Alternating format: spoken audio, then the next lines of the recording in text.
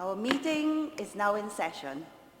I am Cheryl Ann Jordan from the Rotary Club of Maracas St. Joseph.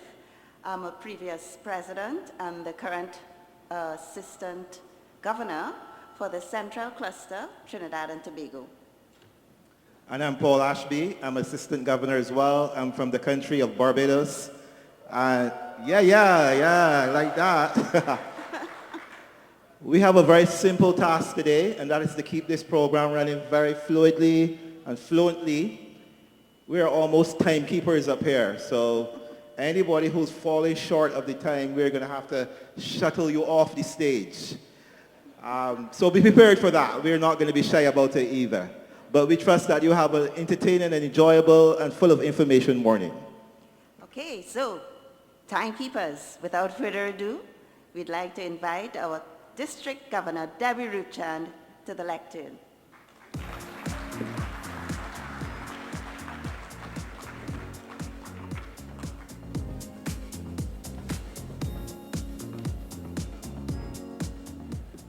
Morning, everyone. Who needed 2 more hours sleep this morning? Everybody? Yes? Okay, so this is the official first day of the district conference. I just want to thank everyone for coming out last night. I think that we had a wonderful opening ceremony. And I would like,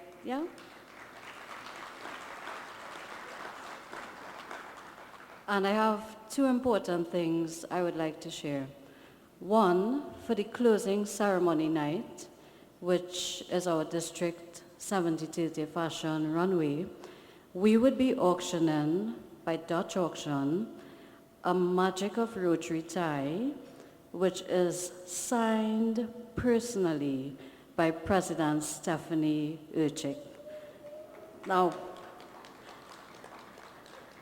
guys, that's a collector's item. As you know, it's the last theme for Rotary International.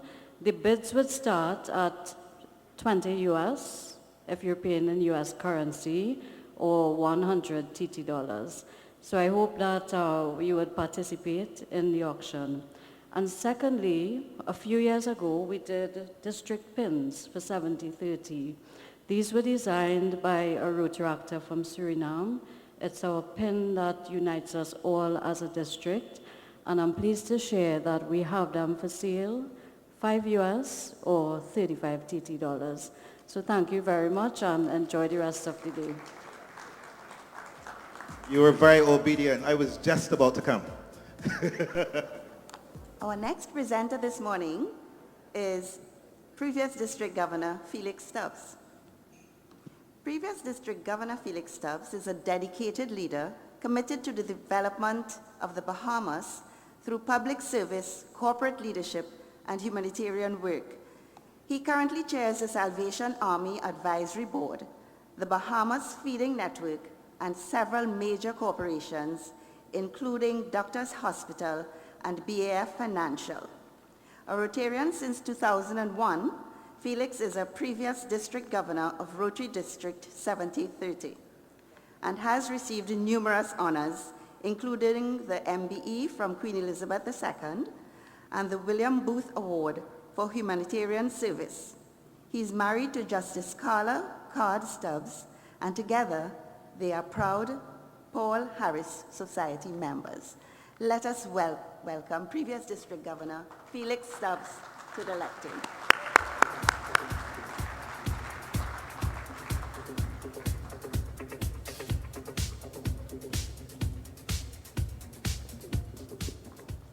Good morning.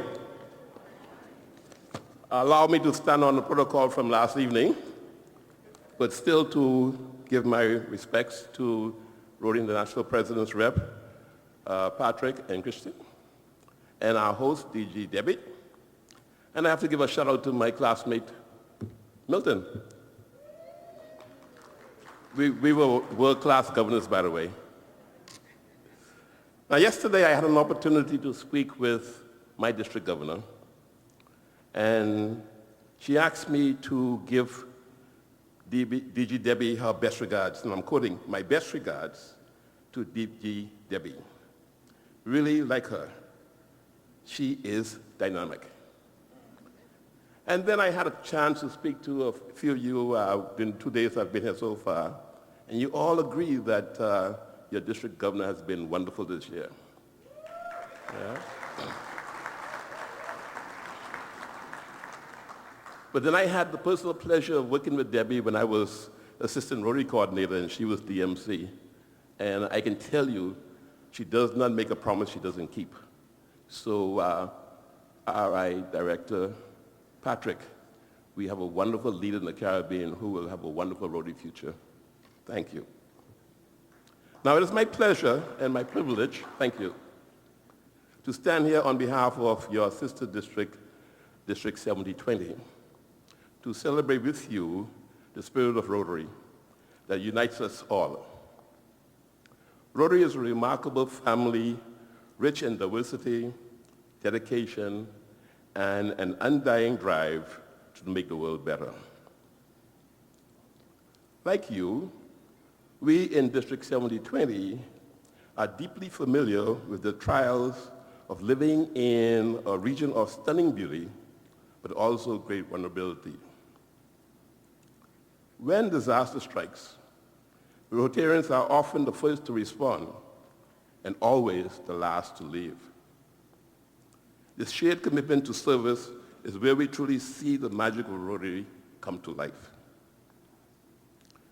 Your conference theme, Building Resilience Through the Magic of Rotary, could not be more fitting. Resilience doesn't just happen, it is cultivated through leadership, collaboration, and determination. As you continue to train your club leaders for the upcoming Rotary year and celebrate the past accomplishments of last year, remember that resilience is not only a task, but a legacy that we pass on to the next generation of Rotarians. Whether you've been part of Rotary for decades or just the beginning of your journey, your impact is profound. Your dedication is the foundation of hope for countless communities. And your actions create ripples that inspire change far beyond what you can imagine. So on behalf of District 7020, I extend my heartfelt congratulations on your accomplishments, my best wishes for your future endeavors, and my gratitude for allowing us to be a part of this special moment. Let us continue to embrace Rotary's international theme. Together, we see a world where people unite and take action to create lasting change. Across the globe, in our communities, and in ourselves. This is our vision, our purpose, and the magic of Rotary. Thank you.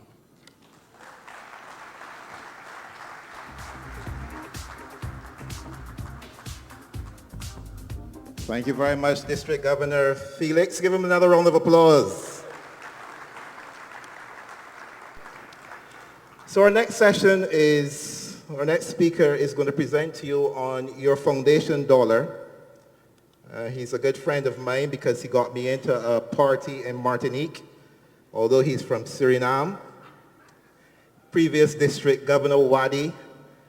We all know who he is, but I'll read a few words about him just to remind you. Wadi Soma is a dedicated Rotarian and entrepreneur from Suriname with a background in economics, macroeconomics.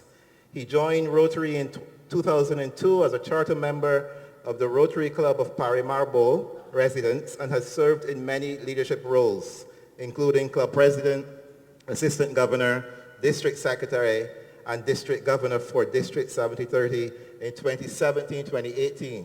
I was also president in that year. Wadi is passionate about the Rotary Foundation and currently serves as the District Rotary Foundation Chair. He's a major donor level 2 and Paul Harris Society member. His lovely wife Shirley is also a Rotarian, past president and major donor. Together they are proud parents and committed to service above selves. Please give Wadi a warm 7030 welcome this morning. Oh, here's lapels, these lapels. Yeah. Go Wadi, go Wadi, go Wadi.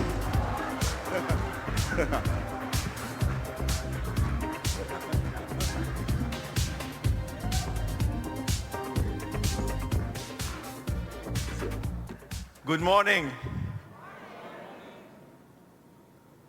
PP Daniels, did you win your bet?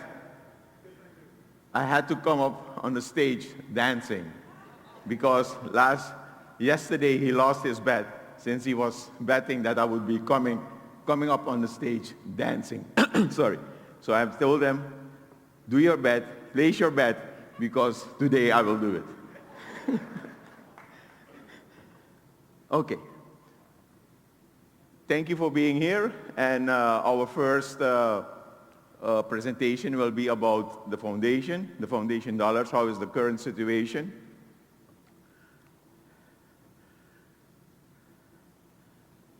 Is this the first one? Yeah. I don't think this is the first slide. Eh?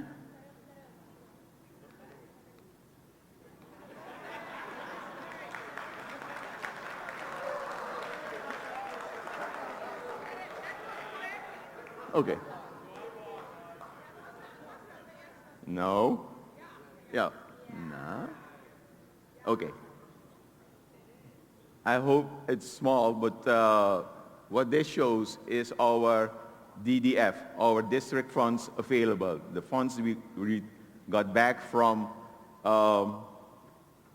the foundation. And as we can see, that we received $90,000 from the foundation, yeah, which came from our contributions in the year 21-22.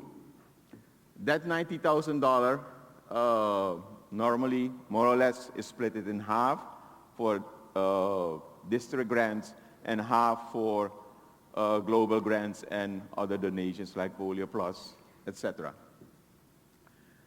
How did we spend, the committee has spent the money so far? We applied for a district grant, $45,000. We committed $5,000 for a global grant project in St. Lucia. That budget of that project is $115,000. And other global grant was submitted but not yet approved, and we committed as a district $5,000 of our DDF to that project. And then we have two other projects that are still in draft. One is for $10,000 by the Rotary Club of Point Apitra. Yes, Point Apitra. And the second one for $2,000, we are supporting a global grant project in Albania. And this one came about through one of my, we call each other classmates, a district governor I know when I was governor in 1718. I can tell you last year, we we supported the project in Serbia with $5,000 of our DDF. So we still have, let's say, $29,000 to spend. So please, if you have any, and I know that there are some projects in, let's say, in draft mode, being drafted, and hopefully within this year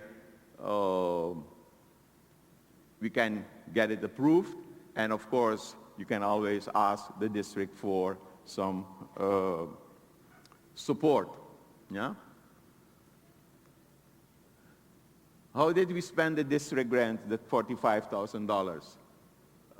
As I said yesterday, we had about 28 applications, but we only had $45,000 to spend. So, of course, you have to make a choice, and that is what we did. And we awarded 17 clubs with a district grant, with a small grant. And two of them, number 16 and 17, are Rotary Act clubs. Because as you know, from July 20,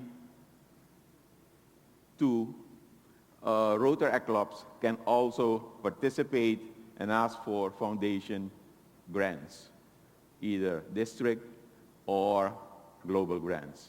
But of course, there are some requirements. And one of the requirements is, of course, that you have, for our district, is that you need to have donated to the foundation.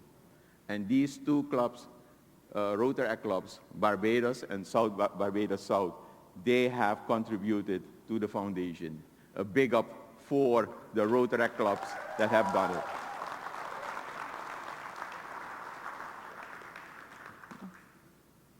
So we're happy that we're seeing so many applications, because we used to have about 8, 9, sometimes 10 average for the last many, many years.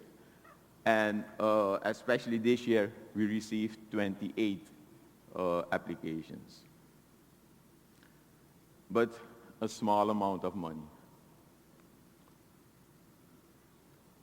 So how is our giving up till now? And this is from more or less 2 weeks ago. We're doing okay, but not that great. We still have 2 months to at least. Last year, we donated to the annual fund $243,000. For the last 5 years, it was the highest. And so we're happy. And I think for the second time, the first time was in 2015, 16, we had an average of $100 plus. And last year, we reached that target too of $100 average. What I'm proud of, what we should be proud of, is that last year we were one of not so many districts that all of our clubs have given to the annual fund. And as you see, before it was an average of 8, between 8 and let's say 10, although 21, 22 was not that great. Yeah? But it's possible.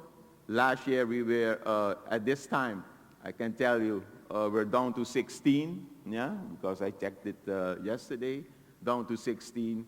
We have 2 months to go, so let's get back to that 0 number of non-giving clubs. And of course, we want to surpass the $243,000 that we give last year. The same thing goes for Polio Plus Fund, yeah? And yeah, we will have to do everything in our, what we can do to reach and to surpass the numbers from last year. So, yes, we're doing okay, but we can still do much better. And I want to, oh, I got 1 minute. Let me continue. I'm talking too much. You see, that's the problem when I'm talking about foundation. It's on and on and on. 36% of our members are giving to the foundation, just 36%, and 33 are giving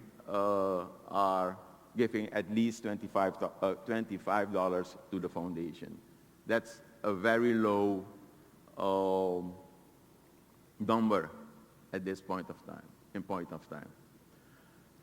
These are the clubs, let's say the top giving clubs at this time, and they received the Rotary Foundation banner or the EREY banner, ERI banner, for giving to the foundation. And then of course the 3 top clubs at this moment, it has changed a little bit. My club has gone down to number 3. President, where are you? We have to change this, you know. This is, in summary, we have at this time 7 major donors that has, let's say, surpassed the level of $10,000 of giving. 42 members on PHS, as PHS members, and as we have around 70 plus members, so I'm looking at, yeah, I see some PHS members who have not given to the foundation as yet, but I expect they will do that very quick, maybe after this session.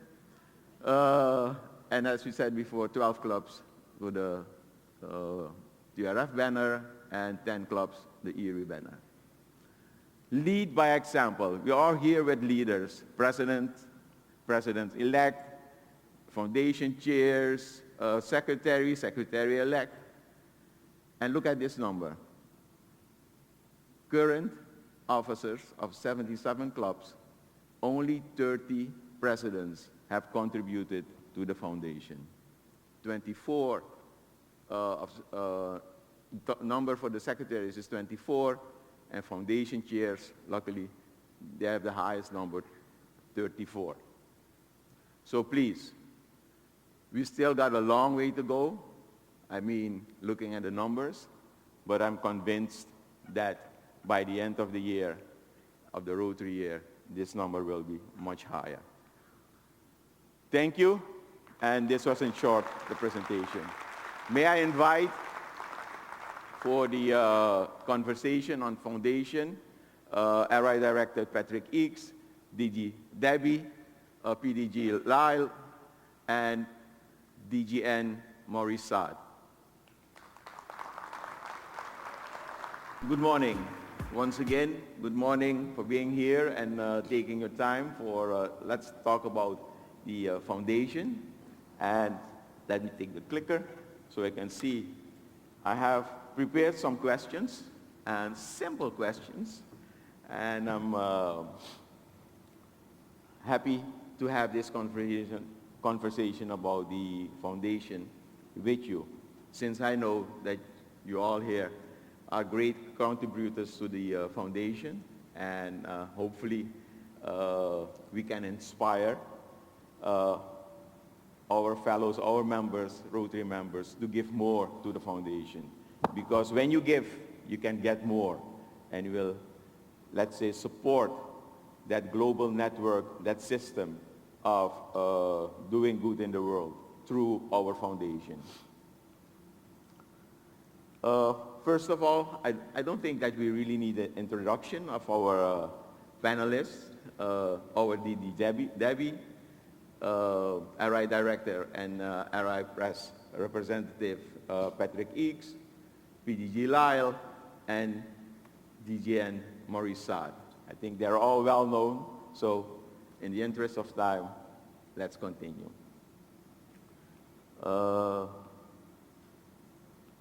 I'm messing it up again. I'm sorry, guys. The first question is, what first inspired you to support or get involved with the Rotary Foundation? And I will ask DG Debbie to start off and say what inspired her to support. As a young Rotarian, I was at the district conference in Suriname a few years ago. It was my second district conference. And at that time, past District Governor Lara Quantrill Thomas was the foundation chair. And she did an excellent presentation for Rotarians who were present. But more than that, it was one of the occasions where we actually had a booth that you could sign up to join the Paul Harris Society. And after I had heard the wonderful works that we do in terms of district grants, the global grants, I actually was so motivated, I went and I signed up and I became a member of the Paul Harris Society. So for me, it was a great presentation at a district conference, just like where we are today. So I hope that I did well with the presentation. we will see it the coming weeks. Otherwise. I think you need a booth. maybe Patrick can, yeah. Well, when I joined Rotary initially in 1998, I joined a club where supporting the Rotary Foundation was just part of being a Rotarian. Every member of our club was a Paul Harris Fellow, had made a personal commitment, actually the first club in the world to do that. And so that it was ingrained in me early that this is just part of being a Rotarian. But what really inspired me was when I got involved with projects, when we were able to provide uniforms and books so that girls and young women in India could be educated when otherwise they would not, when we were able to provide something that was new to me at the time, a soy cow that would take soybeans and create soy milk in South America, to provide, to renovate a retired ambulance and provide that to a community that didn't have the ability to transport quickly to medical care.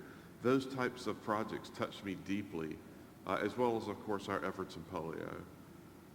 So it was ingrained in me early that this is something we do, but my heart became involved from the projects that I was involved with.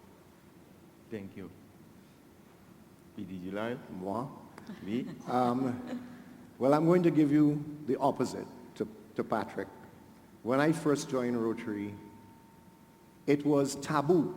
You were not supposed to pay for your Paul Harris Fellow. That was shameful, right? So for many years, we didn't. And then I started reading about Rotary and meeting district governors and hearing about the projects that we're doing. And that then made me realize I had to start to support this wonderful foundation. So at this point, it's a matter of my number one charity.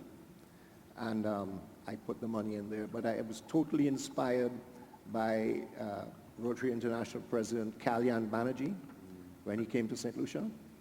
Very, very humble man.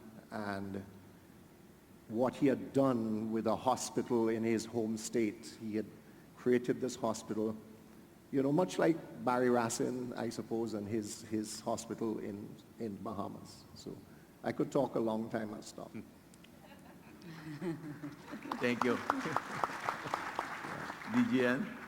Maurice? Merci. Et merci à Debbie. She allowed me to speak in French. Unfortunately, you don't have the simultaneous translation. Yes? You do. You Yeah, have? can. You Oh, do. you You see do. up to there? Yes. Oh my God, I'm old. You asked me. Oui. Vous m'avez demandé qu'est-ce qui m'a incité à soutenir la fondation. Je vais vous raconter une histoire. Je suis rotarien depuis 2003. Et à chaque fois que je vais en vacances, j'ai toujours l'habitude de mettre un pins, un insigne. Et j'étais dans le sud-est asiatique, notamment en Thaïlande. Et je marchais dans les rues de Bangkok. Et une dame est venue vers moi. I can imagine, but okay. Elle m'a serré dans ses bras. Elle m'a embrassé et j'ai compris qu'elle me disait merci. Vous imaginez comment je pouvais être stupéfait. C'est vrai que je suis assez mignon comme garçon. Mais là, je ne comprenais pas ce qui se passait. Et c'est alors qu'elle m'a mis son doigt sur l'insigne. Et en parlant avec le traducteur, il m'a dit que son fils, je suis assez ému, vous m'excusez, elle m'a dit que son fils avait été sauvé de la mort par un programme de santé de la Fondation Rotary. Thank you. Thank you. Je pense que c'est assez pour être incité à soutenir la Fondation Rotary. Merci. Thank you. Thank you. Yeah. No, I can imagine it's about projects. It's about a great presentation, meeting people that are really, yeah, how to say, grateful to Rotary. And the foundation is, of course, our engine for our projects. And I'm happy that you, PG Lyle, that you brought up the point of, we sometimes think that donating to the foundation is buying your pin. But for me, and I think if you really read about it, it's not about buying a pin. It's about supporting a good cause, supporting, let's say, the heart of what we do good in the world. That is it. Because as we know, time, talent, and treasure. And if we have the possibility to donate, and we can donate just $25, small amounts, we don't have to do big amounts, small amounts, we can support this fantastic, magical global network. Second question, can you share a project? Patrick? I'm going to go back to polio, and I want to share a story with you. Past Governor Elwin was actually on site for this. We were at International Assembly. Those of you who have been governors know that this is the premier opportunity to learn. All the incoming governors from around the world gathered now in Orlando, Florida, USA. As I left my hotel room the first morning, I got about 30 feet outside of my room, and a gentleman came up and embraced me, hugged me. I don't think we knew each other, but he had tears in his eyes, and he embraced me, and I didn't really understand. It happened again before I got to breakfast, and what I didn't know is on that day, India had reached 3 years with no cases of polio. India was becoming polio-free. And the Indian governors repeatedly, all day long, hugged me and said, thank your Rotarians back where you come from. You've done the impossible. I mean, the World Health Organization said this cannot happen, and Rotary made this miracle happen, made this magic happen.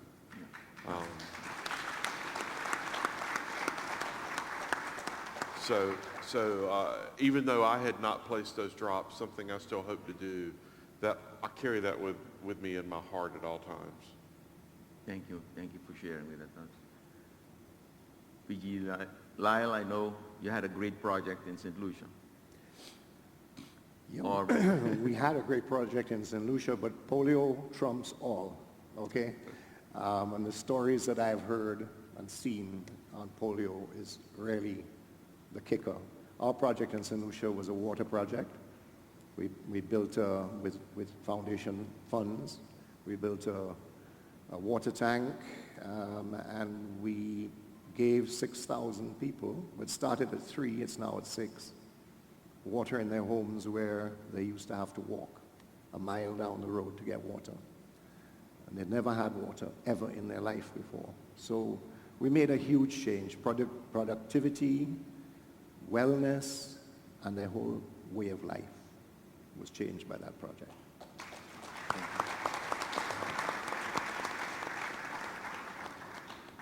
Maybe Debbie can share a project since she was going around in the district. Is there? What I'll talk about, so my very first visit was to Dominica. And in Dominica, childhood obesity is it's a district project for us in 7030. And we gave a district grant to the Rotary Club of Portsmouth, Dominica, to do playgrounds. Now we have a lot of playgrounds being done across the district, but this was actually being done in the Kalinago territory, which is an indigenous territory to Dominica, where they had no play parks, and the intention was to do the play park in Dominica so that these indigenous residents would benefit from it, but also to do play parks across Dominica because there's only one public park. And I had the opportunity to visit one that they had done already at Savannah Primary School, which really, really impressed me. So for me, that project, a nationwide project, funded by a district grant, and of course, donations to the foundation indirectly, that stood out to me. Thank you for sharing that. Let's continue with the next question.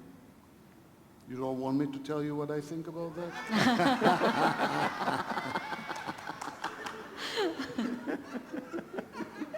Okay. You start off with this question, Maurice.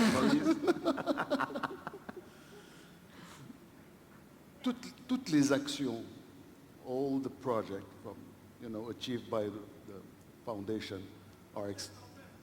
toutes les actions qui ont été menées par la fondation sont juste extraordinaires. Mais ce qui me plaît le plus dans la fondation, c'est le courage de ses ambitions. Et c'est là où la fondation est forte. Elle a de grandes ambitions. Et elle en a le courage. Et notamment, par exemple, on soutient une action qui s'appelle Hand Wash à Haïti. Que le Rotary se lève et dise, la Foundation, la Fondation Rotary dit, on va financer la distribution dans tout un pays d'eau potable et on va réparer l'assainissement de ces eaux. C'est ambitieux. Et la Fondation a ses ambitions et c'est pour ça que je suis fier de notre fondation du Rotary. Thank you. Well, I think we talked enough about the Rotary Foundation, why, in fact, what you would like to say to every new Rotarian about the foundation. And we've heard some great projects, and that is what, if we want to do good, we have to execute projects, good projects, impactful projects. So thank you for sharing your vision, your opinion about the foundation. The next question, why do you believe, well, more or less it's been said already, at least you set some examples why we should give to the foundation. But Debbie? So what you mentioned it previously. This year, I think we had a record high of applications for district grants, 28. And it was really, really a challenge for us having only 45,000 DDF dollars to allocate towards the project. We struggled because every single project that was submitted was a good project. So to me, we should look at it as a district. What we give to the foundation, it comes back to us. And it helps us to do the good work in District 7030. So that alone should be a motivation for Rotarians to continue to give generously. Thank you. Here's why we should support the foundation. It's our Rotary Foundation. It's your foundation. It's my foundation. I support many worthy causes, but only one that I support, our Rotary Foundation. Do Rotarians actually control what we do with the money? Rotarians determine the investment strategy. Rotarians control the stewardship to be sure that the money is being used wisely. The money is returned to our districts to be used locally. I mean, there's no other group that I support where once I write the check or I make the credit card donation, do I then have a voice in how the money's used? This is a big part of what makes us Rotary International. It's the gas in the tank that allows us to do projects around the world. It's the gas in the tank that allows other places to support projects here. I think it's just integral to who we are as Rotaractors and Rotarians. Thank you. I think that I always like to emphasize, really, it's our foundation. We started it, we manage it, the Rotarians are on the board, and it's giving back to us. We can do our projects through the foundation. And once again, the magic lies in the global network, really. As I said before, we can do projects in Albania, in Serbia, everywhere. And they, let's say, the districts abroad and the clubs abroad, they want to do projects with us. We have that experience in our district. So please, that's a reason for us to give to the foundation. Next question, and it is for Maurice.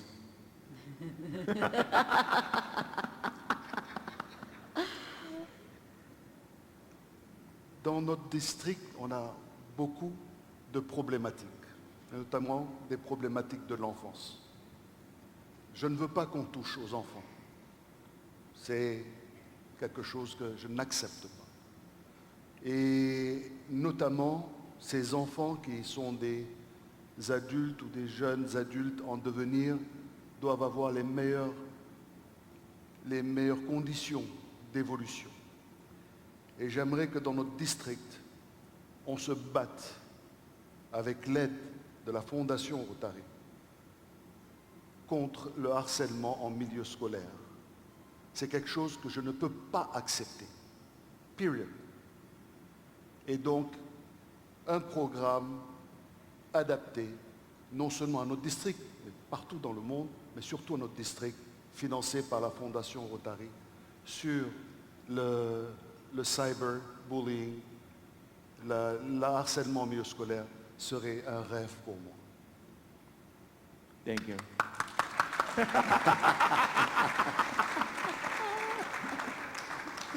Okay, Maurice, you're the only one I've asked this question. I will ask this question because since you're the future, let's look at what we can do in our district the coming years. And You mean I'm the younger? well, I think, well, no. Your looks may be the younger, but you're not the youngest. But in the interest of time, let me thank you for your insight and your answers on the different questions. Hopefully, we have inspired our members here to be more involved with Rotary Foundation, and not only giving, but also projects. And I especially looked at the numbers which I presented before. We need to do more global grant projects. And there are districts and clubs outside of our district who really wants to do projects with us. So please, let's be more impactful by doing global grant projects. We have some money to spend in that regard. Thank you so much.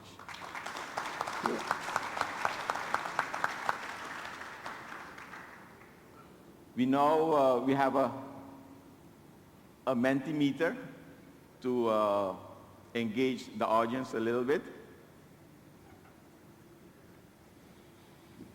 I don't see it on the screen. I only have 3 minutes. That's impossible. Please scan this QR code, if possible.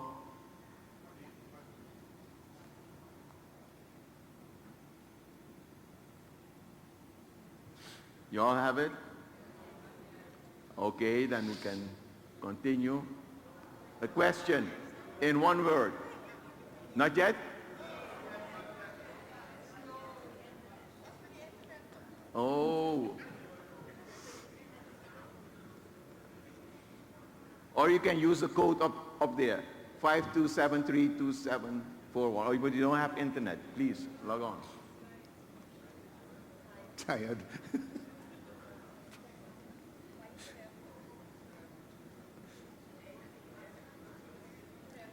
Huh? No, not true. I'm sorry, guys. I'm messing up again.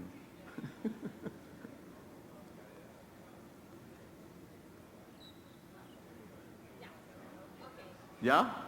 Okay. It's coming up. Are there only 13 members in the room? 50 now. Please. One word. How do you feel right now?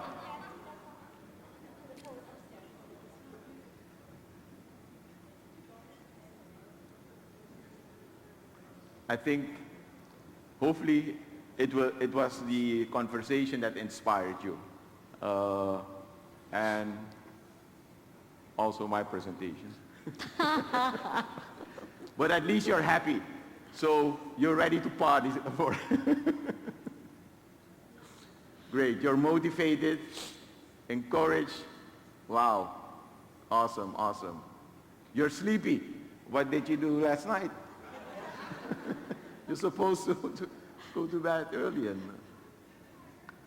But at least we're motivated and we're inspired. Let's go to the next question. Thank you so much. What does Rotary mean to you, Surface? Hope, hype, love, joy, life, people, excellent, service above self, fellowship. Yes, fellowship. For me, you know, Rotary is about fellowship. You think I'm serious about money, foundation? No. It's fellowship. It starts with fellowship. It ends with fellowship. And in between, we do good to the world. Thank you. What does the Rotary Foundation makes possible? Fellowship, food, community, yes, helping. Yes, it's fun doing projects, for sure. It's fun doing projects. Peace, healing, life-changing moments. We've heard a lot about that. Life-changing events. But it's peace, it's community, it's fellowship, it's giving. A lot of things, yes. And hopefully, we really get engaged with the foundation. Next question. What's one dream you have for your community? What's one dream you have for your community? Only one? You don't have any dream? Like Maurice, you don't have any dream for your community, for your district? Thank you.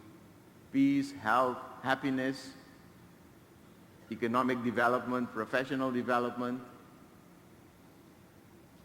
Thank you so much. But peace is really in the center of what we want to achieve through our projects, through our areas of focus, and peace in the world.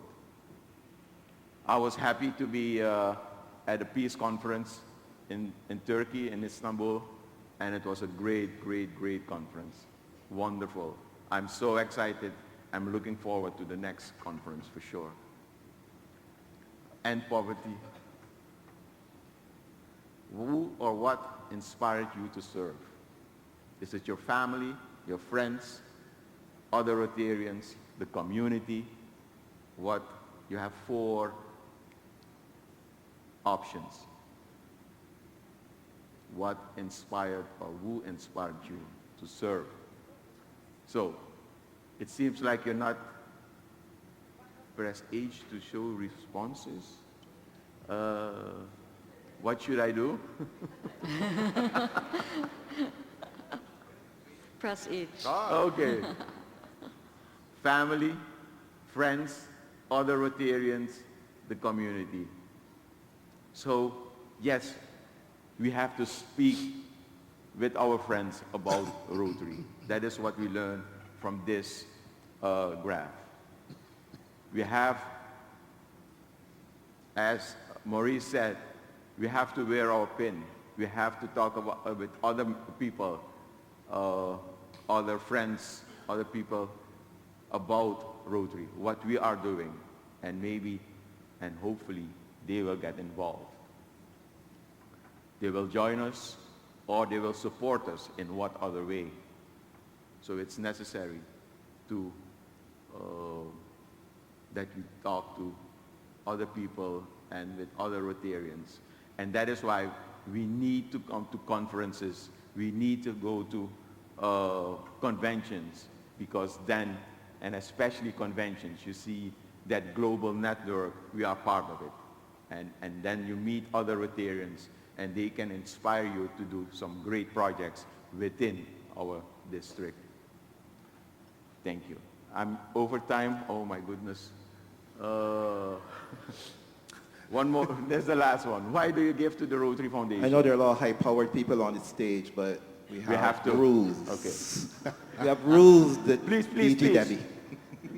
We don't listen to them. Please respond.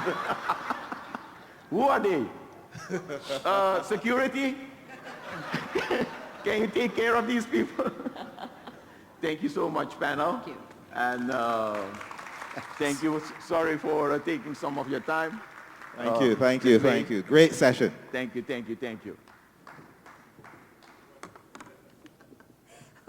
Wasn't that wonderful? Their experiences are great. You know, if we could get some of those experiences under our belt, it would be fantastic. So let us give them another round of applause. I really think they did a great job.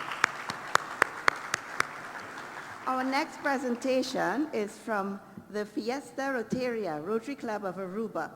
And the presenters will be President-elect Rubiela Lampe and Secretary-elect Orlando Hovertz. Welcome.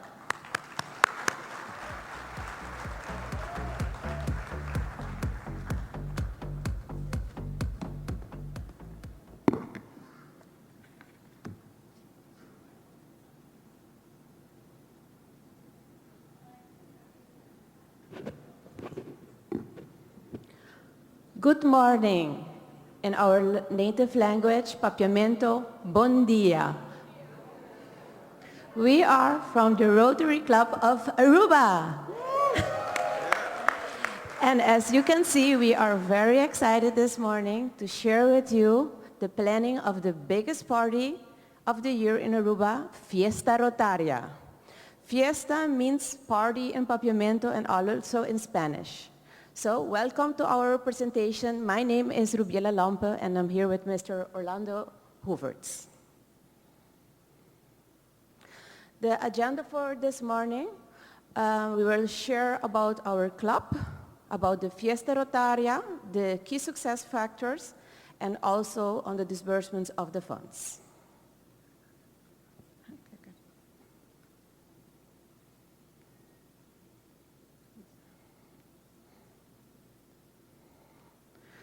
Okay, our club. Our club is on the beautiful island of Aruba, the One Happy Island. We were chartered back in 1938, and we consist of 48 members. We also chartered the Rotaract Club of Aruba back in 1991. And since 2016, also the Interact Club of Aruba, the Interact Club of Colegio Arubano, and the Interact Club of the International School. The Interact Club have been very successful on our island, and we have more than 100 members, student members.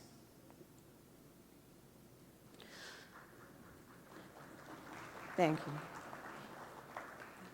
So a little bit more on Fiesta Rotaria. So the Fiesta Rotaria is organized every year by our club, and it's in the month of end of March, April. Sorry, can I go back? Yeah.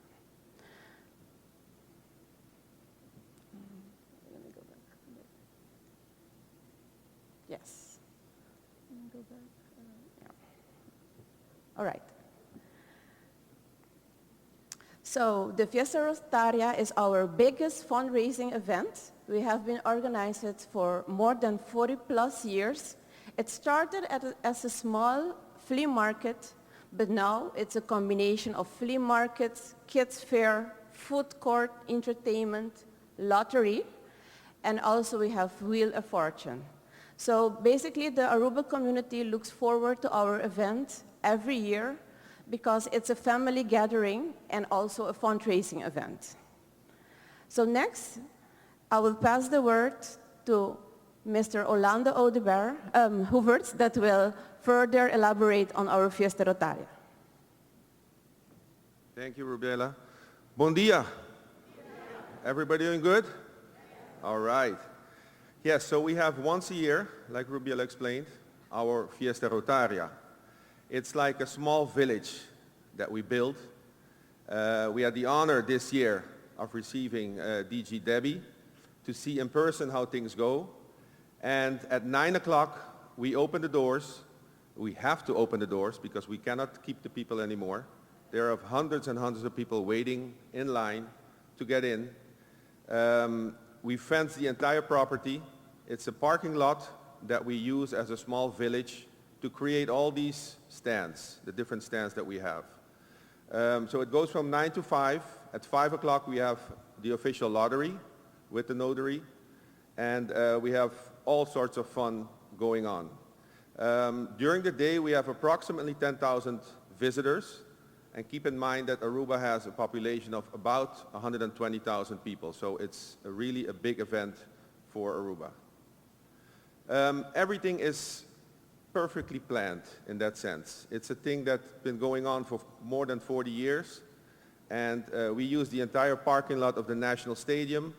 All the blue things that you see there are tents. And just as a sense of dimension, one of the rectangular tents is 6 by 12 meters. The gray things that you see on the right side are like 18 40-foot containers that we have. So that's our hardware department. So each stand has its own location, completely fenced off. A lot of volunteers, more than 150 volunteers that help us during that day and the days before. We start already on the Wednesday by setting up all the containers and the tents. And by Saturday, it's one busy event with all the suppliers, everybody delivering goods. So it's a very big, big event. We have the flea market with some of the stands that we're mentioning is the hardware and the homeware, clothing, we have a plants, we have a supermarket, some of the things you can see there on the pictures.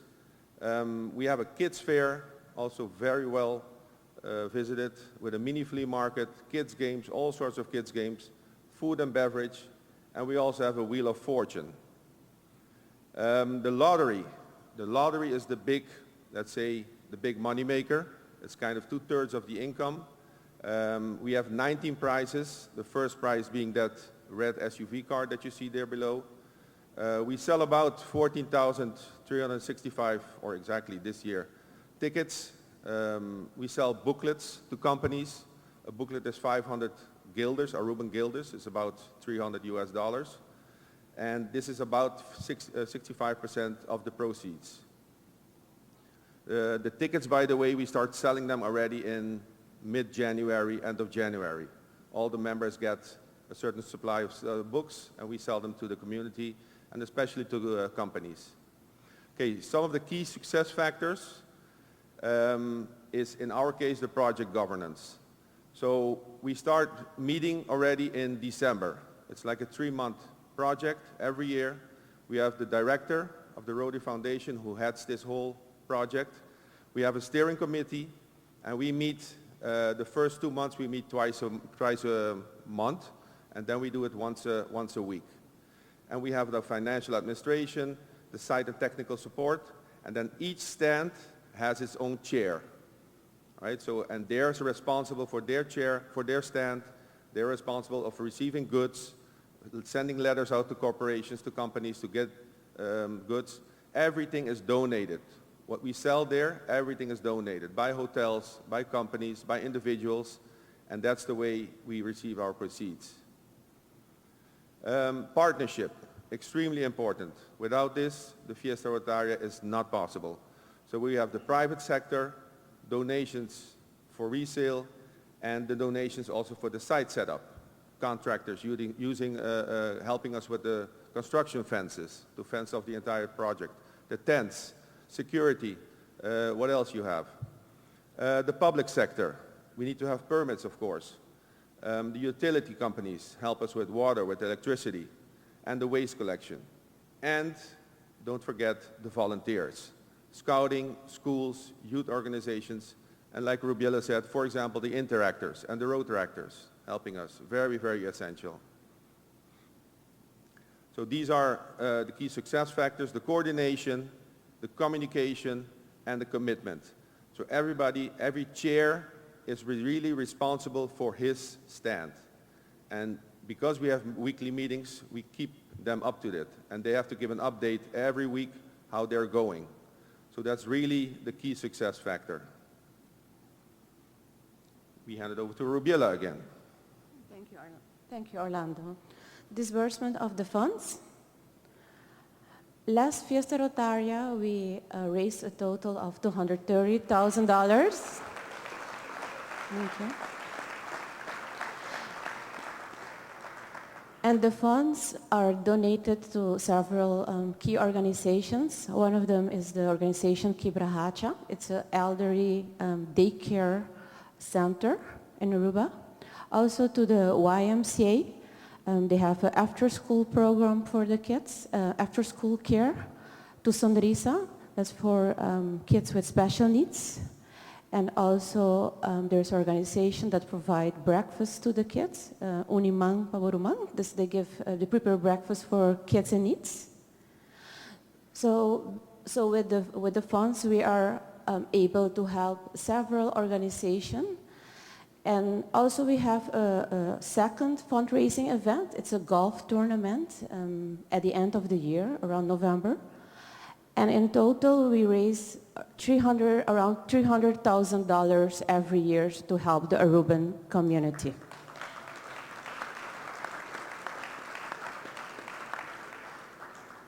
So the pressure is really on, because I can see in the back they've been waving for a while to get us off.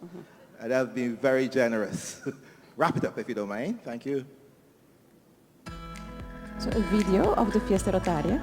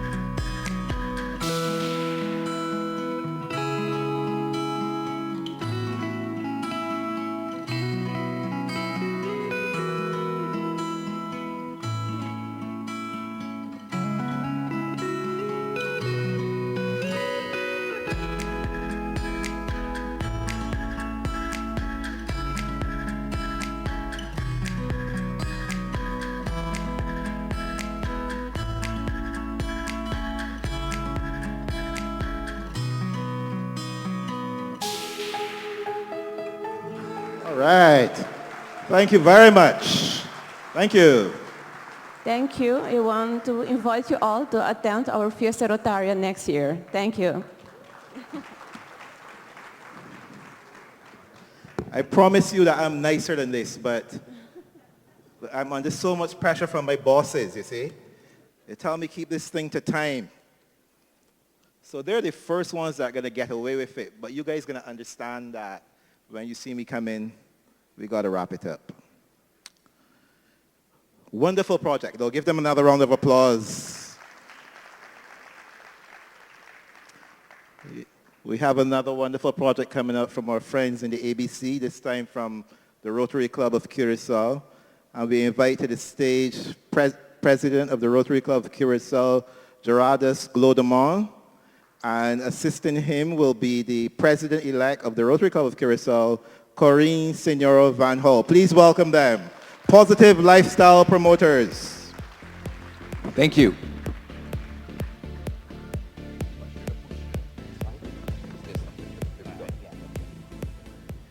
Thank you for your introduction. Thank you for being here. We're happy to be here too. My name is Gert Glaudemans, president of this club. And my story began with Gino Campbell asking me to become president. And I have one condition. and that's my story to start here, is I want continuity. I said, I don't want just another project or something that's strictly to 1 year. So then we start talking within our group of presidents, immediate past Gino, but then also my lovely colleague, Corinne. Yes, and I start again with the bon dia, because we are from Curacao, we are from the Antilles, we have the same papiamento sharing. You have already, no? Yeah. Okay, the slide's already changed, yes. To create lasting positive change, you need time. It's not something you can do overnight. And that was the way of thinking where all in the Caribbean, we know that all medical issues, we have so many health issues, and you won't solve that again overnight. We think of obesity, very important. Maurice just mentioned indeed the bullying. So next slide, please. So that's how we made a multi-year vision for different, and we already committed. Gino started it, Fred followed, I did, and Gert followed, and my follower is Fred, also already committed to do this. And we came up, what are the three key ingredients to manage this? That is mental health, that is physical health, and that is healthy intake. If you consider those three together, there are such an amount of projects you can do where not even for the four of us, but even beyond, the upcoming presidents will still have so many possibilities if every time they connect this back to get this. And that is why we call it positive lifestyle promoters, because we're not talking about simply mental health. We're not talking about simply obesity. We connect it all to make a right balance, to get those three together, to have a more positive health in the Caribbean. Thank you, Corinne. And we started with a project under this vision that you just saw on the screen. It's called the Rotary Health Academy. And by this academy, we're trying to create a new legacy. You might know it from previous conferences, we have a very legacy project, the BUS project, we have a scholarship, but with health and positive lifestyle promoters, we're trying to create a new one, a third pillar. And with this academy, we're trying to create meaningful, lasting change. It's all about change by empowering our individuals in our community with tools and knowledge. Change starts with awareness. So that's why the educational part of this program is extremely important. And we're doing so by entering schools, the businesses, and the wider public. And by doing so, it's all about the well-being. It's not about wellness, it's about well-being in our community. And what we're trying to do and achieve is we're fighting diseases like obesity. It's mentioned, it has been mentioned in this conference, and it is one of the important targets of this club. And you will all know that obesity is the cause of many other NCDs. So by attaching that to this program, that's important. Then education in school, business and public. We're supporting the local economy because, as Corinne said, health expenses are rising and rising, and they're becoming uncontrollable on our islands. So that's why we try to come with this preventive program to save money in the future, but it's also about socioeconomic inequality. We might all know that poverty is an important factor in obesity. Neighborhoods with poverty are often eating less healthy or very unhealthy food. So we're also trying to do that. And productivity. Healthier people have higher productivity. And it's also targeted at youth, kids. Let's start with the generation that comes after us. And we're doing this as promoters. It was on the screen. We're healthy lifestyle and positive lifestyle promoters. We are not the experts. We are just promoters, and that's why we are also partnering with lifestyle medicine professionals, and it's all fact and evidence-based and backed by research. It's not just a pilot or something like that. Target audience, children, adults, seniors, but also the combination of parents and kids going into this program. We started with two modules, the nutrition module and the movement, stress, and sleep module. The movement or the nutrition module is all about education about labels of food. It's led by experts. And also there's a hands-on, healthy and fun cooking, because as we all know, change just doesn't come by itself. Awareness is number one, but then there needs to be a desire to change. And the desire comes from fun. It must be fun. And then we're training with hands-on cooking, entering with the part of ability and knowledge. The goals are on the screen. They're easy to guess. It's all about insights, awareness, giving the people hands-on tools to make change in their lives. And at the end of the day, it's changing behaviors in our community. And making healthy choices. Very true. Then there's also another module, which is movement, stress, and sleep. You saw the vision that Corinne presented. And we think, and we know from evidence and research, that living a healthy lifestyle also adds to your mental health. So movement is important. And with movement, we mean not only go to a club, but integrate movement in your daily schedule. So in this program, we're learning people to do every 30, 45 minutes, every hour something. Could be squats, could be anything, but do something during the day and not only morning or evening. Stress management. We know we live in a world where we're high-paced, digital, social media, and accumulating stress is a very important factor of diseases. So stress management is important, and quality sleep. Not all people are so aware of this. Again, a lineup of the goals you'll see on screen, and at the end of the day, it's all about personal balance. Okay, so this was the start, and we thought it was important because we were aware that everyone is talking about positive lifestyle, but what is positive lifestyle? It is like telling everyone, like, you know what, if you wanted to swim, you just stand there and you do this, and when you jump in the water, you can't swim. So you need tools.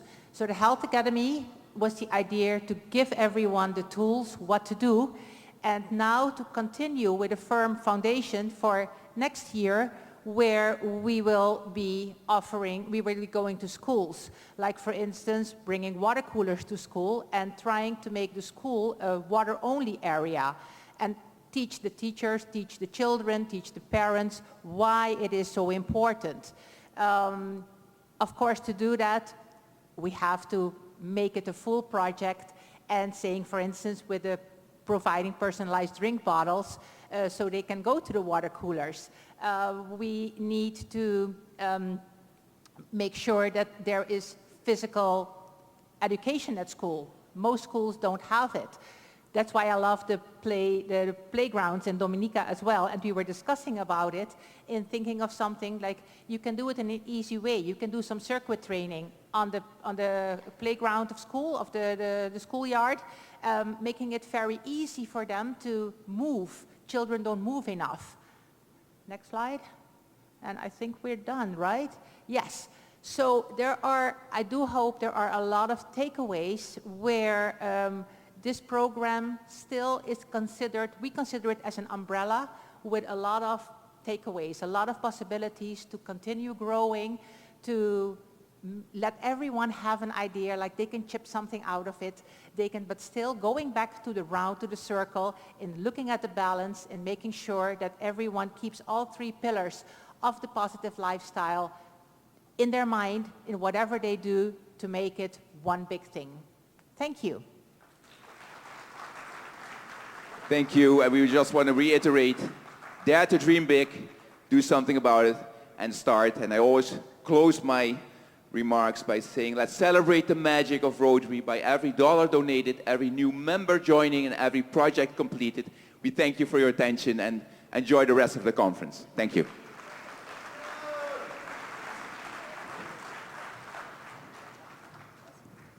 Yeah, I call you back. Great presentation. Good information. Oh, boy. Positive lifestyle promoters. Let's give them a hand again. Okay, so our next presentation Well, Cheryl, you know this next presenter. First of all, I feel very threatened by this next presenter. Oh, I First saw she her tells threatening me you. not to introduce her. Let's say she is AG Sonia. Now she has a fancy new hair doing thing. You all saw it? Yeah. Yeah. She says if I come and pull her off the stage, I can't come back to Barbados. So you know it under real pressure, Cheryl. Well, I'm sorry, but I have to disobey her as well. Because she says everybody knows her, but I have to read her bio. I'm sorry. Sonia Allen, originally from Guyana in South America, moved with her parents and brother to Barbados, where she is married to David and mother to Tristan. A member of the Rotary Club of Barbados South since 2004, she served as district governor for District 7030 in 2021 and 2022, and continues to lead at the district and zone levels. Sonia is currently a governor-elect, learning facilitator, and assistant Rotary coordinator for zones 33 and 34. She's passionate about Rotary's inter-country committees, promoting global partnerships and peace.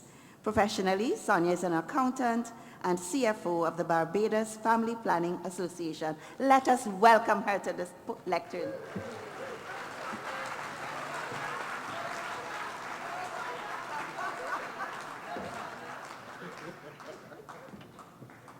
Good morning. Oh, it's kind of early. These lights are bright after last night. So all I really wanted was somebody to say, welcome PDG Sonia. That's it. You all know who I am, right? Okay. My task this morning is to talk a little bit about the Inter-Country Committee. Oh, the thing. So 3 districts got together, District 1145, District 7020, and District 7030. In 2023, we got together to try and form some alliances so that we can do some projects together. So at the heart, oh my gosh, they're giving me the sign already. I had 15 minutes, people. Okay, at the heart of it, we're about peace, and we know that peace comes in every aspect of our lives, right? So Stephanie, President Stephanie, who by the way is from zones 33 and 34, so we own her, we claim her. We're peace builders, not peace breakers. The projects that we do create the necessary conditions to make the difference with societal change initiatives. So everything that we do in Rotary, as you know, it's around our areas of focus, it's around the strategies, the pillars. This is what we do, this is who we are, right? What are we about? Each one is different, each project is different, heavily dependent on the national situation and culture. So it's those 3 districts that pull resources to be able to do projects in our area. Oh God, I'm out of breath, just try and get this 4 minutes in. Peace, culture, and environment, that's our focus. We establish trusted relationships at the district and national level because we can't do it alone. And importantly is that we build friendships and fun.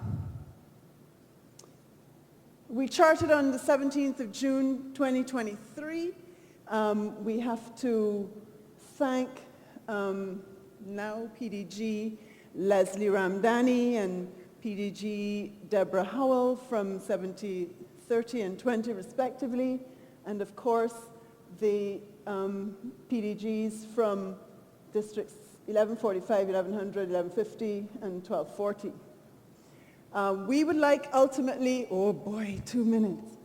We would like ultimately to have every club in our districts, 7020 and 7030, to be a part of the ICC. So that means the countries, every country in our zone, in our district, to be a part of this ICC project. Back in January this year, we had our first big meeting, DGN. Maurice talked about the project around saving our children and having that security for them. This project is My Body is My Body. I don't know how many of you attended, but it is available for you to be able to take a look at it and introduce it into your schools. It's a wonderful tool to be able to share with our ministries of education. I come in, oh gosh.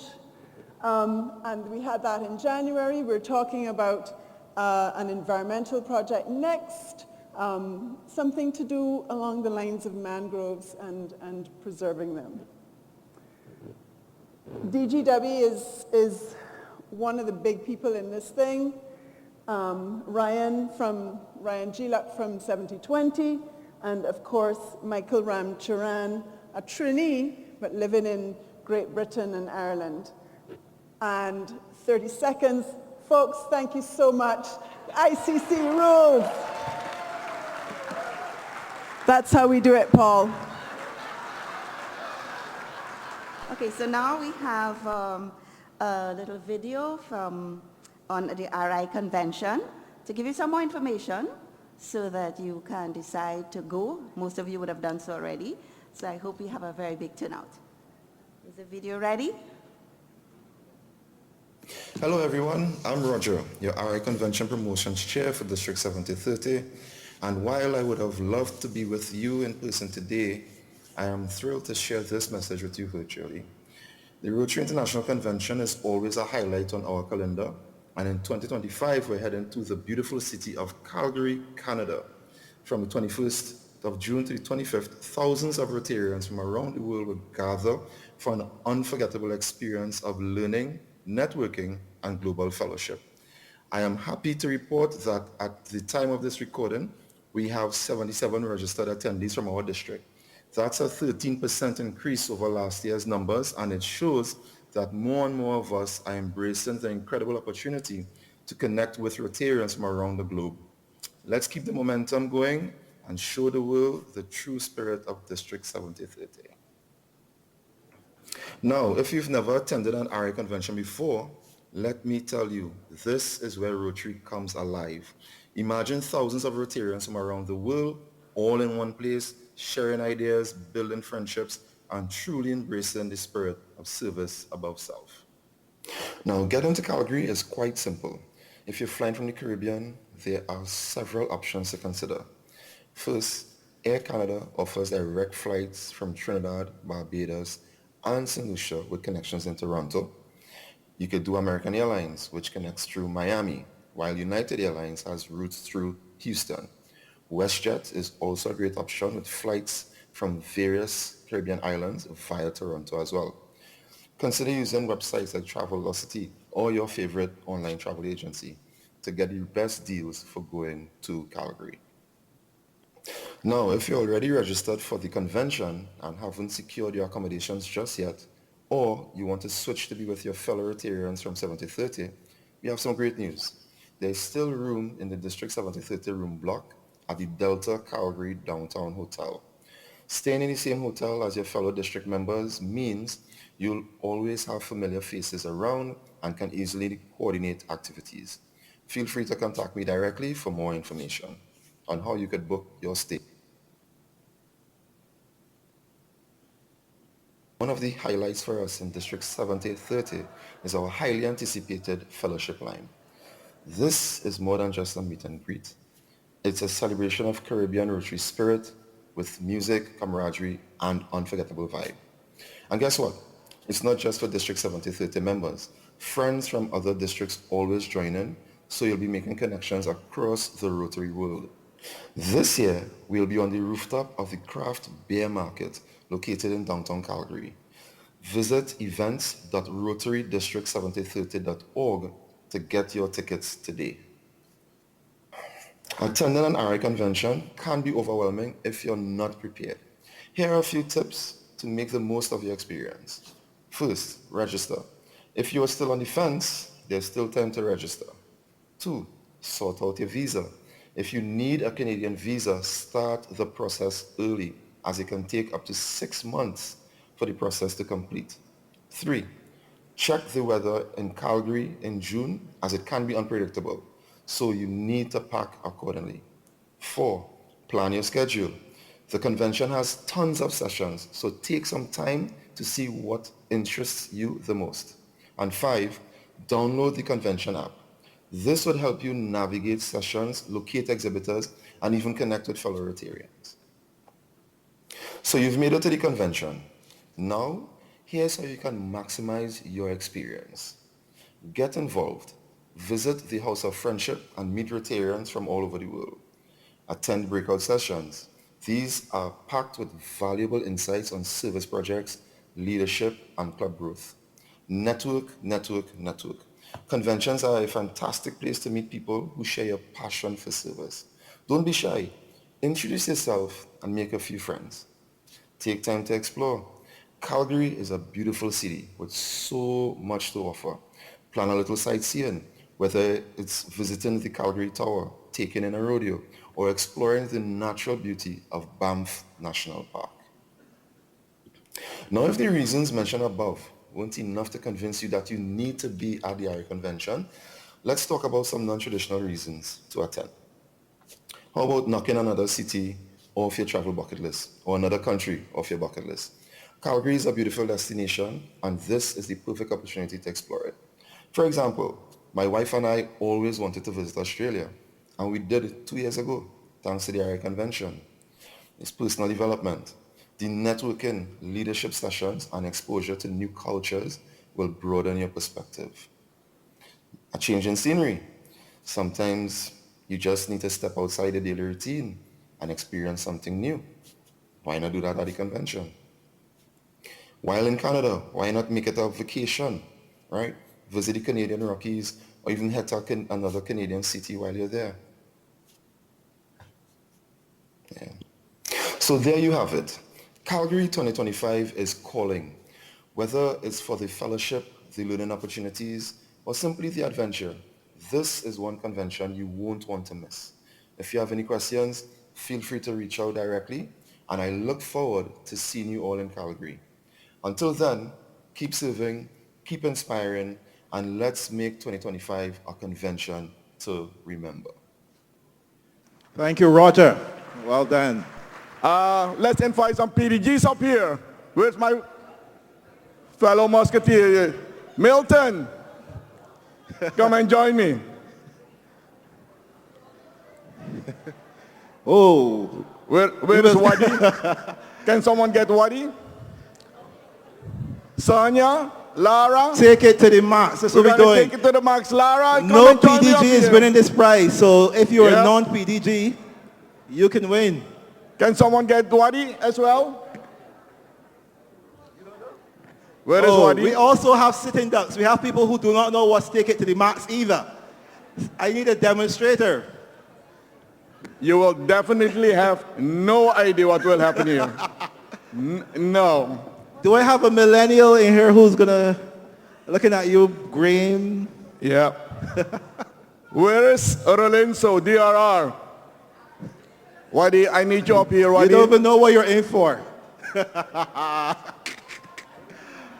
All right, so let's get this going. Mr. DJ, let's actually give them an idea what the music sounds like. So if any one of you are having TikToks and you know this song, Take It to the Max, okay? Let's go. We have people. Run it, People Mr. from DJ, Suriname. Skinny Bands. These are the movements. Yeah.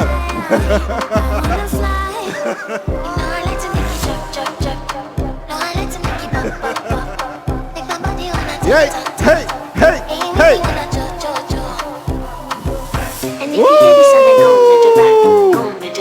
Shake it to the max. With the DJ, please turn up the bass to the max. Please just rewind, let me shake it to the max. Don't got to feel number one in command.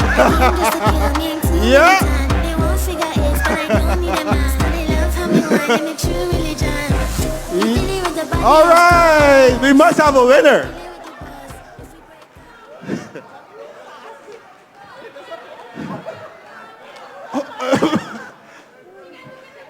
Oh, so you have to come on stage now. You have to come on stage. My classmate Patrick Eakes. Thank you, previous This is district how we do governors, for district conferences. representing. I am so pleased that we had So we have the non-PDGs on stage. Non-PDGs, non-previous district governors. Oh, you want to get it for yourself? No, man, go up there, Maritza. Yes. What are we doing here? Do we have a competition? Yeah. She was on the floor. She was on the floor. Let's run it again, Mr. DJ. And by that time, we'll have everybody inside. Y'all forfeited the prize.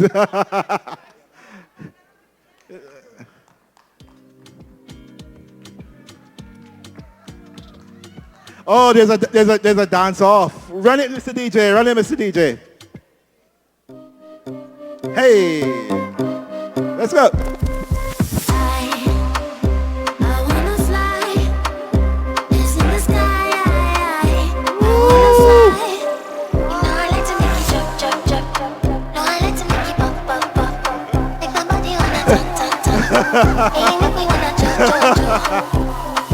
And if you hear this song, then go on your back, go on your knees, baby, shake it to the max. With the DJ St. beat, Augustine tonight, people. Just rewind, let me shake it to the max. Yeah, Mr. DJ. I gotta get you, lady. She did it in heels. We can split it up. We can split it up. We can split it up. We can split it up. We have like 3 things here. One is not like the other. Graham, I can hook you up with something later. You guys have a choice. Give them a round of applause, people. Taking it to the max. Cheryl. Oh, God. Wasn't that fun? Oh, yes. Go. You all did great. Thank you for that entertainment. And we're moving right along to the Rotary International Presidential Representative presentation, Patrick Eakes. And to introduce him, we ask Assistant Governor Betty Ann Whiteman to come to the lectern. Betty Ann. All protocols already established being observed. Good morning, everyone. Patrick Eakes is our next guest speaker. But before I read his bio, I would like to invite Patrick and his wife, Kristen, to stand so that we can give a hearty Trinidad and Tobago round of applause to them.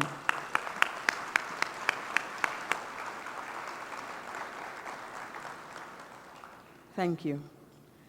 Patrick Eakes is a previous president of Crescent Rotary Club in Greensboro, North Carolina, USA. He served as governor of District 7690 in 2014-2015.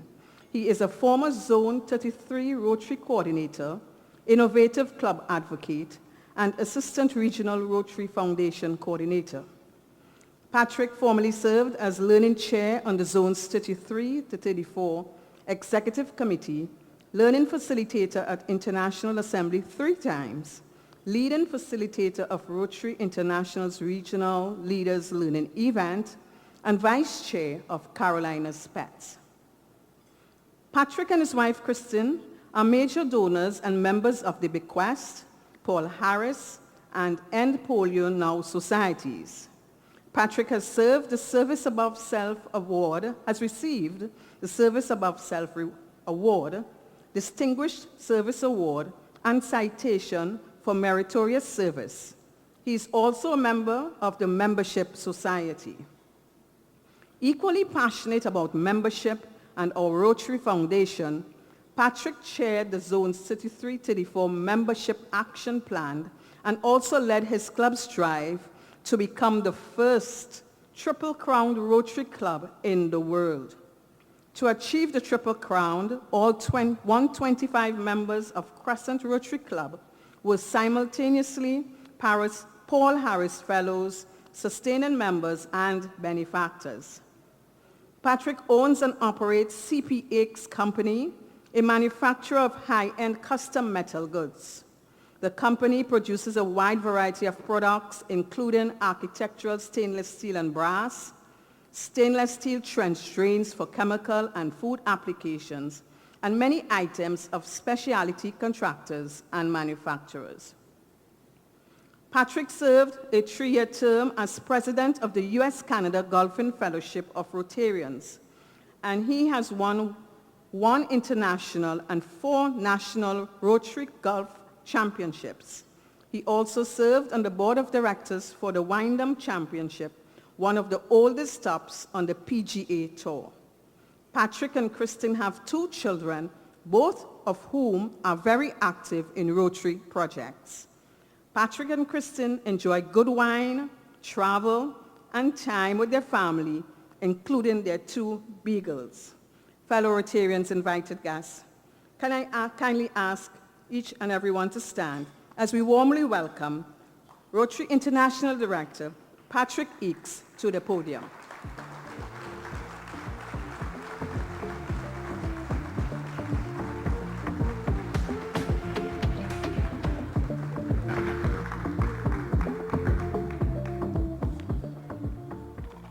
Thank you so much for that nice introduction, for that warm welcome.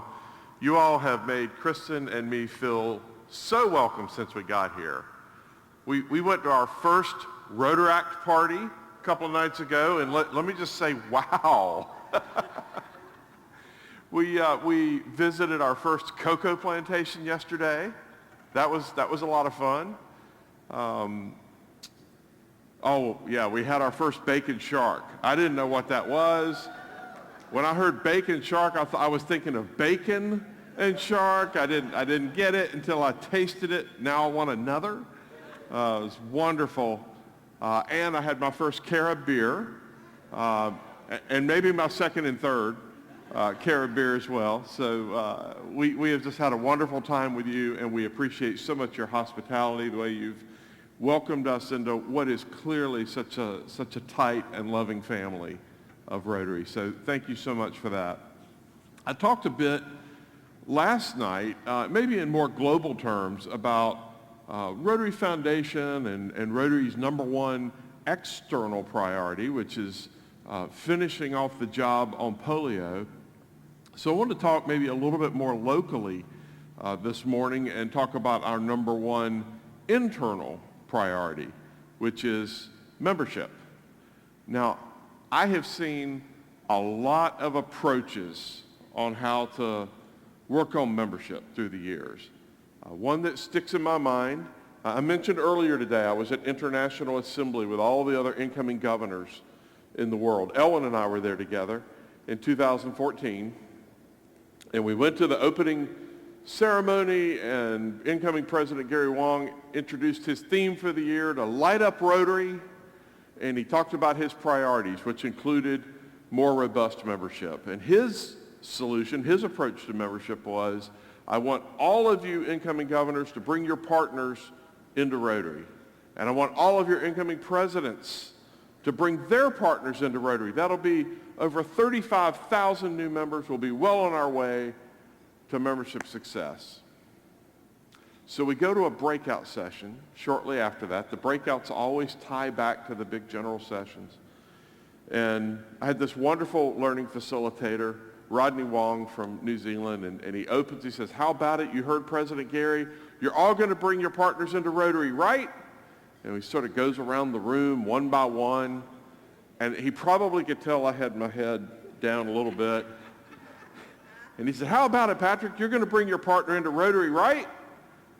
And I said, well, Rodney, my wife's a Kiwanian. She's on their board of directors. She leads their signature project. She's not coming into Rotary. And you could just feel the energy go out of the room. And just as it got quiet, this incoming governor, who I didn't know across the room, he said, don't worry, friend. I have 4 wives. I'll bring at least 2 of them into Rotary. I have you covered. Okay, we're learning about cultures at Rotary, right? my first thought was, you have 4 wives and you have time to be district governor? And then I thought, wait a minute, you have 4 wives. I know why you're out making official visits now on the road. I get it. It all makes sense now. I don't necessarily advocate that is the best way to grow Rotary, that we all bring in our parties. It's wonderful when that happens, but I think that there are better ways to approach growing Rotary, both Rotaract and Rotary clubs.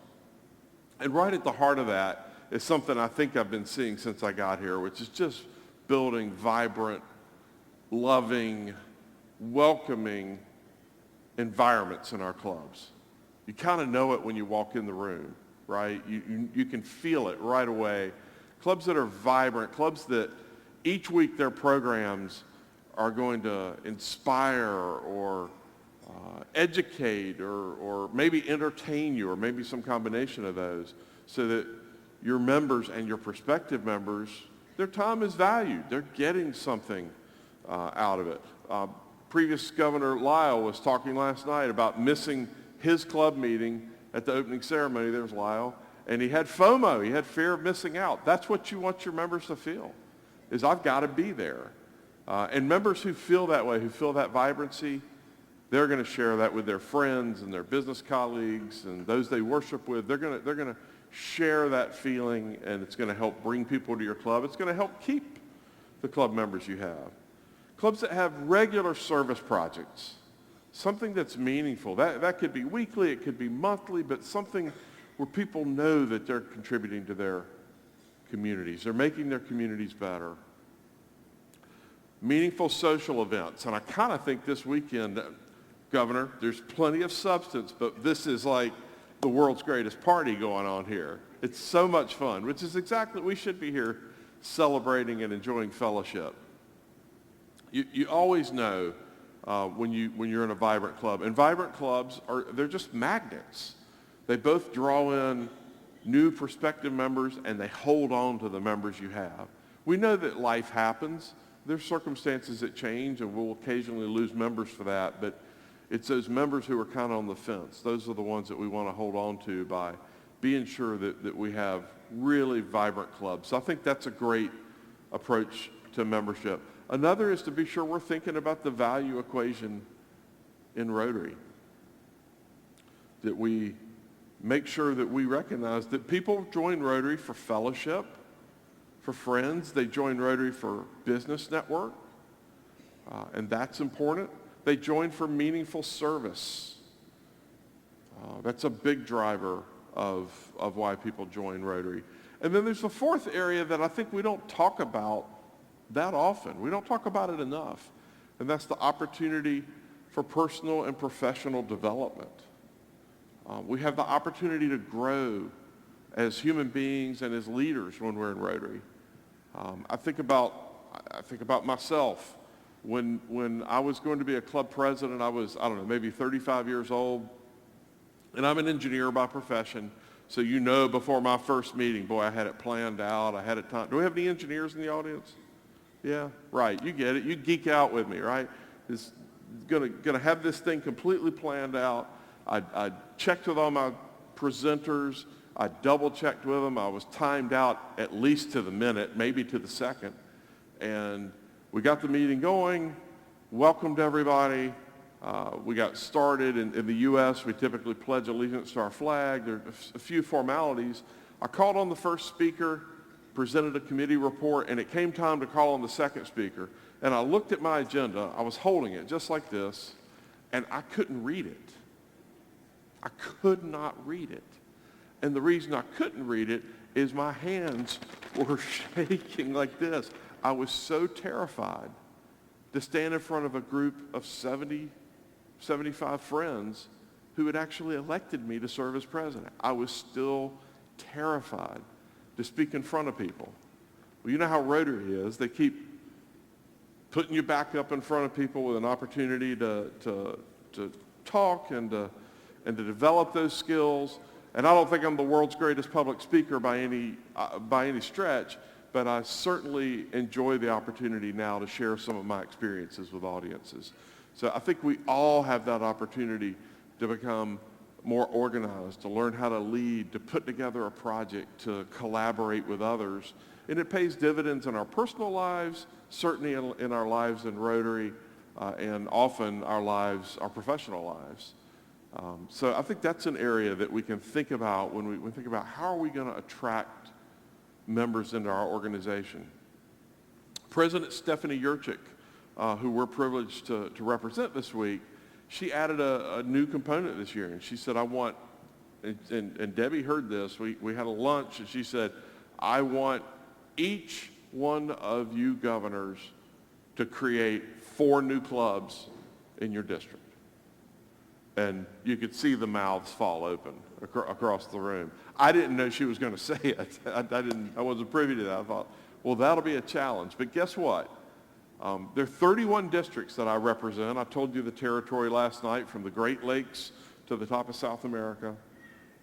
This may be the only district this year that will create 4 new clubs. Pretty incredible.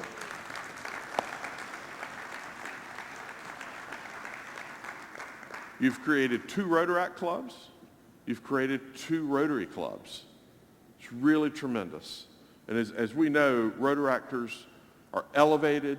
They're valuable. We've seen that this entire conference so far. I think it's great to have 2 and 2, and I congratulate all of you. Do we have members of any of the new clubs here today? Stand up. Stand up.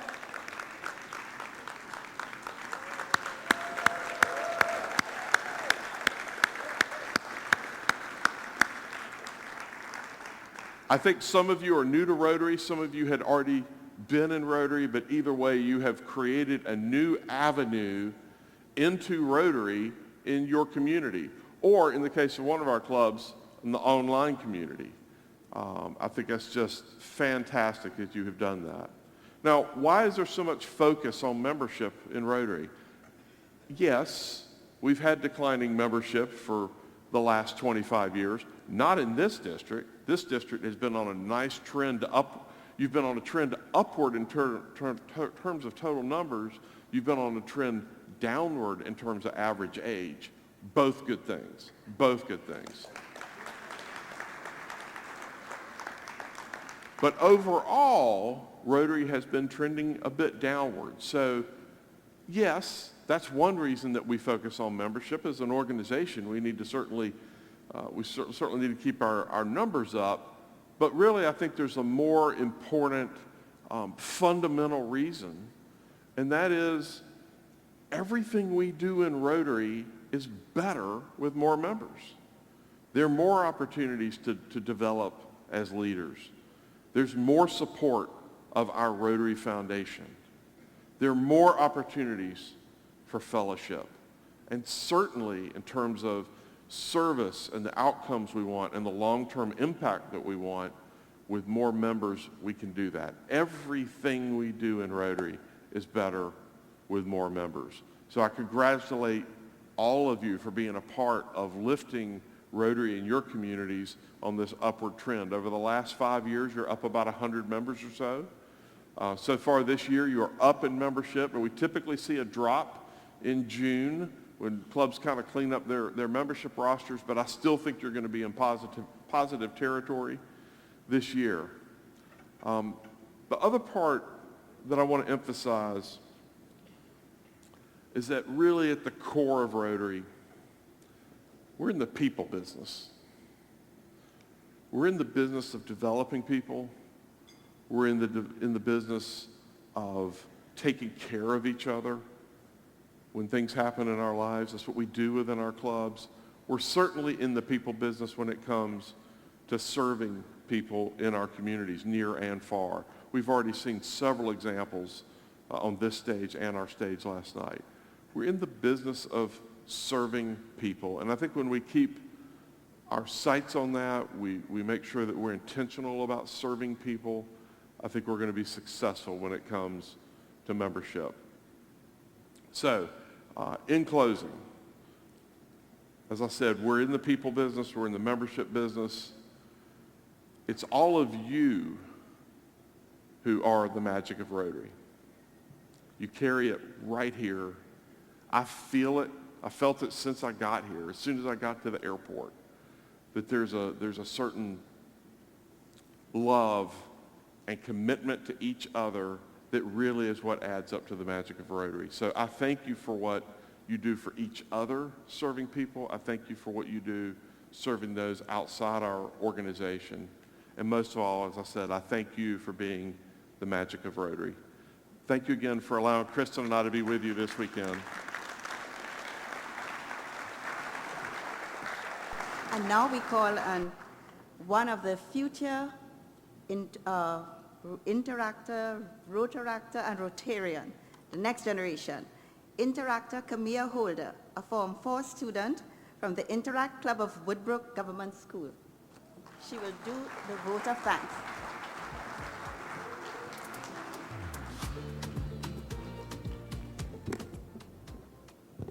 Bon dia, bonjour. Good morning, everyone. All protocols observed.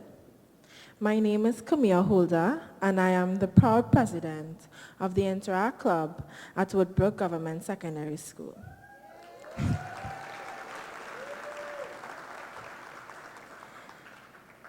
It is truly an honor to say thank you to Rotary International Director, Uncle Patrick Eakes, for his inspiring and uplifting message this morning. Uncle Eakes, as someone who's just starting my journey in Rotary through Interact, your words really touched me. You reminded us that the magic of Rotary is not just a theme or a slogan. It is a real satisfaction that we feel when we come together to serve others, grow as leaders, and make impacts in our society. Hearing about the amazing projects Rotary is doing around the world has been eye-opening. But what stood out to me even more was the reminder that every member, no matter how young or new, has a part to play. That made me and others feel seen, encouraged, and excited for what lies ahead. So thank you for your leadership, for your passion, and for showing us, especially as young people, that we are part of an organization that cares about the world and everyone in it. Rotary strives for excellence, and as a young person, it has given me hope that our future is bright, that we can be part of an organization that adds meaning and gives value to us as young people and the people's lives you change. So please join me in giving one more big round of applause for Rotary International Director, Uncle Patrick Eakes.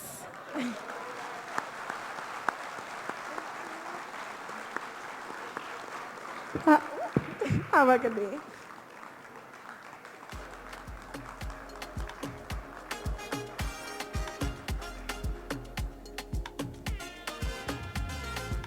Thank you very much, President Camilla. That Interact Club is sponsored by the Rotary Club of Central Port-au-Prince, so give them a round of applause for that.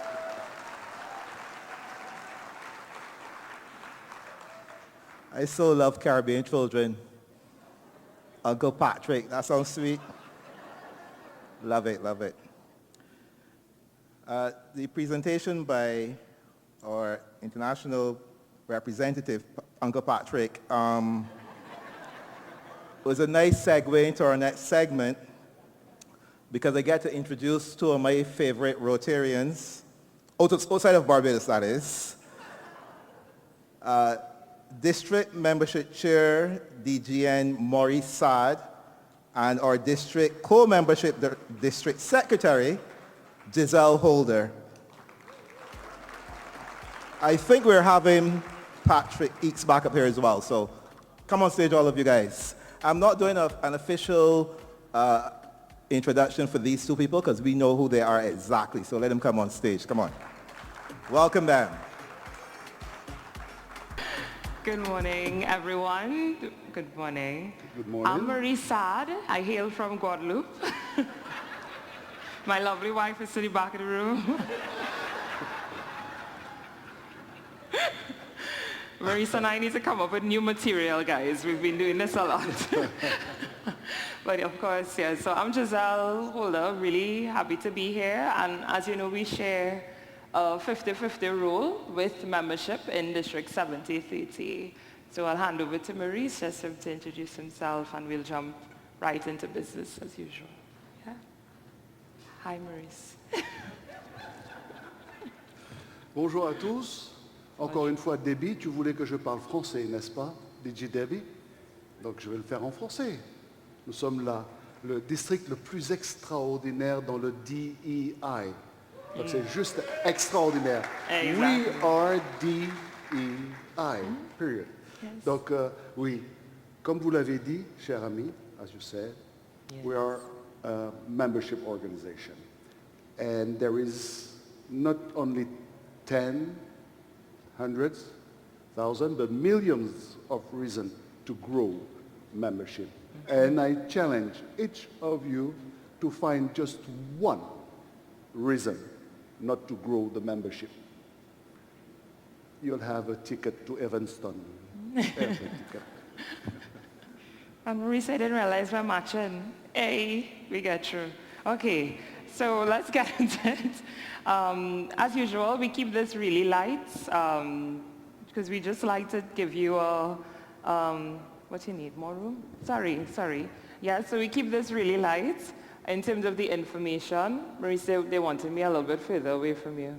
So what we're sharing here is something a graphic that should be familiar to you by now. We tend to pull information from our Membership Success Center.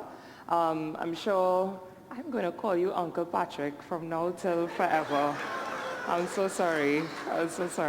Thank you. And she's a holder, so bless her. So as Uncle Patrick said, but yeah, sorry. So our zones actually were the originators, right, of the Membership Success Center, a fantastic tool that allows real-time, very user-friendly, at your fingertips information on club level, district level, zone level, right, depending on your access. So that allows for Maurice and I to pull information at any time on our district. So this is our snapshot as at April 2025. Okay, so we've had some growth. We continue to have positive growth. However, we are still dealing with, of course, persons who are leaving, right? It remains a challenge for us. Maurice, anything on this one for you? Oui, je veux juste dire que c'est depuis le 1er juillet, mais depuis qu'on a sorti ces informations et jusqu'à aujourd'hui, il y a eu beaucoup plus de personnes qui ont été introduites au Rotary. Donc ces chiffres sont approximativement inférieurs à ce qu'il y a en réalité dans notre district. Yeah. Can you translate, please? That's exactly what I would have said. Ditto. Giselle? Of course. I just wanted to add, the Membership Success Center, we continue to perform upgrades. So about a year ago, we added multiple language, Dutch, English, French, and Spanish that are available there. And within the last 2 months, we've added data for Rotaract as well. So that's a new feature. Fantastic. Yes, and that Rotaract info is very important because there was no way before for Rotaractors to track their growth. So absolutely fantastic.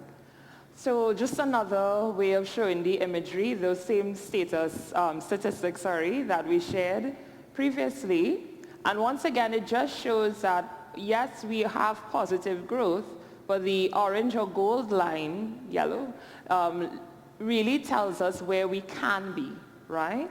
Now, it's predicting a sharp decline, which the zone introduced us to a term called the purge that tends to happen around when we start invoicing for Rotary.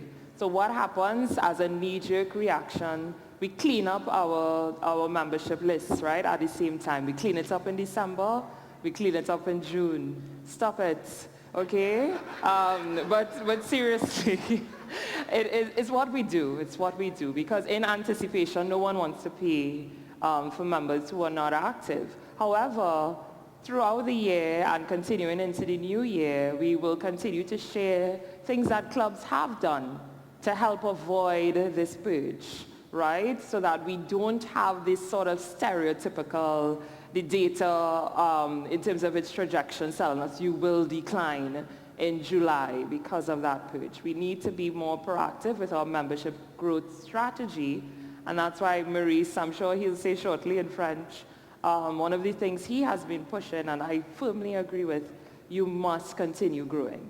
Grow, grow, grow, right? So that you tend to balance out that, in terms of persons leaving, that churn, right, of persons. Yes? Oui, c'est vrai. Et je remercie Tonton Patrick de nous avoir de nous avoir précisé que le Rotary, c'est toujours une flexibilité, une adaptation, une augmentation des offres d'outils pour augmenter notre membership. Yeah. Donc, alors, c'est vrai que le Rotary traverse une période difficile au niveau du recrutement, au niveau du membership. Mais on n'est pas mauvais dans le district 70-30. On est même bon, vu ce qui se passe partout ailleurs dans le monde. Donc, franchement, ça mériterait qu'on s'applaudisse, nous tous, pour ce que l'on fait pour le district 70-30.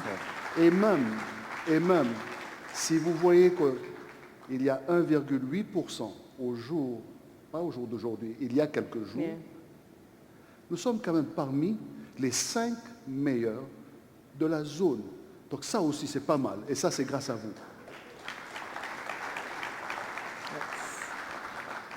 So congratulations to all of us here, all of our clubs. Okay, so Uncle Patrick again. Okay, so we really wanted, last year, I don't know if you remember, at conference in the beautiful St. Vincent, we would have had a video of our then RI director, Jeremy.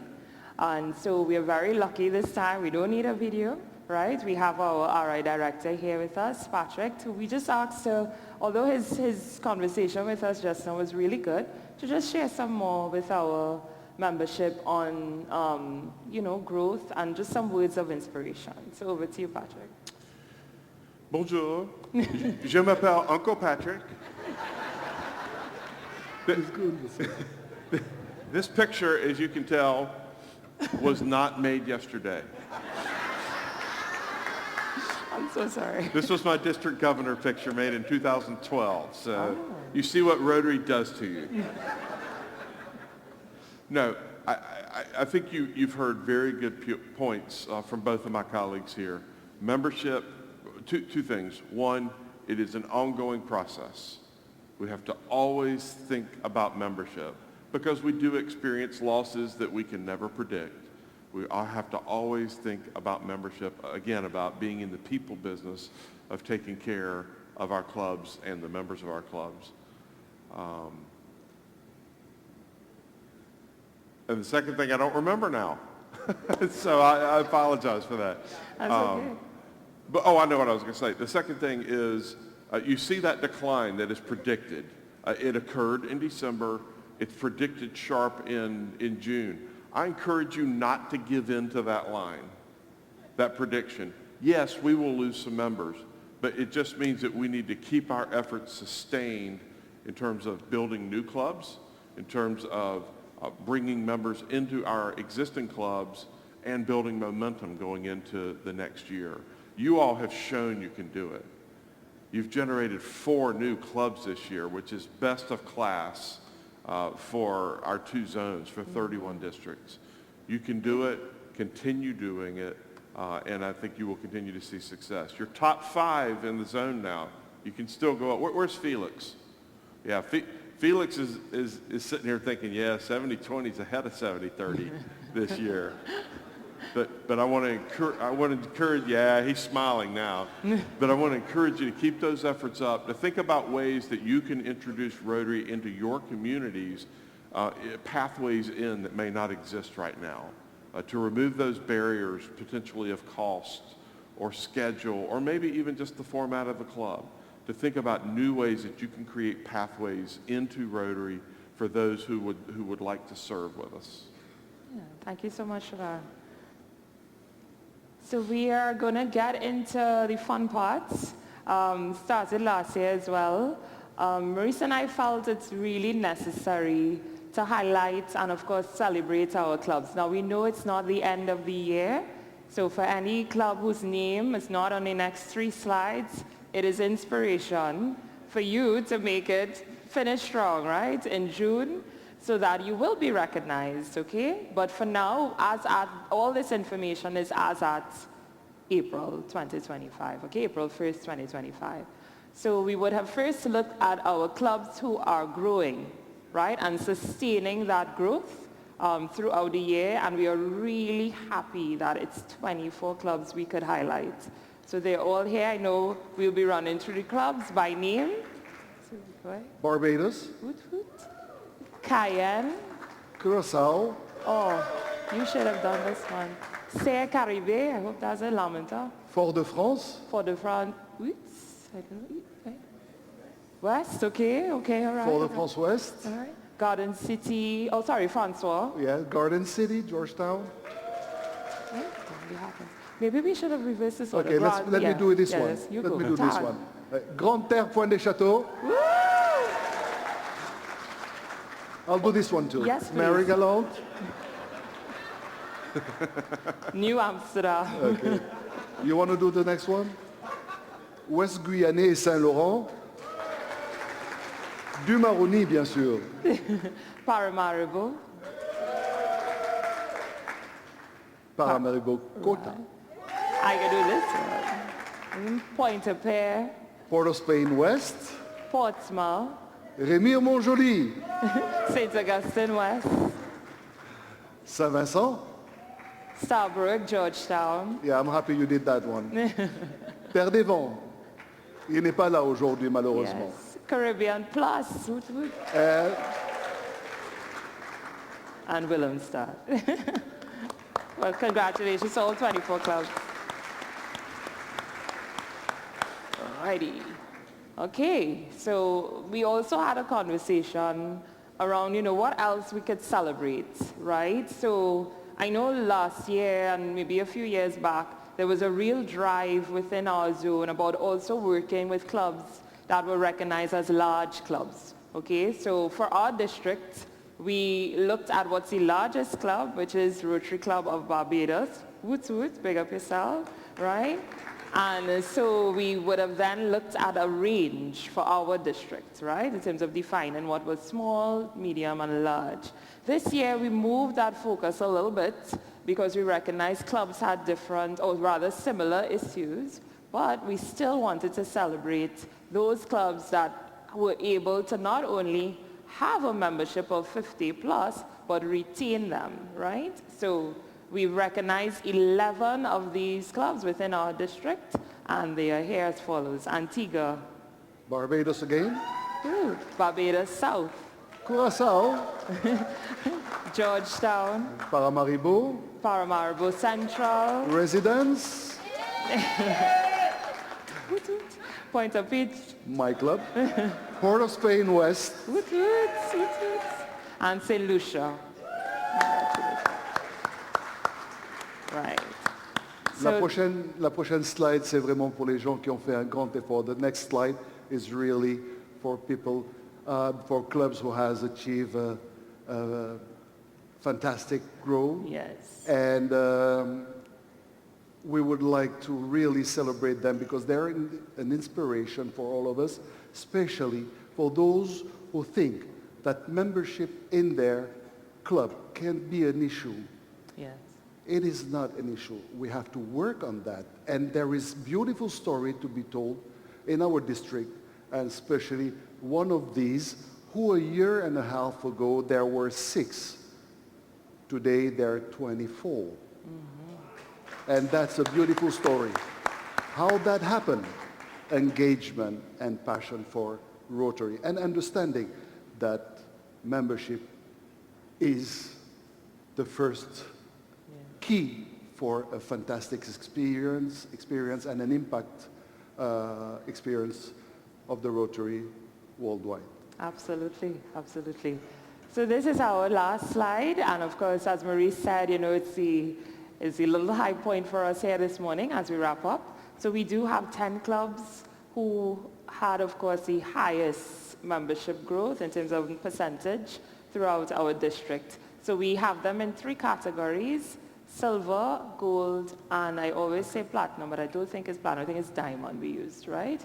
So we're going to ask Uncle Pat to help us distribute the certificates. Representatives come. Yes. So we'll be calling up persons. So anyone from the club nearest to the stage, because Tanya was watching us, if you could just come to receive your reward. And the diamond. Award. Yeah? I gave it to Yes. So we'll call and they'll come. Yeah, in the center. For, no, the silver, sorry. The names?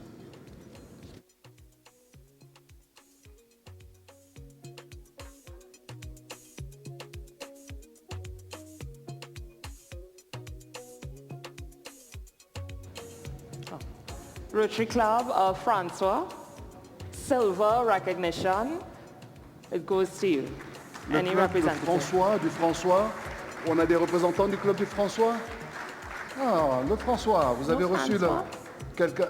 AG, tu viens s'il te plaît? Et dit Jean-Marc, ou on a quelqu'un qui vient? Quickly. That's all right. La récompense silver pour le François. Merci pour eux.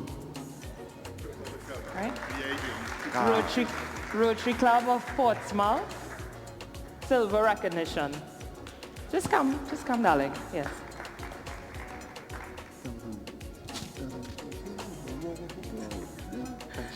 Woots, woots. What? Somebody's taking a picture. Oh, there he is. Rotary Club of Fort de France.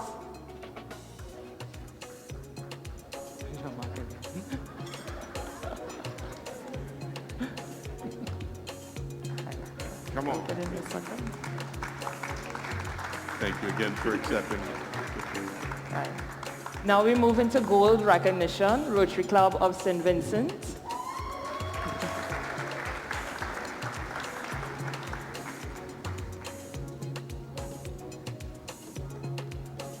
Followed by the Rotary Club of Willemstad. Congratulations. Oh. Willemstad. No rap. Okay, that's all right. Oh, we got one coming. Quickly, with alacrity. Yes.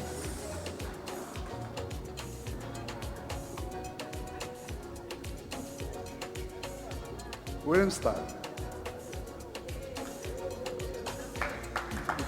Congratulations. Here's a picture here. Congratulations. Right. And we do want to call Rotary Club of Marie-Galante. Marie-Galante est ici, Marie-Galante, n'est-ce pas? Marie-Galante. I will have. Marie-Galante. What happened is that she printed 2 persons and she got them. So we'll give it to we'll give it and then we'll change the name. Okay. Okay. Marie-Galante, is that? No, is that? Which one? Sorry. That's okay. We are not married. We are not Vanna White. 1 second.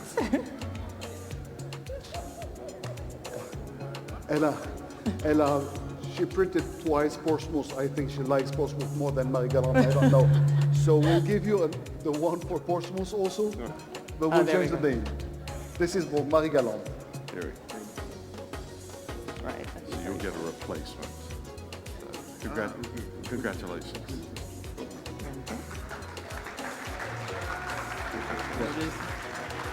They'll send you a replacement. Lauréat pour le membership Diamond, Rotary Club Ouest Guyanais et Saint-Laurent du Maroni.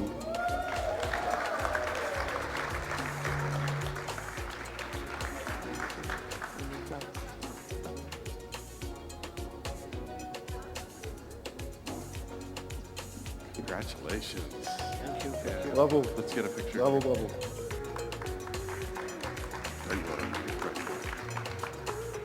C'est un club qui est fantastique. It's a fantastic club with this energy and this passion for membership.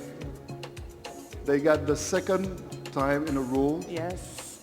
a Diamond Diamond. Award for membership. Rotary Club de Grande-Terre, Pointe-des-Châteaux. All right.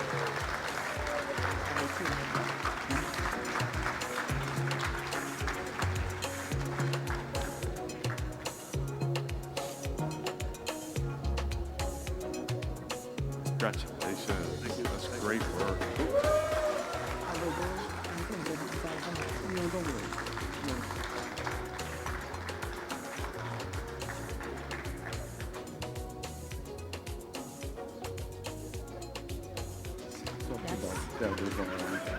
Yes, so we also wanted to pay special recognition to our two newest Rotary clubs. And so because of their growth, we were able as a district to be propelled, right, with very significant positive growth. So we are giving them both diamond recognition. So we have the Rotary Club of Terre-des-Ventes. Peut-être que l'AG de... Non, il n'est pas là. Quelqu'un peut venir prendre pour Terre-des-Vents? Bon, je prends pour Terre-des-Vents. Oh oui, oui, viens Fritz. Viens Fritz. Viens Fritz.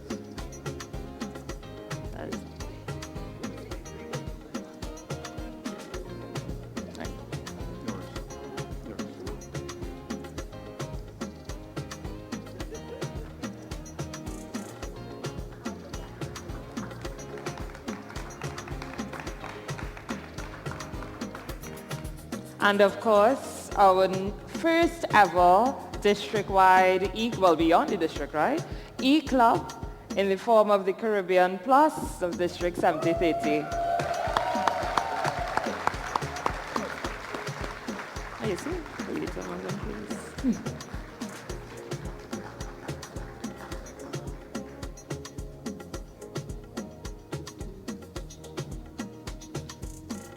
Lovely. Merci. Yes, thank you. And of course, we take this time to say so much thanks to Patrick for being here. We appreciate you always. And I do want to take this time as well to say thank you to our DG Anne Maurice, who, as you know, will no longer be our DMC. He has found both the strength to hand over, right? So I'm really, really happy that we were able to work together because we really had an intention to ensure that both the French and the English speakers within our district had a specific membership races they could have gone to. And so we will continue that into the new year. Maurice isn't going anywhere, but we do have Natalie who's coming on board in the committee. But I do want to take this opportunity to thank Maurice for all his work, his drive, his push, his passion, everything for getting us where we are. Lovely. And that's it for us. Guys, have a great morning.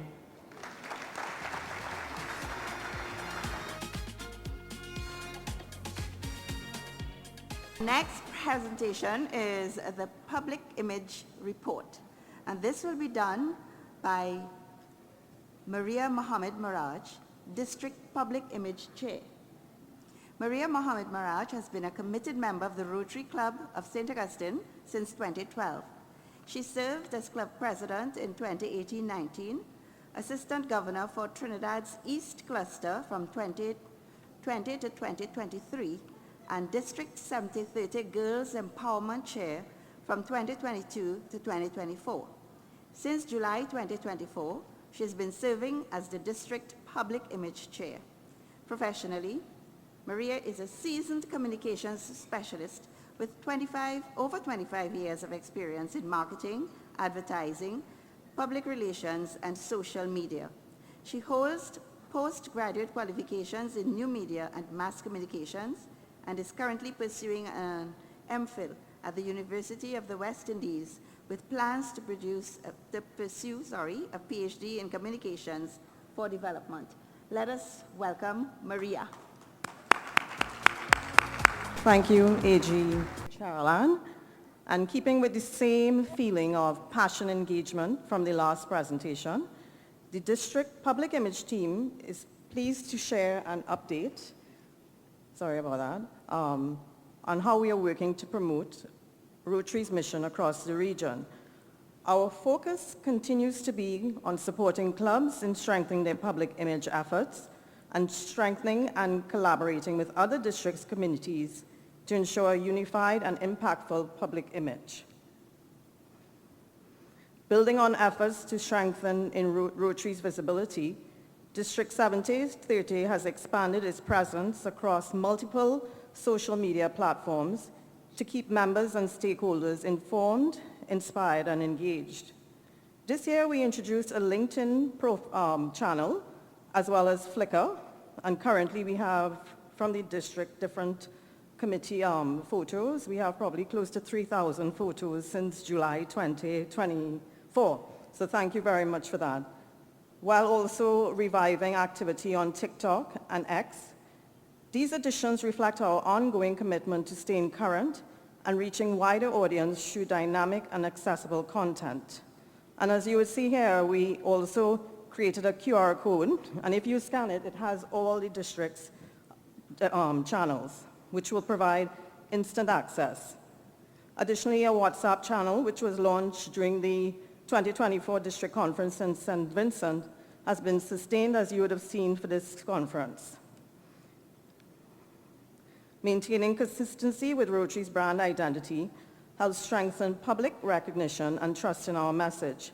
That's why the PI team continues to emphasize the importance of brand compliance, and to support this effort, we promoted the use of the Zone 3334 design templates and design review.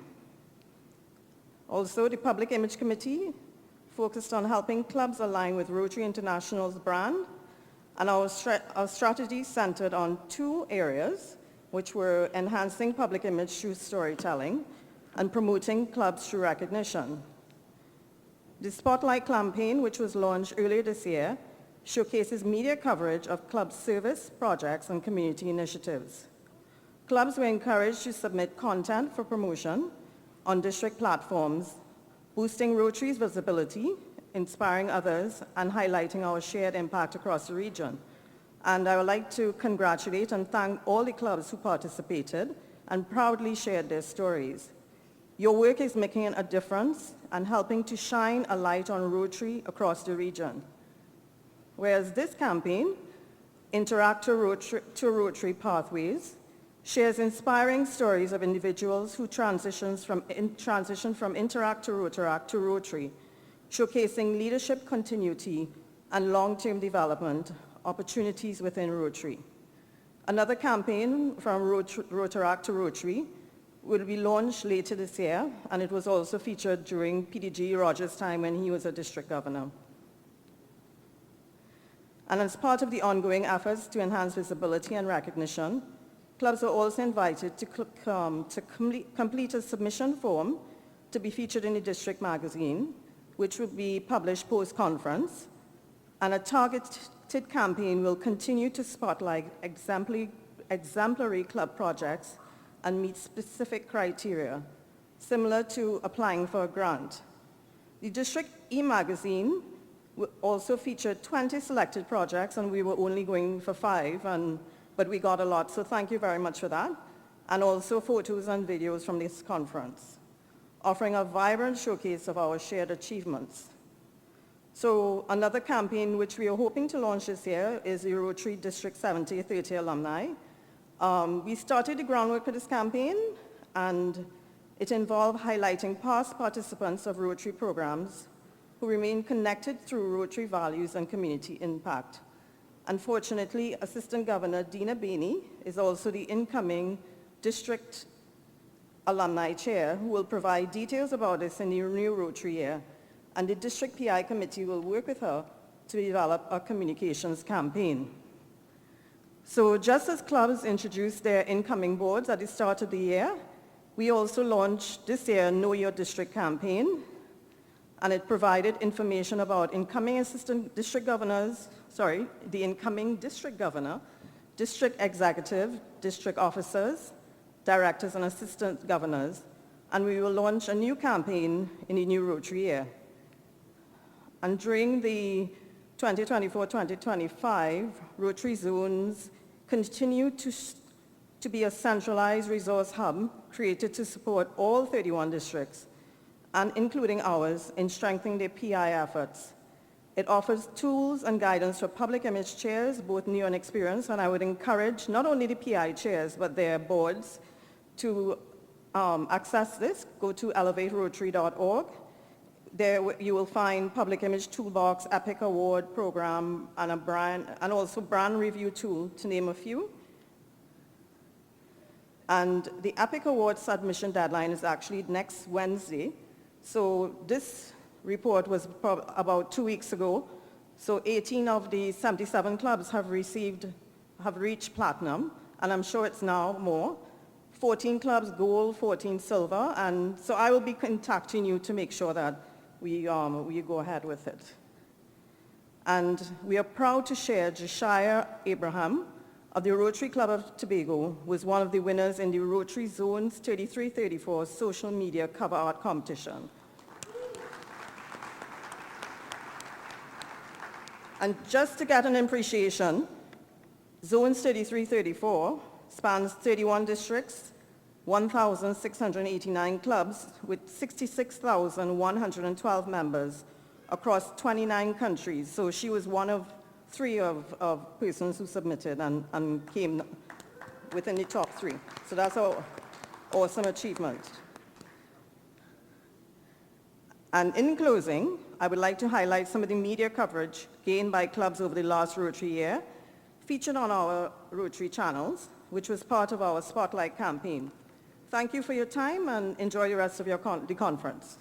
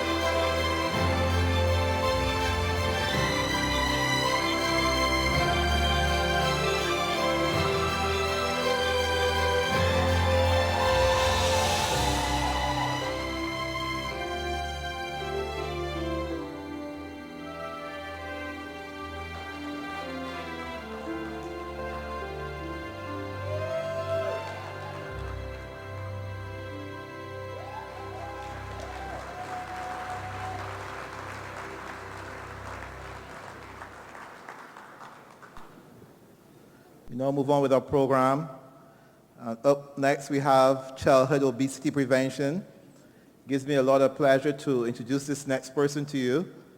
Virginia Asan Oostburg has been a Rotarian over 18 years, serving in clubs across Suriname, St. Martin, and Trinidad. A physical therapist, physician, and public health expert, she has held senior health leadership roles in Suriname, St. Martin, and at Carrefour in Trinidad. She's led impactful Rotary projects, including eye screening for diabetics and hypertension patients, and is a Paul Harris Fellow. Virginia currently leads the District 7030 Childhood Obesity Prevention Program. You all must know who she is, for sure. A growing initiative now gaining international attention. She's passionate about combining her public health work with Rotary service and is a proud mother, grandmother, and mentor of future leaders. Please give her a rousing round of applause and welcome. Our champion for child obesity. Yeah.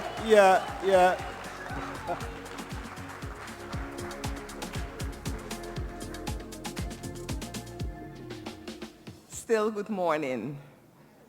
I have to start by saying, Uncle Patrick, if it's uncle for them, comparing our gray hair, it's cousin for me. So it's cousin Patrick. Good morning, everyone. When I was preparing for today, I realized there is light shining in my eyes and I cannot see PDG Lyle and Wadi, PDG Wadi. You know, the seed for childhood obesity prevention was planted when I was in St. Lucia for work. I think it was in 2017, right? Around that time. And I was staying in a hotel. I lived and worked in Trinidad at that time. And while I was in the lobby of the hotel, I heard some noise coming from somewhere. And you know Surinamese people, right? We're loud. We always make noise. And it was unmistakably Wadi's voice. So I walked up, we spoke, and he introduced me to Lyle. At that time, I didn't know that Lyle was being prepared. I don't think he knew that by himself. He was being prepared to become a district governor. So when that time came, he contacted me. He said, you know, V, he doesn't call me Virginia nor Ferry.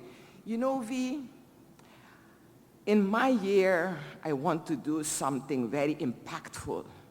I want to eradicate the Aedes aegypti mosquito. I said, well, it's a nice suggestion, but I don't think you will be successful. But I have a suggestion for you. And then we started talking about the challenges in the Caribbean, globally, but also in the Caribbean. And I zoomed in on childhood obesity, explained about the problem being a disease, but also that is the main risk factor leading to adulthood obesity, and then as a result of that, chronic disease. And he was immediately interested, and that's how it started. We prepared 2019, we prepared what we would want to try and introduce, because introducing public health to Rotarians who have no connection with the health sector is not that easy. But we tried, and he did a wonderful job, because if it wasn't for his passion, changing the passion from the Aedes aegypti mosquito to childhood obesity, we would not have been able to not only make you enthusiastic about doing something about childhood obesity, but today I can safely say this is our 5th year. So I want to ask you to give yourself a clap, because if it wasn't for the Rotary, we would not have had a childhood obesity prevention program in our district. And I can safely say after 5 years, we set an example. So, Cousin Patrick, I hope you are all ears listening to our childhood obesity prevention program to take it beyond the borders of District 7030 and take it beyond. So this is what we talk about. When we talk childhood obesity, this is what we see. You know, we know the narrative, we know the definitions, but this is, when we look around, this is what we see. We see overweight children, and those overweight children, they lead to overweight adults. And if it would have stayed there, then the problem wouldn't have been that big.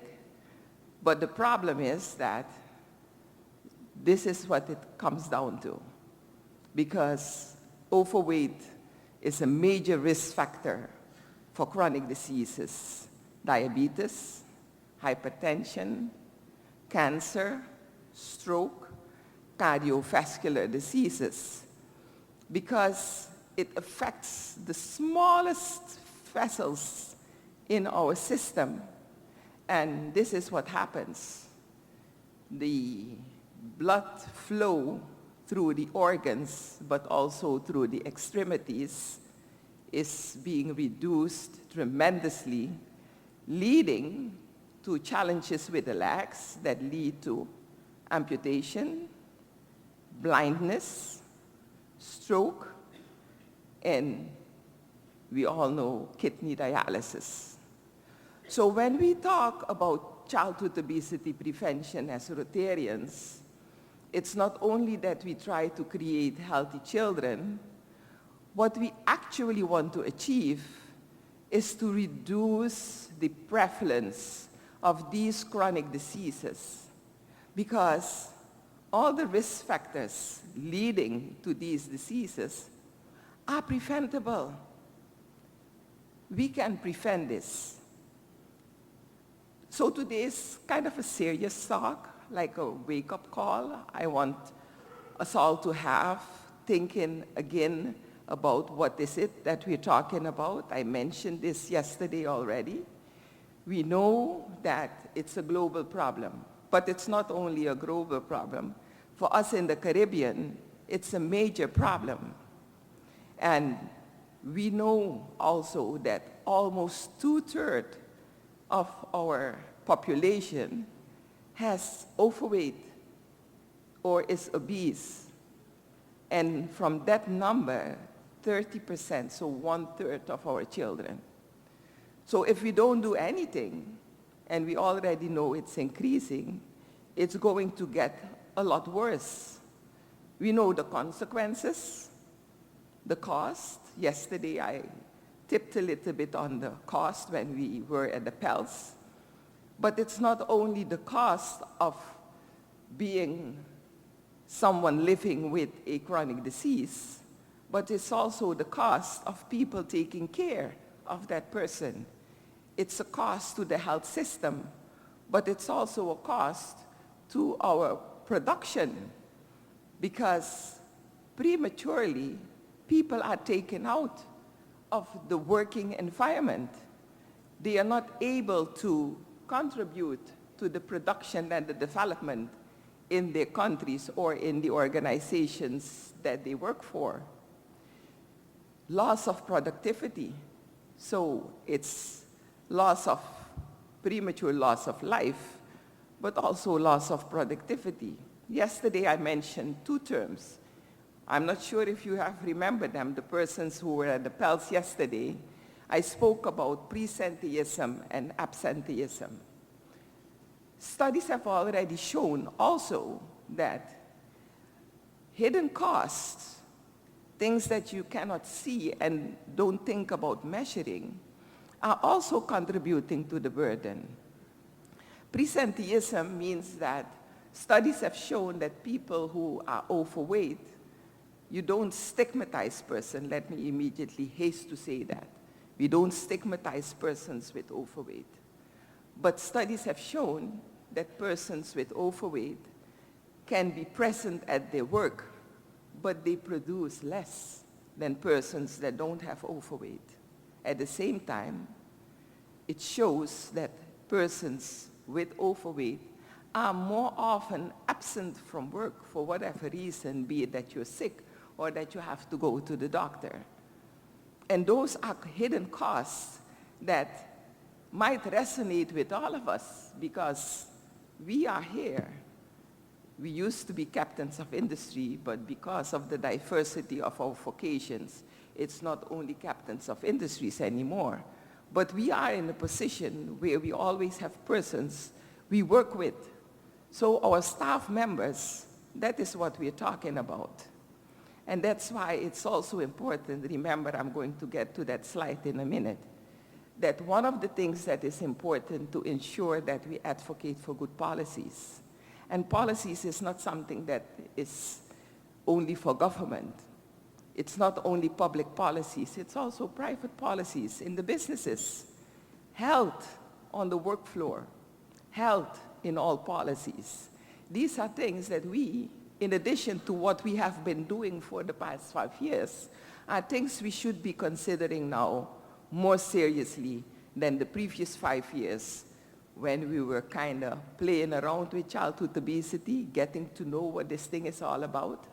So this is the next phase that we will have to consider. And you will see also there the social cost, because persons will be isolated. How easy is it for someone who has limitations with their mobility to move around? So going to places will be limited.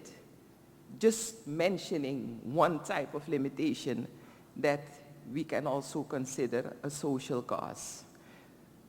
We want to move away from what's on my left, and we want to move to what's on my right when I look at the screen.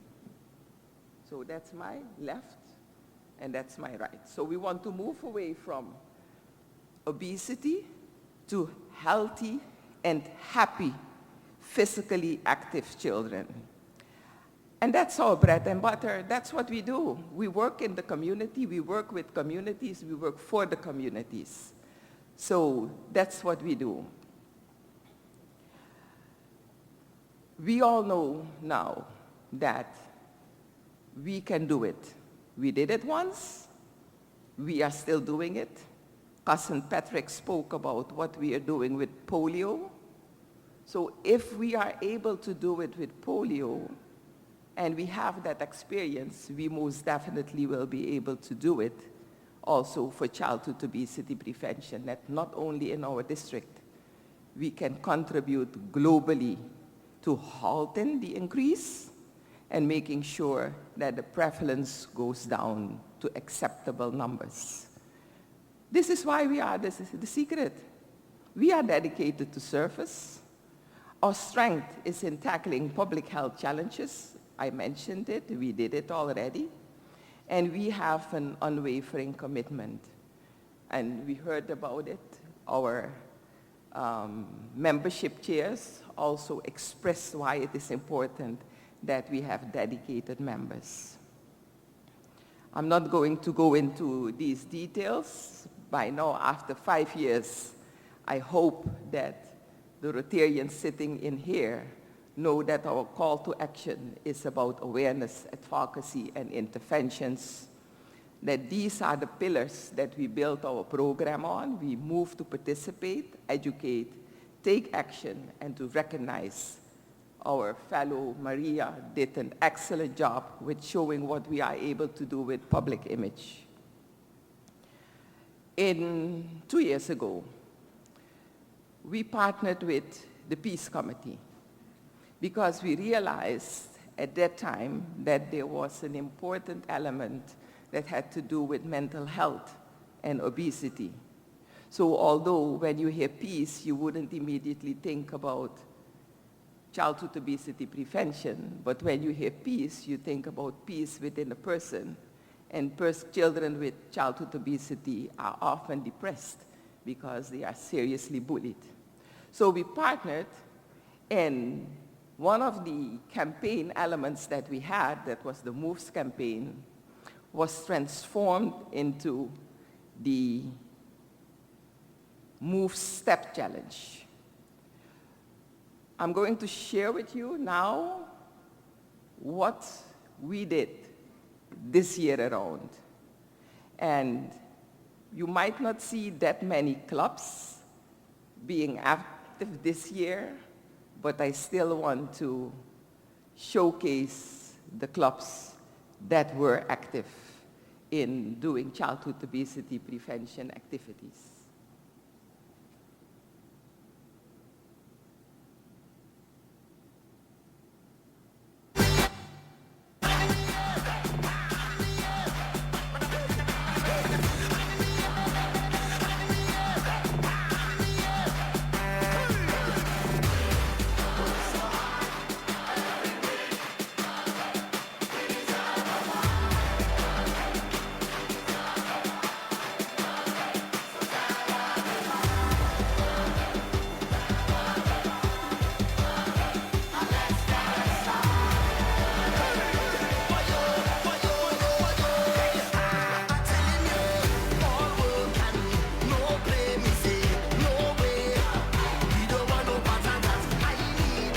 I am Rotarian Rafi Kasim, and I want to encourage parents to spend at least 15 to 30 minutes every day with your kids.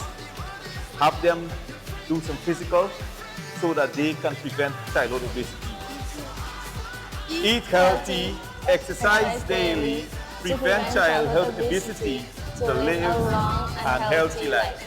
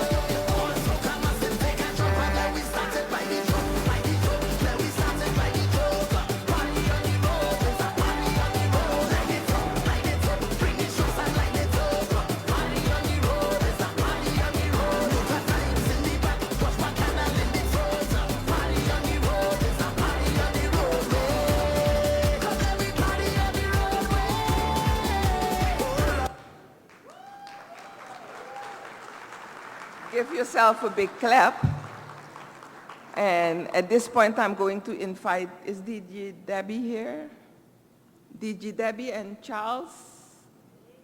Charles, where are you?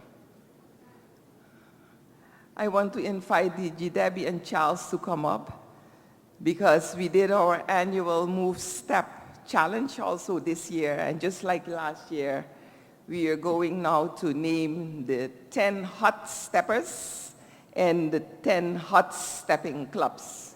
we had added the youth in here also. They will not get a certificate, but they will get a physical, so a paper, a hard copy one, they will get it via email.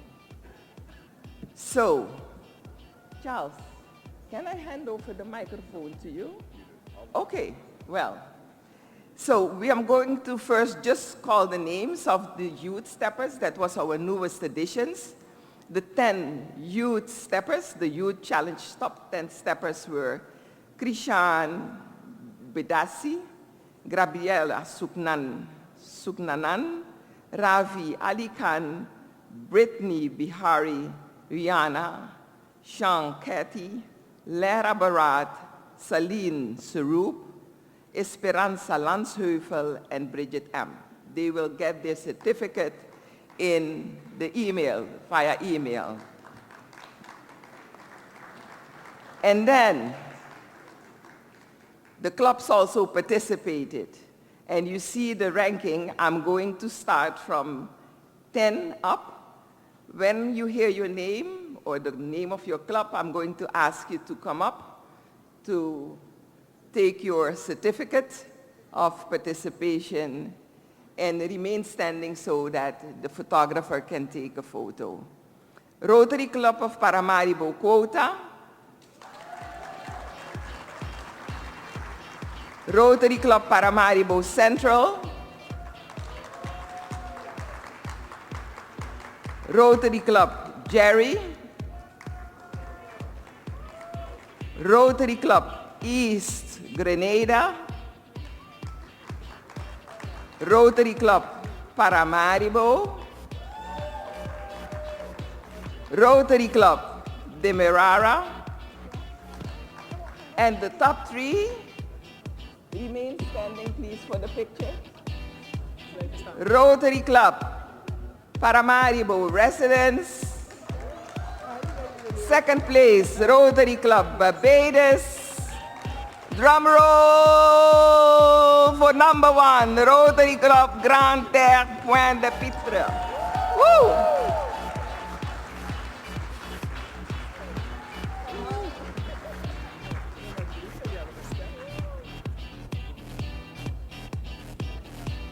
Okay. Remain standing for a group picture. Yeah.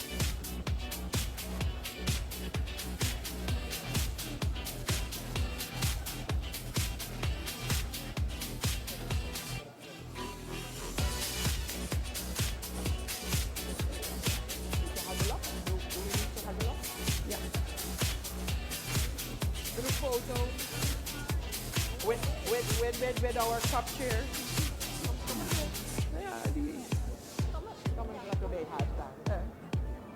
Move a little bit over to that side. Charles, you have to make yourself visible for the picture. Next. Yeah? You have to send in the picture also. Yeah?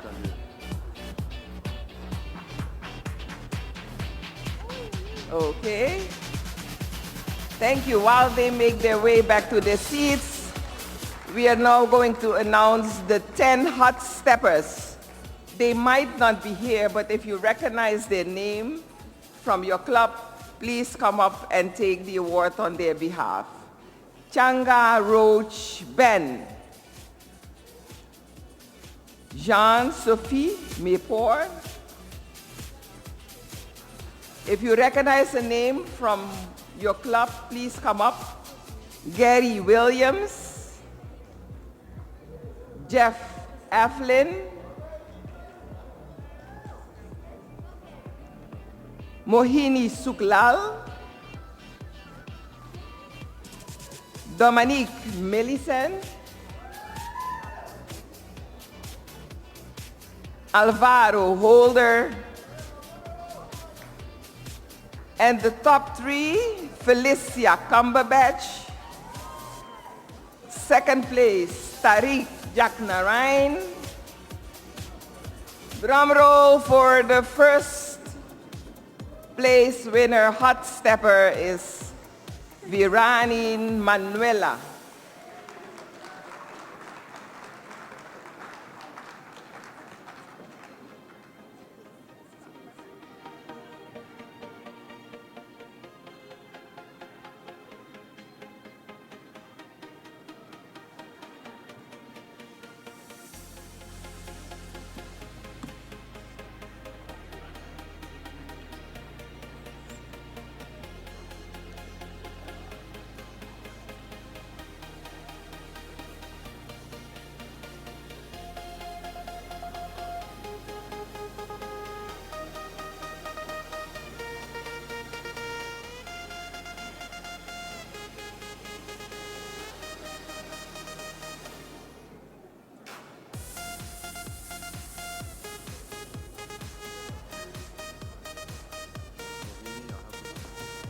someone knows Mohini Suklal?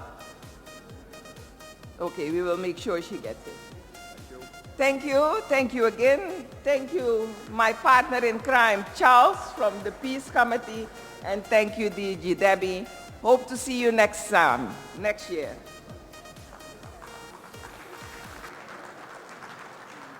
Thank you for that. Another round of applause for that lovely presentation, Childhood Obesity and Step Challenge. Okay, our next presentation is District Disaster Relief Report, and this is being done by David Edwards, District Disaster Relief Chair. Previous District Governor David Edwards is a professional real estate valuer, a Justice of the Peace, and a Rotarian since 1978. He's a past president of the Rotary Club of Barbados and served as District Governor for 7030 in 2004 to 2005. David has led regional disaster response efforts in the Caribbean for over 40 years and currently chairs the Rotary Regional Disaster Committee. He's played key roles at district and zone levels, including chair of the Rotary International Membership Committee and public image chair for Zone 34. He's also supported multiple Rotary International presidents and champions youth programs like Rotaract, Interact, and Model UN. David has received the Citation for Meritorious Service and the Service Above Self Award. He and his wife Donna are major donors to the Rotary Foundation and proud grandparents of 5. Shall we warmly welcome David? Thank you. You know what that whisper was to me? We're out of time. You have to make up. I wonder if Paul and them were on holiday just now.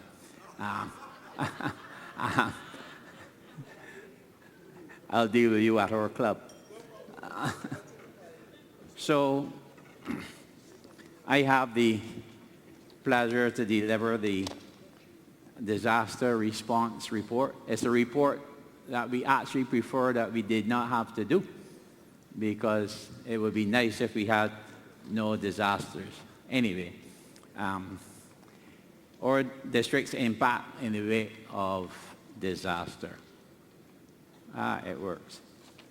So, the facts. Hurricane Beryl, we know landfall July the 1st, poor District Governor Debbie. When I call her to inform her what had gone on, she says, what did I do wrong? Only hours, what did I do wrong? Anyway,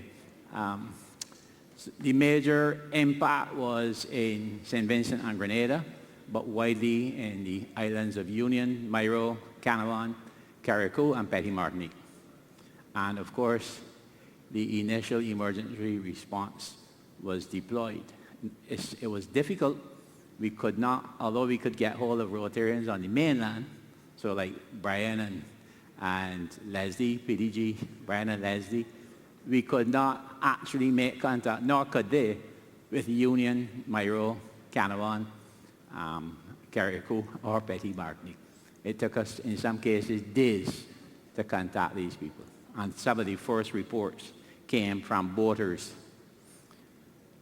When we did establish some sort of communication with the mainland, the first report started to come in, and the pictures would, and I'm sure in those 3,000 pictures that Maria spoke about, you'll see many of them there, and hopefully more will be put up because what happened and the impact of these hurricanes, maybe we should keep a better record and realize where we start and where we end up.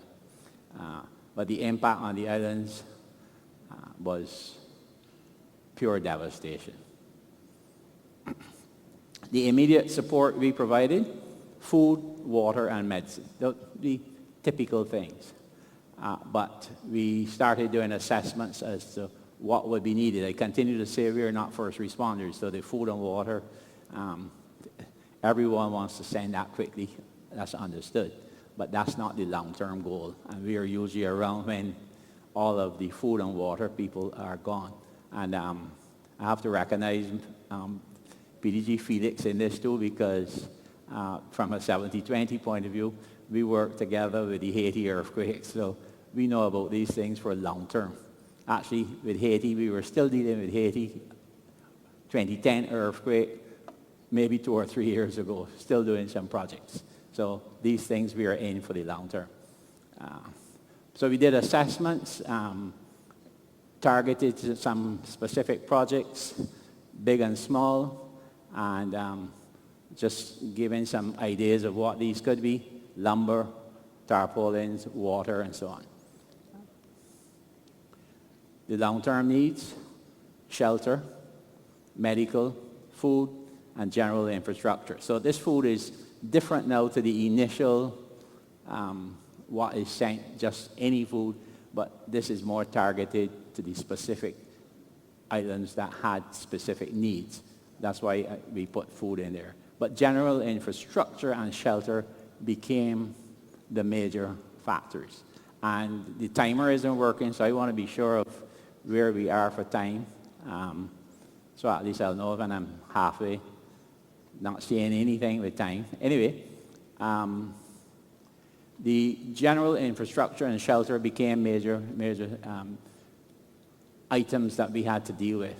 We had offers from Shelter Box initially to come in with the Shelter Box tents, as you know them, for the want of a better description. Unfortunately, Shelter Box did not or were not able to mobilize under 7 weeks, and that was a problem. And that's a matter for discussion at a different level at a different time. But we were a bit disappointed in that. They did arrive. They did bring 600 tents in the end, but by that time the actual uptake for them was already gone. As it relates to the general infrastructure, we did a lot of work then with smaller projects. We were very disappointed in a big project we had for Union Island, but unfortunately when we done all of our research and work and done all of the quantity surveyor work and everything, then the project was taken away from us and given to someone else. So we decided we would keep away from the big ones that we had little control over and move on to the smaller ones where we were able to help. So what we did in Carriacou, specifically assisted 12 vulnerable families with rebuilding material and renovated the senior citizens home at Top Hill. I believe DG Debbie had the opportunity to visit Top Hill when it was redone. In Petit Martinique, assistance was rendered to members of the fishing industry. For those of you who are not familiar, Petit Martinique depends on the sea. Everything around Petit Martinique depends on the sea, whether it be fishing or boating community for ferries and so on, Petit Martinique. So that's what we assisted with there, and that's ongoing. And then the Rotary Village Doctor. This is a fantastic program that was done by the Rotarians of the Rotarian Clubs of St. Vincent. A project, we put a value on it of approximately $122,000 US at this time, cash and kind. They operated 4 floating clinics to Union and Myro. Thanks, the timer has now come on, thank you. We had public and private sector partnerships with over 700 residents receiving specialist medical and pharmaceutical services. This is a fantastic operation. Dan, it can't, the money factor there can't still be quantified enough as to the impact and the hours that the Rotarians put in to bring this to fruition. And later on, we're going to recognize them specifically, but that's a fantastic project. You got to remember that to do this, these islands are not next door. So the Rotarians in St. Vincent had to charter the ferry, which is a roll-on, roll-off, had to get the doctors, all the equipment, everything, and leave Kingstown sometimes at 4 o'clock in the morning to be able to be in Union to start, say, for 8:30, work the whole day with the residents doing everything, medical, dental, whatever, and still then on an afternoon, another 4-hour trip back to Kingstown. So that's a fantastic project that was done. what we did in Myro. Yeah, I think they deserve that. We'll recognize them later, but they deserve that. What we did in Myro, a junior sailors club equipment restoration, valued the dollar value, the amount that we put in physical cash was $2,183 US, but a lot more in terms of the mentorship and so on to bring this back to, bring the restoration up to date. Remember, again, just like Petit Martinique and like most of the other islands in the Grenadines, the sea means everything to these people. Every major ship and so on operating around the world, a lot of the captains, when you check with them, they're either an Oliver or an Otler or something from Becquerel or all of these guys. So the sea means a lot, and they end up operating big ships. And then in Myro, the home restoration project dollar value, nearly 40,000 already spent, over 16 again. As the homes are identified, what we do, and the timer is gone again, what we do is once the persons are identified, they're given a voucher to go to the hardware store on the mainland, and they'll deliver only building materials to these people. So that's how that works, and that's ongoing and going well. I actually visited late January, and things were going good there. So what do we really need to do from here to respond to disasters? I just want to throw out some suggestions, because we all need to think of this. We don't know when we will be next. Son Patrick, since everybody's attaching him, you have to be my son now, because I'm a lot older than him and been around longer than him. So these are some of the things we have to look at. Communication. Nowadays we have Starlink. You know, it's an option we have to pursue. Radio, still VHF radio is still very prevalent among the boating community. So that's big in the Grenadines. Boats themselves, most of you may not realize, but when there's a hurricane coming, boats go away from the hurricane. So they're not immediately available the next morning. And the area lacks helicopters. So any of you, and I'm putting this out and I'll keep repeating it, a lot of us have some pull in our countries.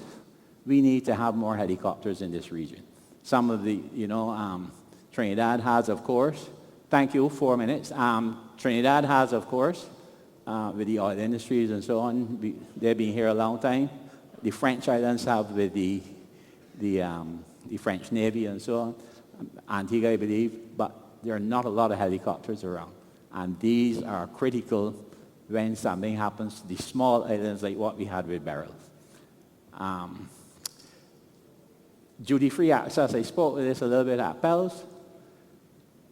All Rotary clubs in their country should arrange with their government agencies to have duty-free access before, in other words, have a little MOU, very simple, so that duty-free access is granted to things coming in for Rotary. It's very helpful. Grenada had it, and St. Vincent had it, so it worked so easy, we could just say, yes, send the things because we know we could receive them once they are consigned to the Rotary clubs of the particular country. Shelter box and disaster aid. Me deal with disaster aid. Disaster aid, USA got in contact with me and they were willing to come. The problem is the logistics. They come with tools, but we had no accommodation for them, say on Union or Carriacou, no accommodation.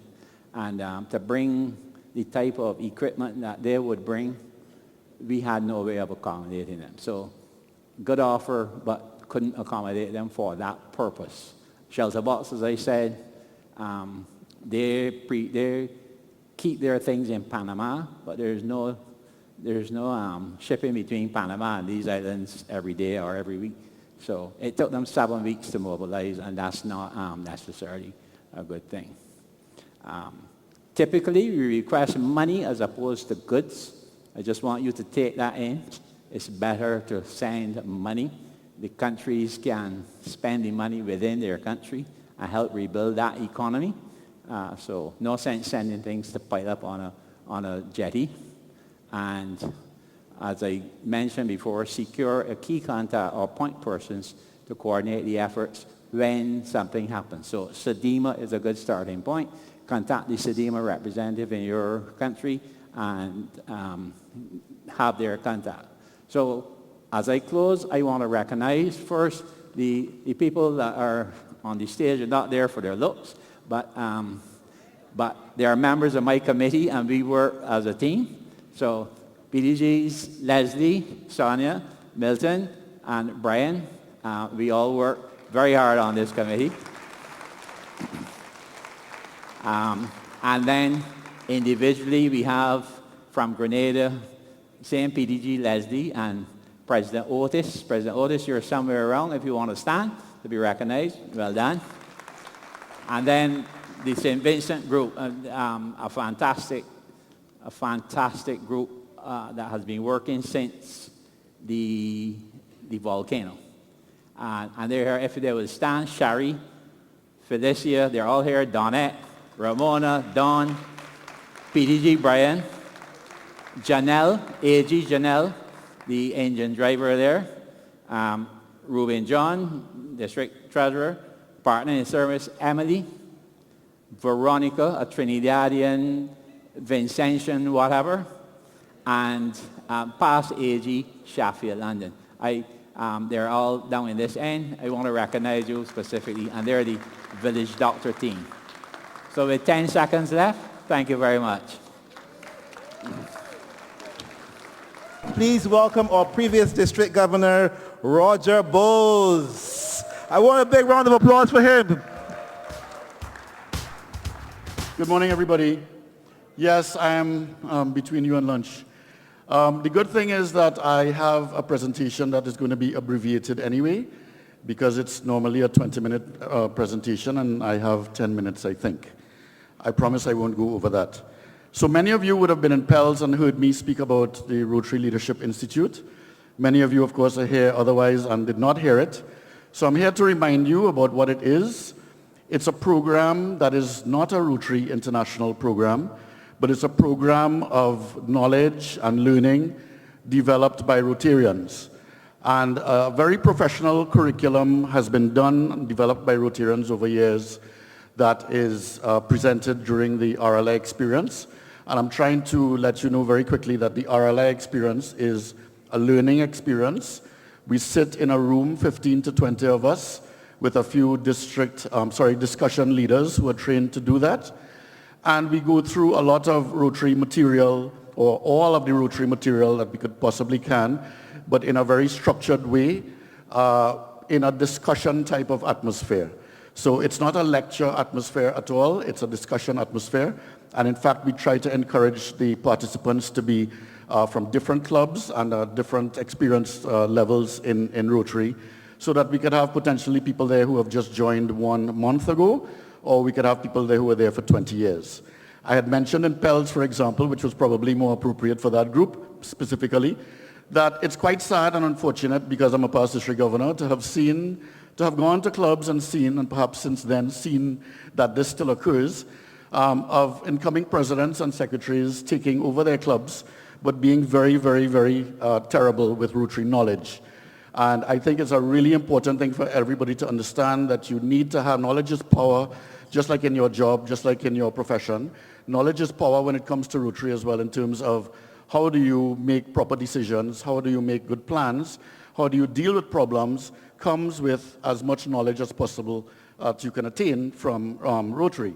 So I'm going to jump ahead a bit to just read out what the philosophy is, in terms of having leadership skills does not alone assure good Rotary leadership. An effective Rotary leader must also have Rotary knowledge, perspective about where Rotary has been. So we talk a lot about the historical part as well, where it is now going, and of course a vision for what Rotary can be. So what takes place in these sessions? There is a curriculum that talks about and brings up many a topic that might seem like simplistic questions like the ones that are on the screen right now, but you can imagine, or maybe you can't yet until you join one, a room with people of different backgrounds from different clubs and many times from different countries or even districts, answering a question or being put to answer a question by the discussion leader, what is Rotary? Which really means, of course, what is Rotary to you? And I could almost guarantee that you will get, if you had 20 people in the room, at least 15 different responses with respect to what is Rotary to them. Who belongs to Rotary and why are we in this? What happens, for example, besides lunch and dinner meetings? This is for people who hear about Rotary otherwise and think that that's all it's about. Why do we have a foundation? And of course, bearing in mind the great presentation that Wadi did earlier on about the foundation, the good thing about RLI is that it goes very much in depth about the foundation, and it starts from the very basics, which it's quite interesting to find out that people who have come into RLI to do a session, a part one session, where Rotary Foundation basics are done, and they proudly say at the beginning of the RLI session, I'm a Rotarian for 10 years. And when you start talking about the Rotary Foundation basics, oh my God, they hardly know anything. So how does Wadi impart that kind of knowledge to Rotarians? How do we all impart that knowledge to each other about knowing the topic, knowing what the foundation does, knowing how the foundation manages the money that we give to it, understanding when somebody asks you the very difficult question, why am I raising money in my club and then giving it to a foreign organization? Why am I not taking all the money that I raise in my club and keeping it only in my community? And I hope Wadi doesn't mind me using him as an example of perhaps, I don't know, 10 years ago, Wadi was a big advocate for, we should keep the money in our country that we raise. Why are we giving it to the foundation? And thankfully, Wadi now sits not on the fence anymore, but he's clearly on the other side of the pasture in terms of understanding why this is so important and why we give to the foundation. So the RLI program goes through 3 different levels, part 1, 2, and 3. There is now a higher level, the graduate level. And by the time you have done 1, 2, and 3, you would be as expert or perhaps even more expert than our current DRFC or the entire committee that he has on the foundation. I'm saying that from the point of view that there's so much information that you would learn through discussion in the RLI forum. So these are just a few more questions just to get your mind thinking with respect to what you think you know or what you definitely don't know about that would easily and in a very comfortable and interactive kind of way be done in an RLI class that I guarantee you will make you feel so much more involved and so much more powerful, so much more knowledgeable when it comes to Rotary after you've done this. So we talk about external things like the foundation. We talk about internal things like how do clubs raise money. An interesting discussion you could imagine could happen with 5 different clubs in the room, thank you, and talking about the various ways that they do fundraising, etc. So those questions and more will be answered in our RLI forum. These are some of the topics on the program. In the first part, you could have a look at that quickly. In the second part, this is what we focus on. And in the third part, these are the topics that are covered. I expect that since I got such a very good feedback from the PELS group with respect to when is RLI, what's going to happen next, that sort of thing, that I, of course, will share that information about the schedule for next year soon enough. These are the top 10 reasons, in our opinion, why people think RLI is a good idea. They want a return on investment in terms of the investment that you make in Rotary of your own time and many, of course, your resources and money included. You want to know that there's a return, not necessarily to yourself, but there's a return in terms of the collective effort that you are making in your club and why and how we are able to help people by doing that. You want to learn how to apply your business leadership skills. A big part of Rotary is vocational service and bringing people from different skill sets around the table. And quite unfortunately, we bring these people in our clubs and then we never get to demonstrate the leadership skills that they supposedly should have been bringing in. So we talk about that as well. You enjoy learning through discussion, as I just described. It's not a lecture. You want to learn the basics of the Rotary Foundation, as I just mentioned. You want to learn how to execute effective projects. You want to learn how to retain and engage members. You want to learn how to use the power of 35,000 clubs around the world to help you solve challenges. You want to learn how an ordinary person like ourselves can have such an extraordinary impact. You want to do all this while meeting and networking with like-minded people. And finally, you want to learn, you want to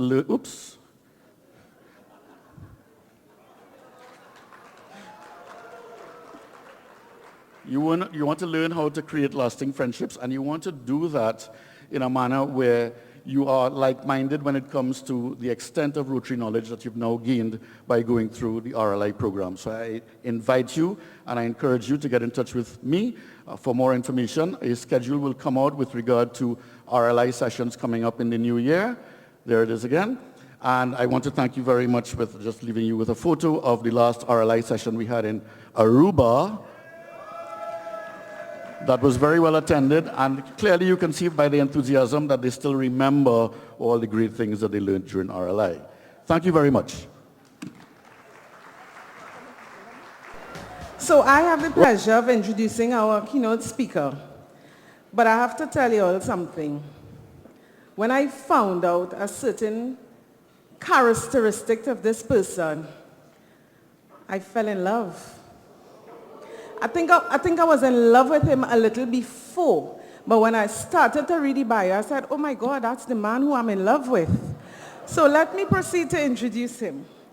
Mr. Andre Jeffers. He is the group's Chief Strategy Officer at Anser McCall Limited, with over US $12 billion in corporate, M&A, and private equity investments executed throughout his career. Mr. Jeffers is a seasoned expert in navigating complex transactions to accelerate growth. In his current role, he leads the group's strategic direction and drives its 2x growth agenda. Most recently, Mr. Jeffers held the group's acquisition of US-based Bleach Tech LLC for US $327 million, the largest acquisition in Anser McCall's 143-year history. After graduating with a BBA in Finance, summa cum laude, from Howard University, Mr. Jeffers' career began as an investment banker on Wall Street, specializing in mergers and acquisitions advisory. He later moved to global private firm, the Carlyle Group, and contributed to several high-valued leveraged buyouts as an investment associate. Mr. Jeffers, upon his return to Trinidad, joined Anser McCall in 2016 as part of the group's business development team and played a key role in several strategic acquisitions before taking on a transformational role as group finance and investor relations leader at Trinidad Petroleum Holdings Limited. There he advised the chairman and led major financing and commercial transactions coming out of restructuring of Petrogen in early 2019.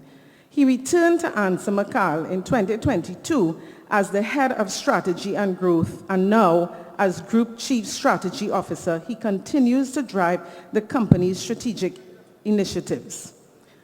So, you all realize he's dealing with plenty money, right?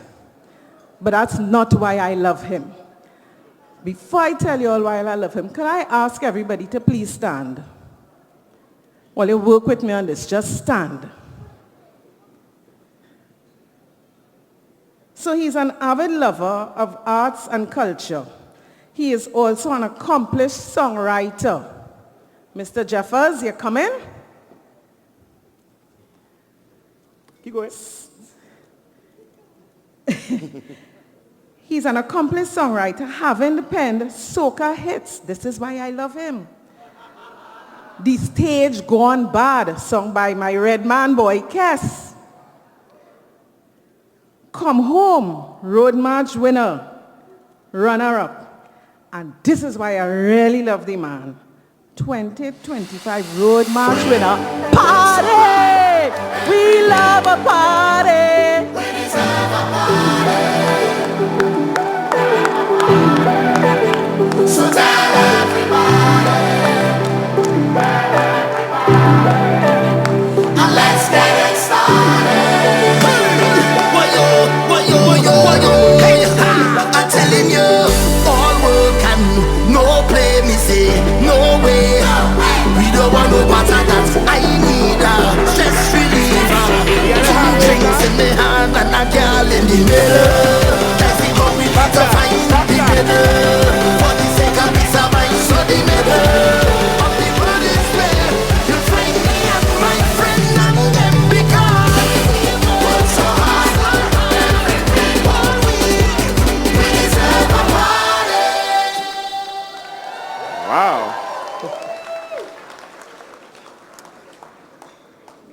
the reason why I couldn't come to the front when I was being summoned is because I always wanted a theme song.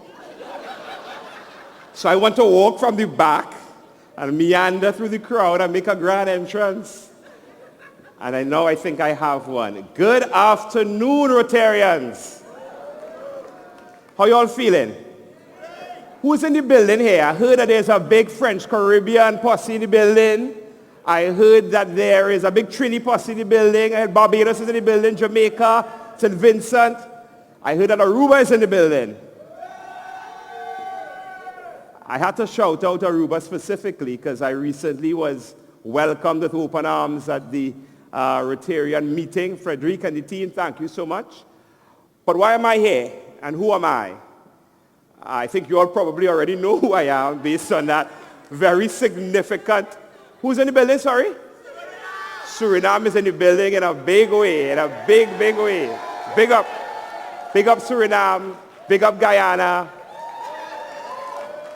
big up the man them, big up the guy.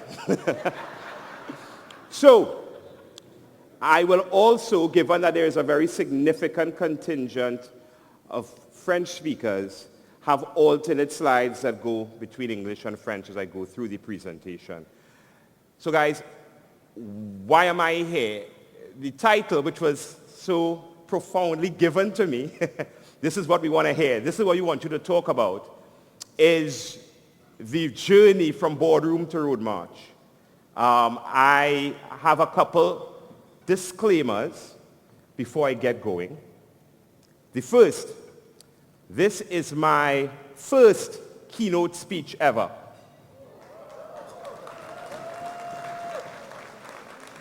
So if I say anything profound, it's probably sheer luck as opposed to experience.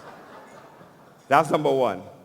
Number two, I'm going to do something that I'm not typically very comfortable doing, just talking about myself. But I think it's important because I really hope that the journey that I've been on as both a very young executive and a very young songwriter, I've been writing songs for 7 years. I hope that there are lessons in there and bits of inspiration for people depending on where they are at life. And so, as so well and aptly put, I am what people tend to describe as sort of left brain, right brain. But I didn't know that until people came to me and said, well, you're left brain, right brain. I just thought I was Andre.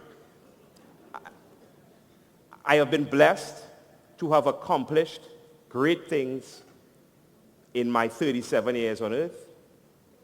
And one of the things I want to leave as both sort of an intro to the two sides of me is really the insight at the bottom. I never felt that I had to pick a side. I never felt that I had to choose one or the other. And you'll see later on in the presentation, I truly believe that they both actually feed into each other and make me better, the two of them.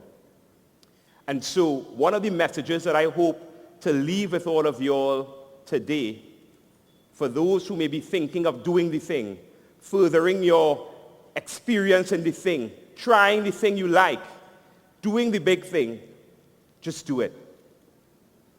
Just do it. Just pour into it with the same level of diligence that you give to your primary thing.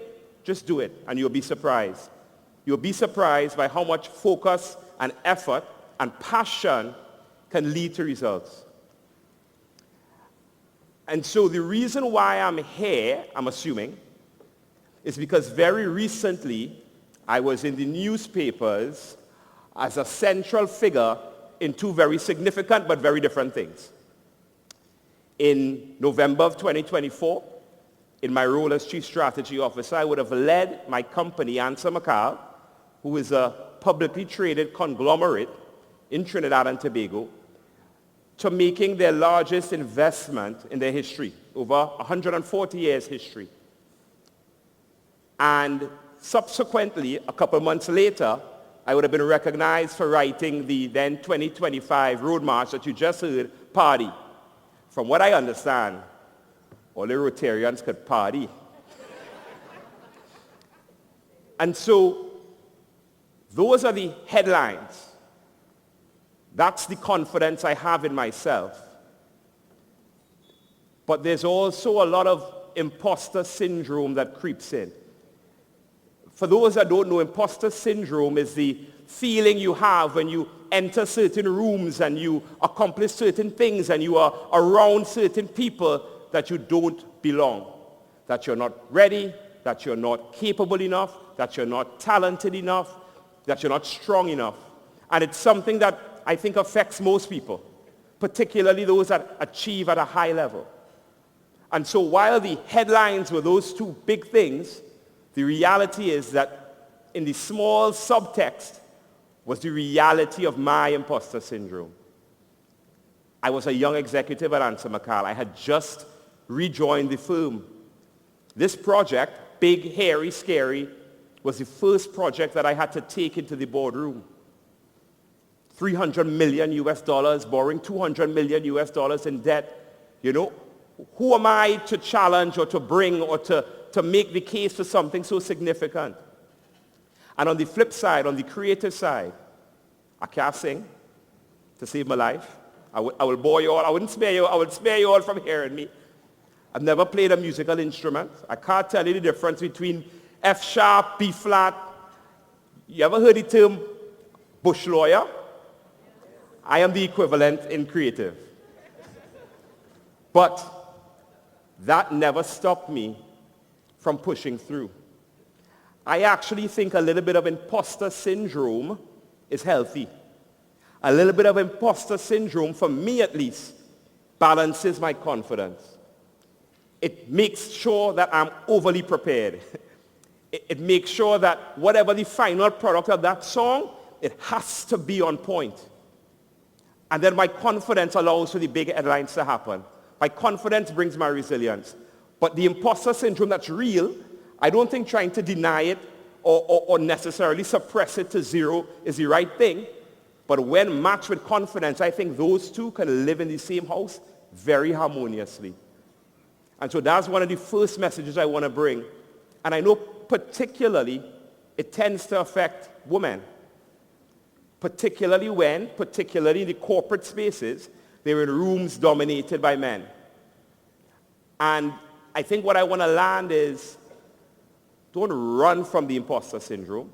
Acknowledge it, embrace it, use it to over-prepare, and let your confidence take you through the rest. So for me, the headlines is what dominated, but there was that doubt, that imposter syndrome in there. The other thing I really want to drive home in terms of the lessons that I learned that I think you all should and could take with you all as leaders in your communities and leaders in your organizations is the concept of risk. The concept of risk-taking. You know, risk has gotten such a bad reputation as being something to avoid, something to run away from. What I have found in my limited leadership experience is if you are on the cutting edge of innovation, if you're on the cutting edge right before you're about to do something great or impactful, you tend to stare risk right in the face. And so to bring it back to the two sides of me, the Bleach Tech transaction represented risk. Big, hairy, scary, risky. Not a territory that we are domiciled in the way that we are in Trinidad, while we do have operations there. Very significant. There's risk in that. On the side with the creative, party was a risk. The name alone of the song, what kind of Yankee thing is that? What kind of American party? We deserve a party. The intro to the song was a pop-sounding choir talking in an American accent. There's risk in that. What I want to drive home is that you're going to encounter risk as a leader. It's going to be actually probably walking step by step with you. But the idea isn't to avoid the risk, but to manage it. It's how you guide the risk, because it's an important part of doing great. It's an important aspect of greatness. And so I take calculated, deliberate risk. In my creative process, I'm always thinking, what can I do to push the envelope? What can I do to make sure the song stands out? Let me give you the context of Trinidad Carnival and Winning a Road March. Typically in a new season in Carnival, you probably hear a rotation of about 70 songs on the radio. If you're really in the industry, you know the reality. There are about 500 songs released in a 2-month period, fighting for those 70 spots to get on the radio, fighting for those 20 spots to be hits, fighting for those 2 songs to be in a road march race, and then the winner. So the very forest of activity requires risk in my mind when I create to stand out. And I love it. I love to embrace it. I love to take it on. I love people's reaction when they hear the headline. But what gets me comfortable is how I have prepared for it, how I have counterbalanced it. On the corporate side, I counterbalance risk with conservatism. And so my assumptions typically steeped in conservatism. I also acknowledge and front-face risk. So the biggest section in any investment thesis I'm writing, the most thorough, is the one around risk, so that my stakeholders are well aware. On the creative side, you have to balance the risk. So Party is risky as a concept, but Marshall is slam dunk as an artist, right? The music bed, very traditionally soca. And it's in fact, when I heard the music first, I remember messaging a friend of mine and said, I'm going to take a risk on this one. I'm going to do some sort of a techno chant in the front. This before I even conceptualize it. Because the beat was so, I could go to the bank with it. And so, to me, risk is such an important part of the leadership journey. And so ask yourselves, what is that risk that you're not taking on? What is that risk that you're sort of running from? What is that risk that is the barrier once you overcome it to greatness? I think it's something very important to consider on the leadership journey. So story time. I have on either side 2 real WhatsApp screenshots. The one right above me is a screenshot from 2022, when we sent Marshall one of the songs I wrote, Come Home, by Nyla Blackman and Skinny Fabulous. Anybody know that song? Big tune. We sent that to Marshall first. You know what he said? It was too Yankee. It felt a little too pop, a little too American. He eventually passed on it. On the other side, I have, when I sent the demo of Party to the producer, Mevon, I said, Mevon, Party, big caps, exclamation, I'm excited. His response to me, this not feeling like your usual work, you know. I don't feel is it. Feeling a little typical. Let me delve into these 2 things, because I had an initial point, and while I was creating this slideshow, I got a sub-point to this. So the initial point is, rejection is part of the job, resilience is part of the leader. Rejection, like risk, is inevitable. It's inevitable. But when you lead with purpose and not lead with ego, you can push past rejection. So if my purpose is to make the best song, I tend to take rejection as constructive criticism because of the purpose. If the purpose is to bring forth a deal that there is alignment on, the right deal at the right price with the right valuation, then rejection of that, if I'm leading without ego, allows me to go through. That was the first point when I looked at the 2 of them. In Marshall's case, I moved the song on, it ended up in the right hands. Even he admits it to this day. In Mevon's case, I didn't talk to him for a week. Seriously, I locked off Mevon for a week. And then I said, you know what, Mevon, send me the files for the song. I'm going to go back into the studio.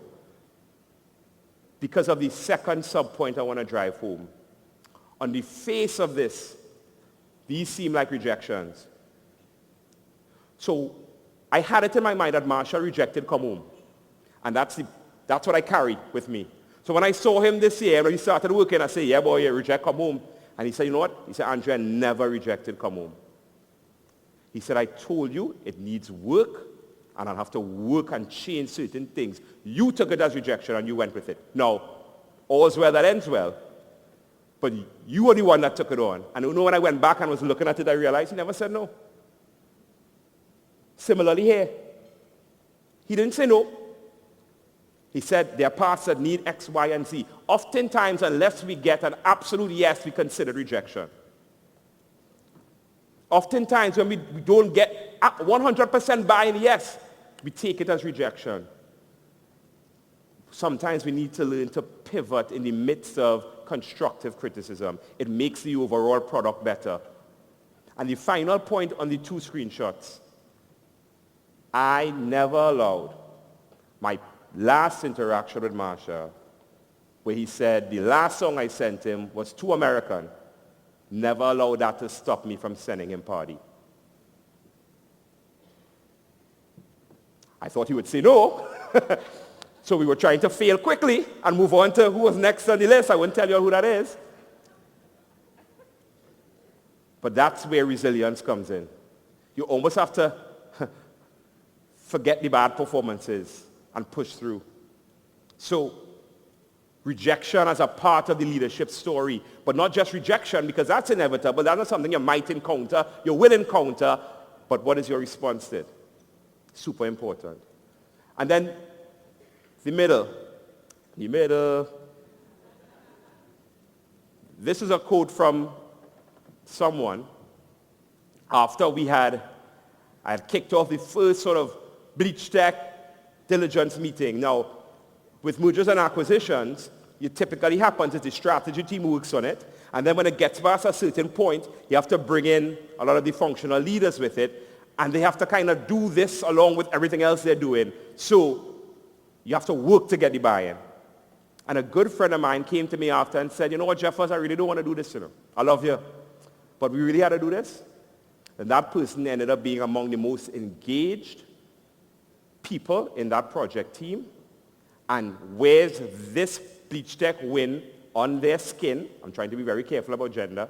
On their skin, so I don't reveal who it is, on their skin, regardless, throughout. Champion. That was something I had to pivot from and through. So I think as part of the leadership story, part of the journey on both fronts, rejection as being a major theme, resilience as the answer and the counter to it. I think this is probably my key slide. All of my worlds collide to make all of them better. I do investment theses better now because I'm crafting my story in the right way. I'm writing my songs strategically, intentionally, every word, every lyric, every part, where the post-chorus comes in, where the kick, where the bass, where the drums come in, using we and not me to make it collective, where I need to sing along, where I'm looking for jump up, where I'm looking to settle it back, where I'm looking to build it back, where the rise are going. It's all very strategic, sometimes at the nerve of the creatives around me. My discipline from my corporate side comes into my creative side. The rejection you have to take when you bear your art. Anybody here in the arts do any sort of artistry and have to show people your art? Your ability to take rejection has to be significant. To pivot has to be significant. And that allows me to be able to be very nimble in those difficult conversations where there's pushback and take it with grace. And so the takeaway there is sometimes the passion that you're ignoring, that you think may be a distraction from the main thing, may actually be an accelerator, an inhibitor. Final one, or the second to last slide. And I have to go. I see the timers are timing. The wins were not about me, they were about we. Both from the leaders, Anthony Sagwa III, the CEO of Answer McCall Limited, allowing me to lead but stepping in when he needed to. Marshall, when we had party and we were in the road march race and we were worried, Bungie carried, he said, fellas, you all give the right jockey the horse. Relax, calm down. the team that supported, strategy office team, the C-suite team, the functional teams, the creative teams, Kyle, Mevon. This was a team win on both fronts. And that, to me, that's what makes the leadership journey sweet. The fact that the wins get to be celebrated by team and the importance of team. I remember there was a day in that Bleach Tech deal where I had to, for the 4th time, tell the team that the deal wasn't closing when I was expecting to close. And I got the news, and I walked straight into his office, and I collapsed on the couch. And I said, Anthony, just take this one from me. Make the call now. I just need it. And he said, don't worry. I will call, and I will tell everybody X, Y, Z is the case. Leaders need to be led. And I've had great leadership over the course of my career. And finally, impact. That's what makes the leadership journey sweet. When the wins, when the result of it is impactful. Bleach Tech, the acquisition and the growth of bleach volumes is going to allow for the purification of water in Ohio and Virginia and environs, rural and urban areas. Impact. For those of you following in Trinidad, there was a competition, the MM Party competition, where we would have asked people to tell us why you deserve a party and put your videos on social media. And the National Center for Persons with Disability, they garnered the attention of the public and got 1 million views, 1 million shares, 1 million likes. They won a free MM Party, but more importantly, they drew a lot of national attention and got donations and had the time of their lives. Impact is super, super, super. It's the reward to me of leadership. Seeing what I have put blood, sweat, and tears into have an impact. And so now as I close, I would like to ask the team to just cue up a 1-minute video, just 1 more minute, just highlighting the impact on the National Center for Persons with Disability and the song and what it had. And I really hope to leave with you all that thing that you have in the back of your mind, that idea, that business idea, that intention, that idea you want to raise with your boss, do it. Do it. Take the calculated risk, put in the work, but do it. You can be great at anything you put your mind to. Just put your mind to. That's it for me. I'm just going to let the last video play. Thank you very, we get very much. Gift, and we must appreciate it, and we must use it to do better. I had a rough night last night because we had this competition and the National Center for Persons with Disabilities won. And the winner is the National Center for Persons with Disabilities. Congratulations. Watching the thank you message over and over last night, I couldn't sleep. Thank you. Thank you. Thank you. Thank you. Thank you. Thank you for your love and support. And I felt so much love in every thank you, and they making me feel good. They giving me the party I deserve. It's not even like if I giving it to them, just watching them making me feel like I getting a break or like I getting some sort of give back. And I want to thank them for being themselves and putting up with us who don't see them sometimes and don't be there with them. We're going to be there with them. We get a gift and we must appreciate it and we must use it to do better. And we're going to take this song to the corners of the globe and let them know that this is who we are. This is an expression of who we are. Sing the chorus. This is the NCPD party. Say, we work so hard. Turn it up. Say, we deserve it. Are you happy?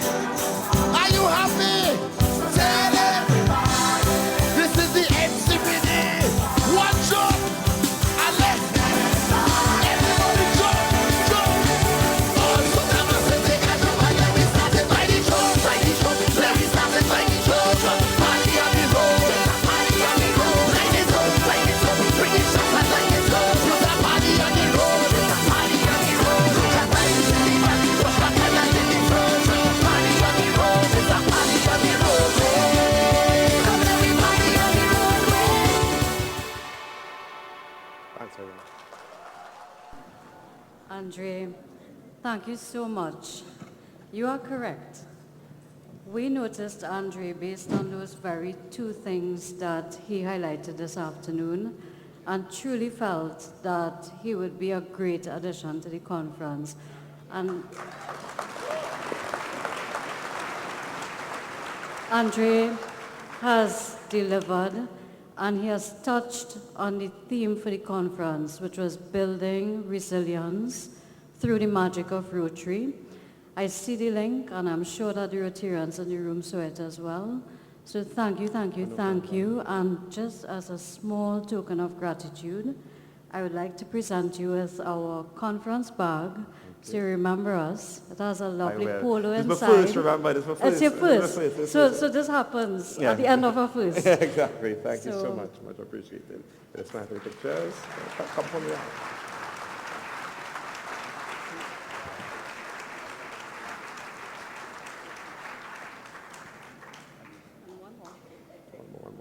So that's the bag and our polo. And the second item, I can assure you, will cause a party. Should I take it out? You can. Okay, I can. Let's see.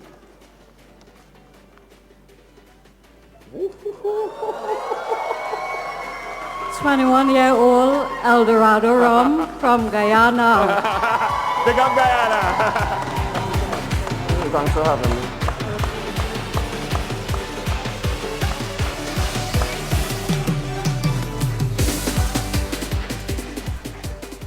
Mesdames et messieurs, la prochaine présentatrice, la prochaine speaker, c'est quelqu'un que je ne connais pas vraiment.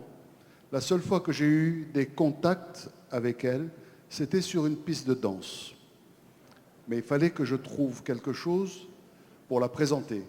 Alors j'ai demandé à certains de ses amis, qu'est-ce qu'on pourrait dire à propos d'elle?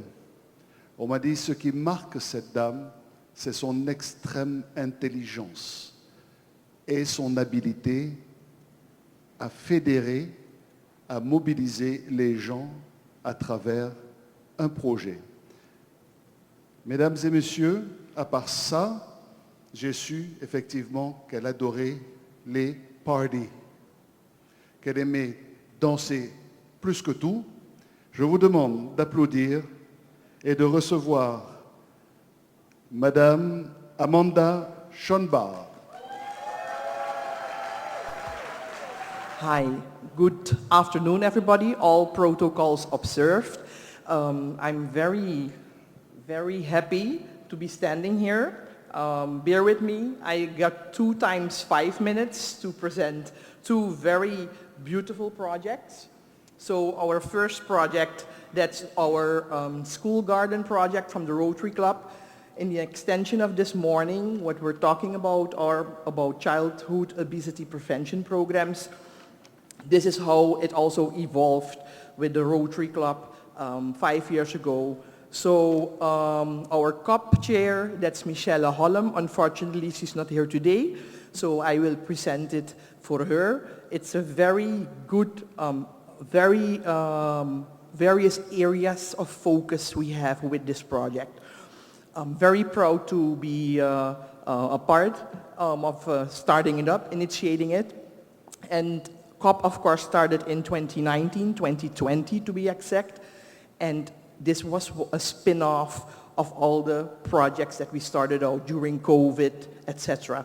So 2023, we started with our first pilot, did 2 schools, and then last year we requested a district grant, for which we were very grateful. We received it, 80% of what we requested, so we could continue with the school garden project in my year. My name is Amanda, as you heard in the introduction, and I'm the club president of the Rotary Club of Paramaribo. Beautiful thing of this project, it's disease prevention and treatment it covers, it's child health and education awareness, it's community development, and you will see why, and it also supports the environment. So we're touching base on typically 5 areas of our focus areas. So the goal was to teach children and their teachers how to do the gardening of vegetable in an environmentally friendly manner. So in this project, we will teach them how to start out and how to grow, how to harvest. We will educate them on a healthy lifestyle, how to cook and what to choose and why it's important to have vegetables in your lifestyle. So typically we would engage students from the 4th and the 5th grade of the elementary school. For the other systems, it's children between 9 and 12 years that we're engaging.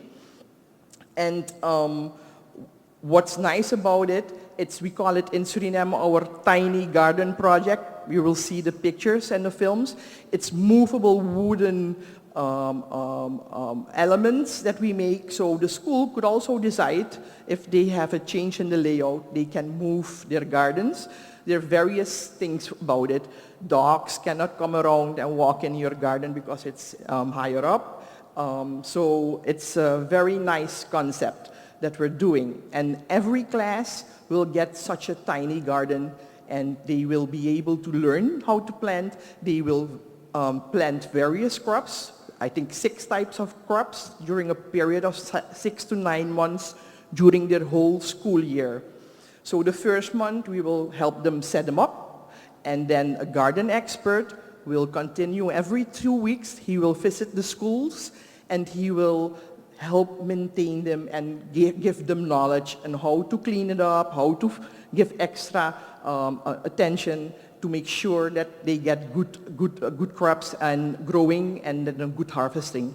So not only implementing it, not only putting down the gardens, but also educating how to maintain it. And the very beautiful thing is when you go down there, the smiling faces, the kids are so proud when they harvest their kalalu and their other antrua. I don't I don't know the English terms of them, but peppers, very proud. And the schools that we're currently doing with the district grant, they have a small kitchen, so they will prepare the harvested vegetables and the kids will eat that during lunch that day. So their own blood, sweat, and efforts, it is like a closed loop, and they will also eat. And you're with your peers, you're with your students, they are eating it, I'm eating it too, no? So there's a beautiful spin-off that you will get, and we make sure that we leave them with a lesson plan because we're introducing them in the first year, but we want them to continue on their own, right? Should be have reach, you have impact, and it should be sustainable. It's very important. So they also get awareness sessions. Michelle will go to the schools, a physician, she's a medical doctor, and gives also awareness sessions on the healthy lifestyle. And some of the schools also received our booklet that was done in 2021. I know that a lot of countries had it. We had it in Dutch. It was in French. It was in English. So they will get the booklet on healthy lifestyle also, apart from the lesson plan. So what was the outcome? We did 4 elementary schools. We reached about 300 children in the past 2 years. Vegetables were harvested and prepared, making aware, and the children also aware of how to prepare and the healthy meals. And I think the even more impactful spin-off of this, the teachers, all of them telling us, DG Debbie was there also, planting at home. They're growing their vegetable because of this school project. So the spin-off is, they'll take the knowledge back home and continue at home. The children are telling their parents. So those 300 children, it's 300 families that we reached during this period. So it is very, very impactful. Hope this works. Short movie.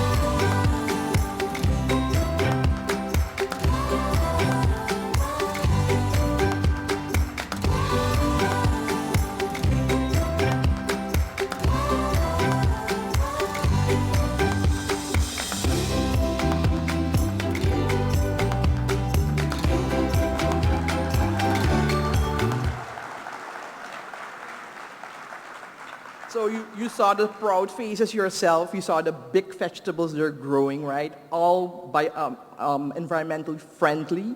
So that's also the focus of this project.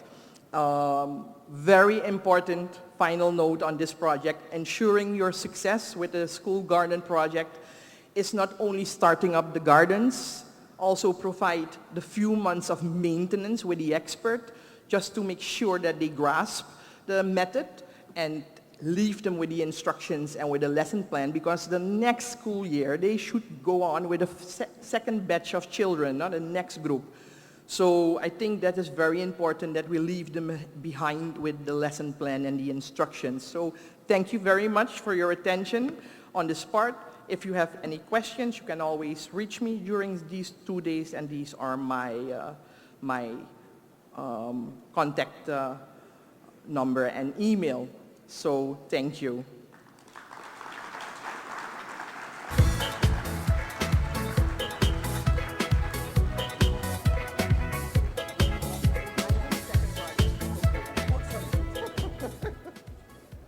I'm not leaving yet. It's too nice up here. No, just joking. This is a very, very beautiful project. I'm very proud of this one. Maybe less sexy and with less nice pictures of smiling faces, but very impactful. And it's a type of project you need to continue with it in order to get the impact and see the reach. But strongly believe in this project. Our Young Peace Builders program. It's a 2-layer program, so bear with me. Most people don't understand what it's about in the beginning, but I'll try to manage to get it across. So the Young Peace Builders program, it's a unique Train the Trainers program aimed at empowering young people to take an active role in promoting peace and resolving conflicts.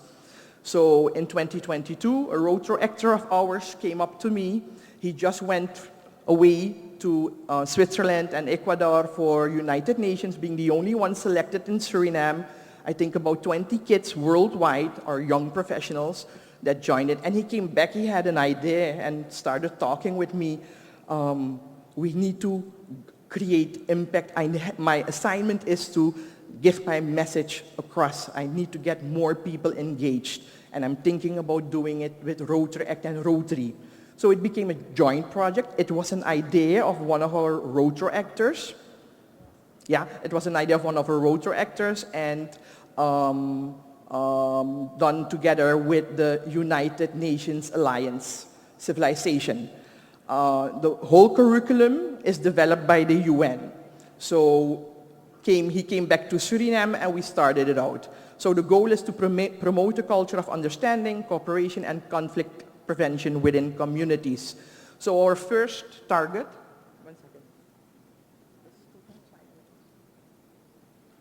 okay, good. And okay, I have a few minutes, so I'm gonna try to get across immediately. Can we start the movie? Okay, so is it already 10 minutes? Okay, time is running, sorry, okay. This is the last movie. It's a Train the Trainer program. And those ambassadors we are building and creating, they are going into the field, going to children's homes and doing their awareness sessions. So it's a 10-week program for the trainers, the ambassadors, and our ambassadors being Rotary actors, youngsters between 18 and 25 years. And we've built 25 peace builders in the past 2 years, 3 years, and trained approximately 300 kids we reached. But I don't know if this is, it's 1 minute.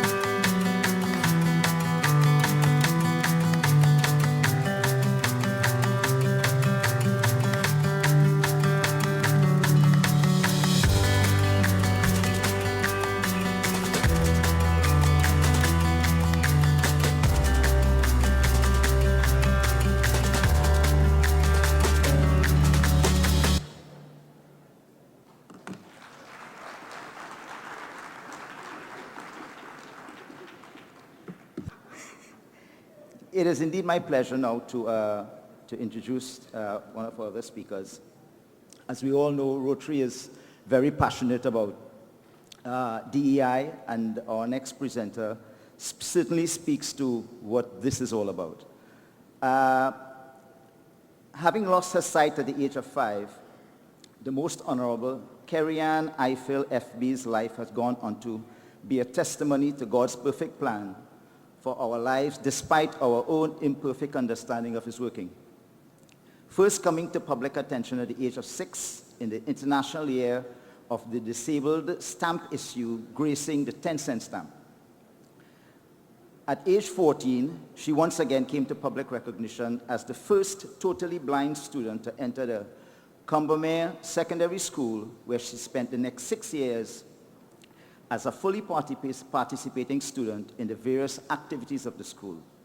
She graduated at the University of West Indies, Durham Business School, and Eddystone Teachers Training College. Professionally, Kerry-Ann has worked with the women in the development program, Parental Education for Development in Barbados, until spending 10 years on the staff of the Barbados Council for the Disabled, the non-governmental umbrella body for several organizations. At BCD, Kerry-Ann engaged in research and project coordination with duties spanning media relations, website management, administrative activities of projects.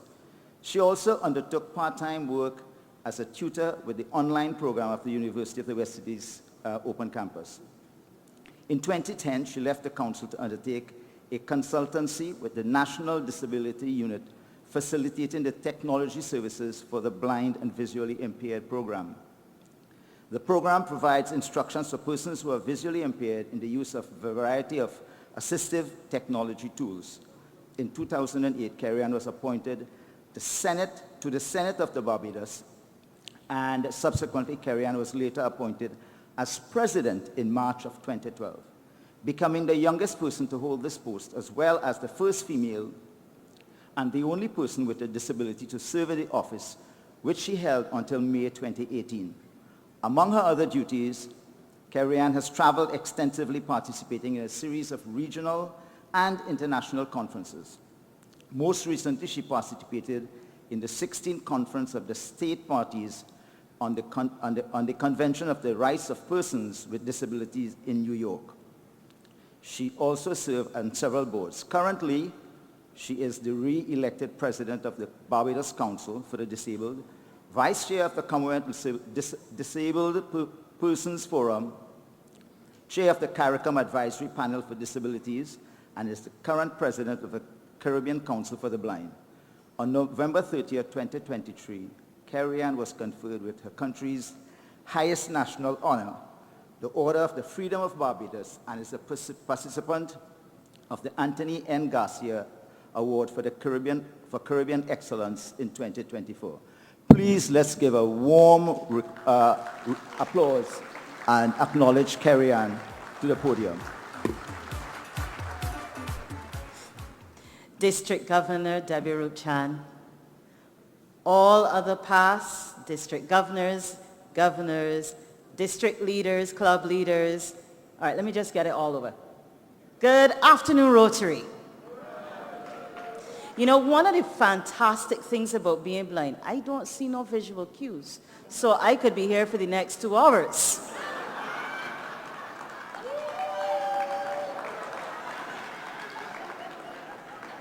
Yes? No? No? Oh well, fine.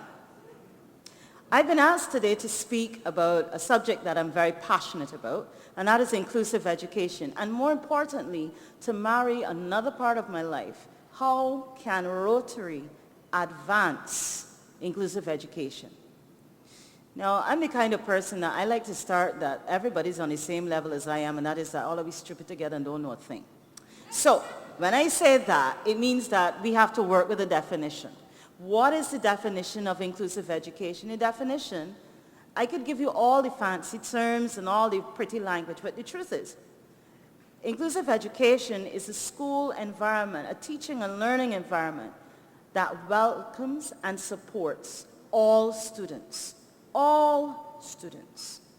Its key principles: access to quality education, removing learning barriers, supporting diversity, promoting belonging. Now, why is inclusive education? Why does it matter? First off, it's a human right. The United Nations Convention on the Rights of Persons with Disabilities, and I'm pleased to say that all countries in the English-speaking Caribbean, and I believe all in the Francophone zone, have ratified the convention. So that's really good. We're among 193 countries in the world. So that's one. And Article 24 speaks specifically to that human right. Better educational and social outcomes. That's why it matters. Building equitable communities. Now, what are the principal challenges to inclusive education? I could give you all of the terms. You could do a Google search and find them. But you know what remains the biggest barrier? Attitude and awareness. Some of the other ones, lack of accessible materials, inadequate teacher training, physical barriers in schools, stigma, and low expectations, limited community awareness. Low expectations is one of the things that keeps a lot of persons with disabilities, a lot of people out of society. Now let's get to the good part. How can Rotary support inclusive education? Now there's some principal areas out there that are just ripe for the picking for Rotary. Supportive, accessible learning tools. Donate assistive tech. What is assistive tech? Well, you can Google that too. You can Google anything you want these days. But basically, it's access to technology that is designed to raise the bar and level things out for students with a variety of disabilities. And they come in a variety of sizes and styles for every learning challenge out there. Unfortunately, I used to joke and say, I don't joke anymore because it's too true, that blindness is a habit I can't afford. Disability is an extremely expensive lifestyle.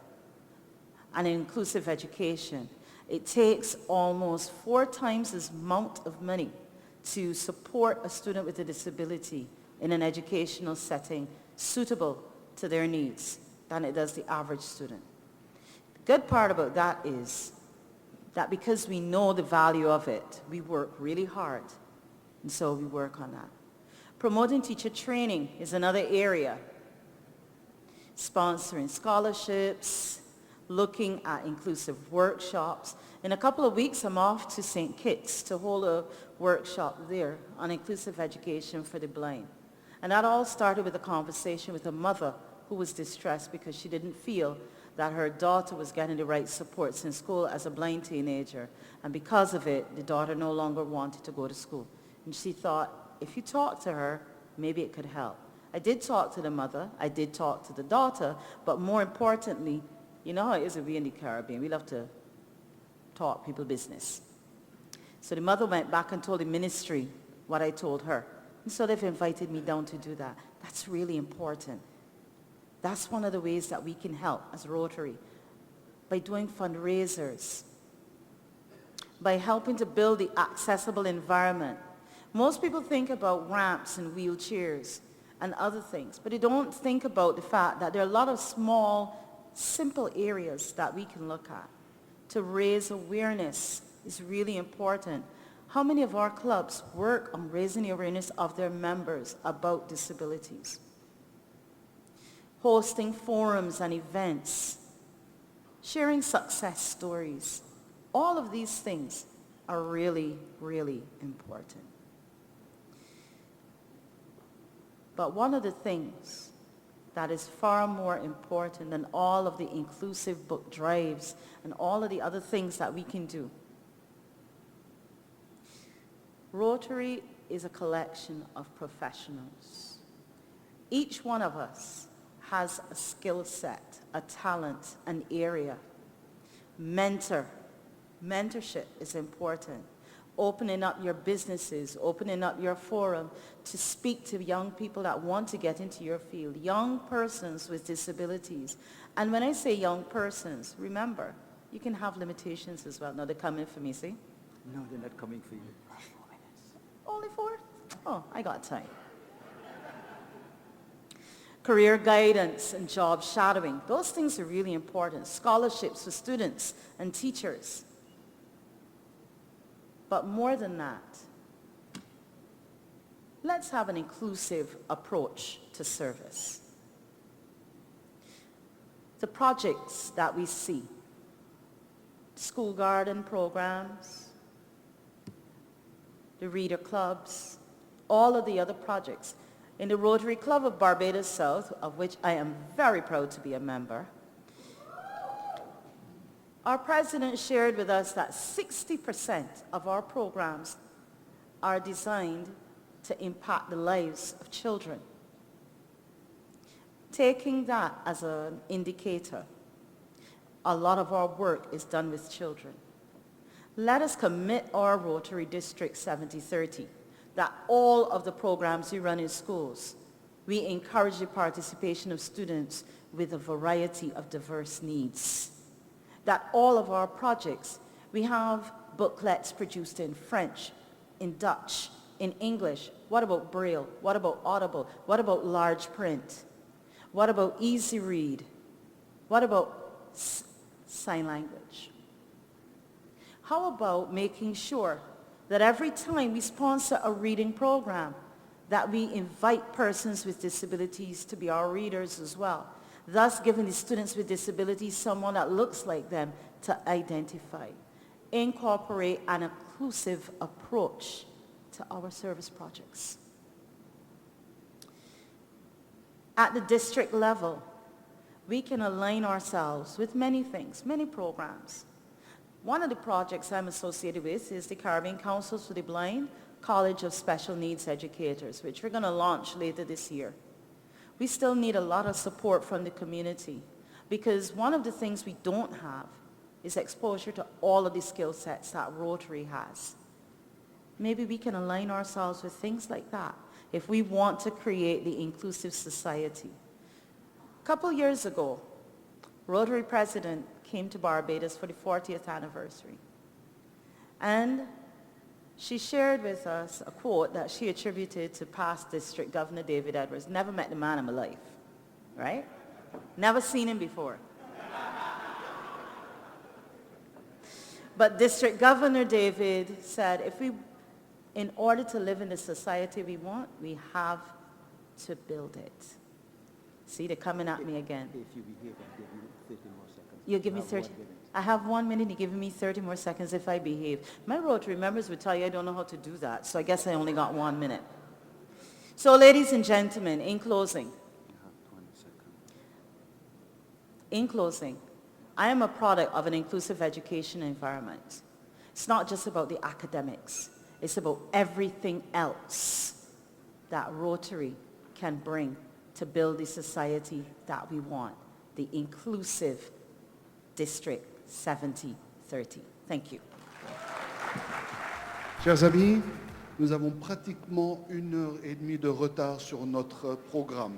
Alors on va faire vite dans les présentations et je suis désolé de ça, mais notre prochaine présentatrice, notre prochaine conférencière est la responsable au niveau du district de l'environnement, qui est une cause qui nous touche beaucoup dans notre district parce que notre futur, il est lié à la sauvegarde de l'environnement. Alors je vous demande de recevoir comme il se doit le responsable du programme environnement du district, Lisa Foster.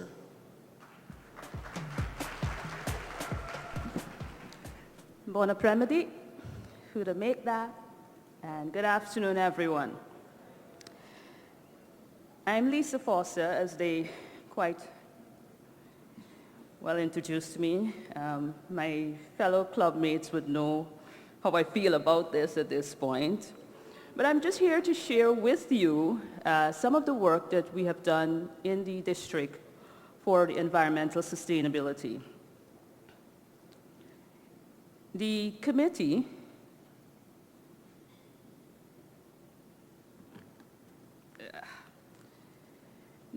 is made up of a few members. Matt from St. Lucia, Shatera, who's a Rotaractor in Suriname, Donna from Barbados, Diego from Aruba, and myself. I'll call out on Sean and Maria, who amicably supported us throughout the year. The main goal of the committee was to highlight what we all know is that climate change is a challenge and it will severely impact us within our territory. We as Rotarians, a collective body, can make a difference and will make a change once we work together. Our main objectives was to gather the information that we have because the clubs are working on different aspects of environmental sustainability. How can we share that information among ourselves? We tend to work in silos in the district in some cases. Who else can we collaborate with to get that message across? And what steps can we do to make that change? So to achieve that, we thought we would put forward some recognition or awards called the Enviro Awards, starting at a bronze level. I am very happy to say that a few clubs were able to complete some work and put forward those, submit their awards, and I can ask those clubs as I call your names to please stand to be recognized. These clubs did activities from hydroponics, aquaponics. Clubs supported marine life through work with sea turtles. There are clubs creating green spaces, gardens, tree planting. There are clubs supporting pollination, clubs sponsoring science and environmental aspects in schools. We're doing coastal cleanups and we're doing work with mangroves. We're even encouraging reuse and recycle. One of the things that warms my heart the most is the fact that all of these clubs that are working are including the youth with them. So it's not a Rotary or Rotaract, it's an entire organization. Antigua, somebody stand. Barbados, Barbados South, Central Port of Spain, Demerara, Fort de Francois, Garden City, Kuru, Marval, Paramaribo, and Stabroek, Georgetown. Thank you, everyone, to all those clubs who continue to work and support the environment.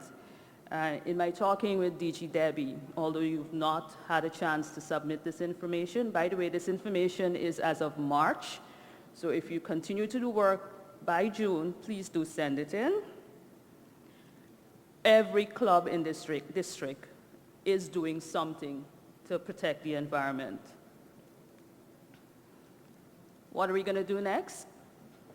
We're a big group. This territory is huge, 80-something clubs, and we're all going to be impacted by climate change. Just let's put our hands together, our heads together, continue to gather information so that we can make that change for our region. Thank you. I made your 4 minutes.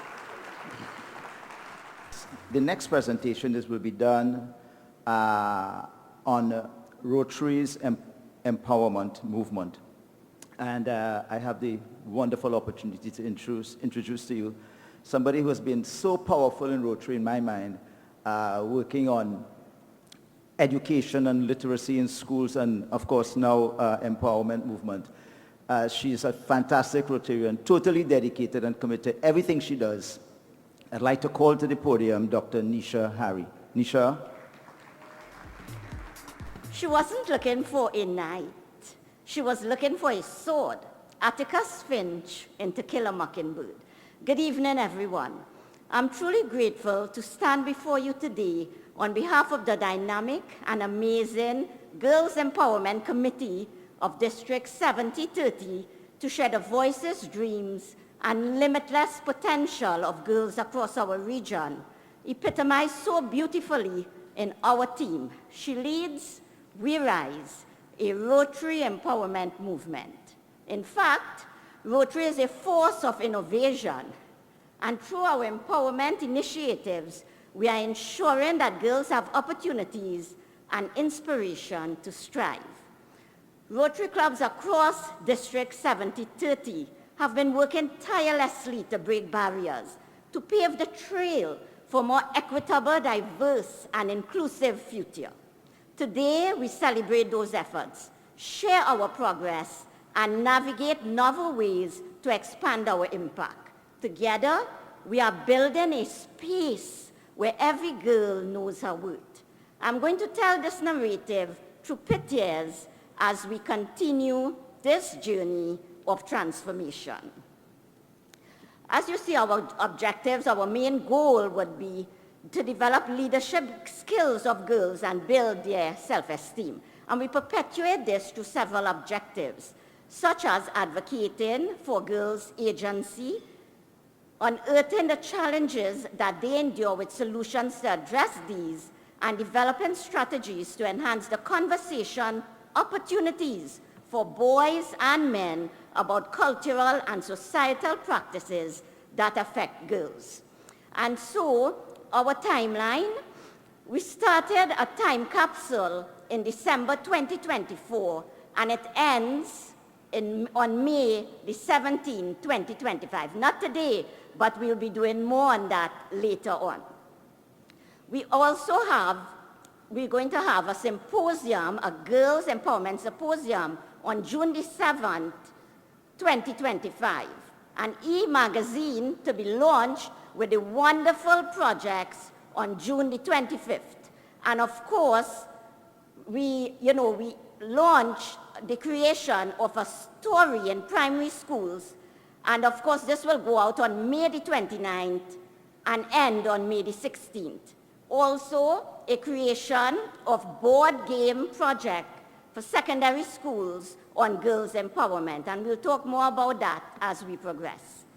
So, there were other initiatives. We celebrated, for instance, International Literacy Day events, all right, with a focus on girls and literacy on September the 8th, 2024, with suggested projects that included interactive read aloud, creation of posters on girls' empowerment through literacy, literacy workshops, teaching English to migrant children, and book fairs. I must say that this initiative, this literacy with a focus on girls initiative, became a catalyst for new, lasting projects beyond the event, inspired by its impact and empowerment-driven, these empowerment-driven projects continue.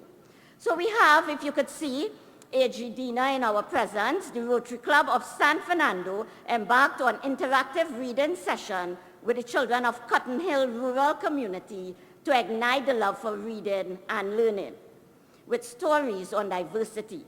All right, also engaged in interactive reading was the Rotary Club of Point Fortin.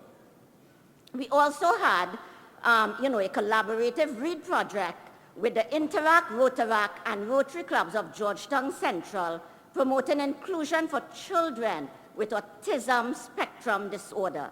That became a powerful project until today, and they're going through to the future. As you can see, another wonderful initiative, right? The Interact Club of Saraswati Girls Hindu College engaged in reading the story of Wanguri's Tree of Peace to promote peace, given the spate of violence and bullying in schools. These stories continue, and other themes such as climate change, inclusion, and environment awareness have now become a project for these girls. The Rotary Club of Felicity Charleville and the Rotary Club of St. Augustine also did a read-aloud video production of 4 books, including girls, in an effort to empower other girls. We also had readings by 2 boys on empowerment. And this video was shared with many primary schools in Trinidad and Tobago, and some schools use it during reading periods. We also see literacy depicted through art, as students are not homogeneous but diverse. We have to truly understand that there are multiple intelligences, as coined by Howard Gardner, and we have to capitalize on this as children learn in a multiplicity of ways. Some of our books, very grateful for My Garden Friends, we just saw that, by, and I'm happy to finally get an opportunity to join with you all and say, previous District Governor Lara. The girls love the book, and the boys even more. Additionally, at Saraswati Girls, they wanted to express how they feel as girls, and this is a sample here through journals, art, and poetry. We also celebrated the International Day of the Girl Child with suggestive initiatives that include girls in agriculture, technology, and STEM, and engage boys in promoting gender equality. The pictures will tell the story, for example, the Rotary Club of Demerara, where the boys supported girls in STEM. Also, we had an empowering girls contest on a vision for a better world, right, in collaboration with the Orapun Police Youth Club. We also had the Rotary Club, as you see in there, of Garden City, Georgetown, Guyana, and they held a special assembly with students. Another initiative we celebrated, and the projects continue still, International Women's Day. You can see the Rotary Club of Garden City, Georgetown, supporting girls through their Girls Empowerment Wellness Weekend. And we also have Pipi Avia with a club, the Rotary Club of Georgetown Central, in a project empowering girls and women to assume leadership roles in various fields. And of course, we talked about this project earlier on, the e-board game, and of course, the creation of a short story on girls' empowerment, and it focused on animal welfare, because they all love animals, and it really, really is important. As you know, it builds empathy and compassion, and they really, really want to make a difference through animal welfare, and these projects continue. Other girls' empowerment projects focus on and fosters eco-conscious leadership, girls in agriculture, encouraging sustainable practices, girls and inclusion, girls and safety, girls and peace, hence champion dialogue and resilience, and girls supporting women in vulnerable circumstances and others. And we see here some of those projects with the environment that, you know, sustainable, the mangrove, Felicity Mangrove. We also see the project with girls in agriculture. And what did they do here? The girls produced, they actually planted lettuce, and they produced it. And what they did, they used the money towards donating to Rotary's polio eradication efforts. So it was also agriculture and economic development. We also see here the Rotary Club of Port of Spain West engaged in a magnificent project that focuses on girls' empowerment, safety, and security. 82 young ladies were trained in self-defense techniques by the Black Hawks martial arts group. Okay, and we also have girls across the district. They're celebrating World Down Syndrome Day, promulgating peace in the world through art, giving stationery to schools that cared for children with autism. We have the Rotary Club of Paramaribo residents, I hope I pronounced that properly, initiating sessions for girls and women to make sanitation pads. What an excellent project, and they are here today, so we could give them a round of applause. The Rotary Club of Georgetown Central at a girls' empowerment retreat. And of course, we have the Rotary Club of Felicity Charleville with Chair Rotarian Priya at a girls' orphanage promoting good hygiene, installation of a mini kitchen garden, celebrating Zero Discrimination Day, and distribution of sanitary napkins. Finally, and you see some of the animal projects there. Finally, we engaged in a time capsule initiative. Why? Your story in a time capsule for generations, never forgotten. So the time capsule tribute celebrates 7 distinguished Rotary women whose contributions have paved the way for future generations. This initiative includes a time capsule comprising items that honor the achievements and experiences of these women in District 7030. The time capsule will preserve their legacies, reinforcing the commitment of Rotary District 7030 to the empowerment of girls and women and the promotion of Rotary ideals. The Girls Empowerment Committee recognizes the following women: Pipi Barbara Ayuen, PDG Astra da Costa posthumously, PDG Lara Quentrell Thomas, PDG Dominic Venner, PDG Sonia Allen, DG Debbie Rupchan, DGE Soraya Warner Gustav. Can we give them a round of applause? Through this initiative, the Girls Empowerment Committee exemplifies Rotary's commitment to service above self, ensuring that girls across District 7030 can boldly step into their futures. And I'll give you one quotation from a girl interactor that attended the last session, and we'll see some of these here, that attended the last session. You know, we already honored Pipi Barbara Ayuen. Some of, our pitiers from that virtual conference that we had honoring her. We also had, PDG Lara. We already honored her virtually, as well as PDG Astra Acosta. And these were some of the highlights. And one of the girls called me after, and she said, and I quote, "Honoring our Rotary women is the greatest lesson you can give me on girls' empowerment. Through a different lens, perhaps, but an important lens." Close quote. So, to end this segment, remember we have 22 minutes, the Girls Empowerment team dedicated the song entitled Hall of Fame by the Script to our 7 honorees.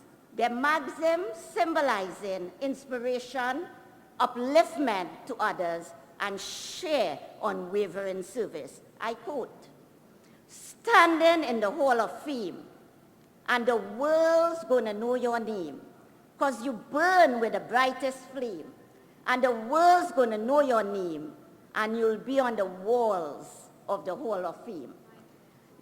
Very good. Thank you. Our next segment, I'll call on A.G. Dietner to present the Time Capsule Awards. Thank you, Nisha. So over the past weeks, we have embarked on a remarkable journey of recognition and celebration, coming together to honor 7 exceptional women in Rotary District 7030. And these extraordinary individuals have dedicated themselves to empowering girls and transforming their communities through unwavering commitment, resilience, and leadership. This recognition series paid tribute to their profound impact. I'm going to skip some of it. On May the 17th, we will celebrate the remaining 4 outstanding women, PDG Sonia Allen, PDG Donner, DG Debbie Rupchan, and DGE Soraya Warner Gustav. And this will be done by online. Each of these trailblazers has embodied leadership and dedication, leaving an indelible mark on District 7030 and beyond. So at this point in time, I will now invite the members of the subcommittee of the Girls Empowerment team to join me on stage as we seek to express our gratitude to these women for their exceptional achievements, their contributions, and their commitment to empowering future generations. We are very grateful for this opportunity at the district conference to present these 5 women with commemorative plaques.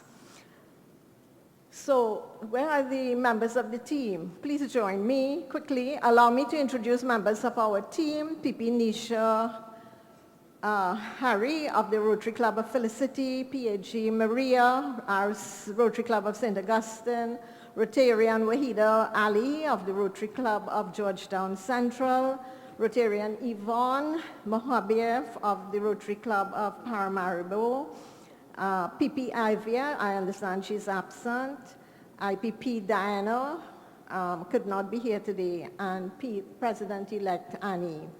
So I now call on PDG Milton Innes, FRICS and Barbados High Commissioner to the United Kingdom, to make a presentation to PDG Lara. PDG Lara.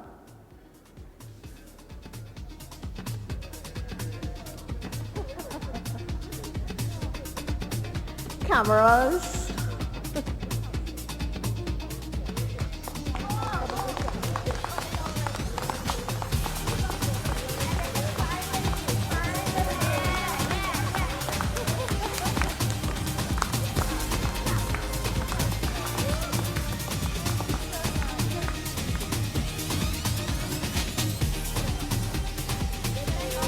Thank you so much. I call on DGN Maurice Saad to make a presentation to PDG Dominique Venere. Venere, sorry. Is she in the room?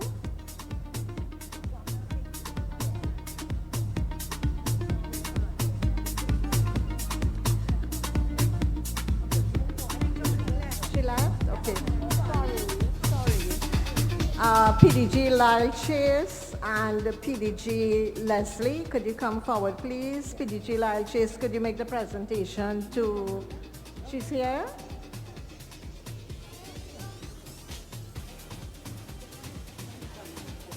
If the PDG Lyle and PDG Leslie, if you can start walking towards the stage so as to save some time.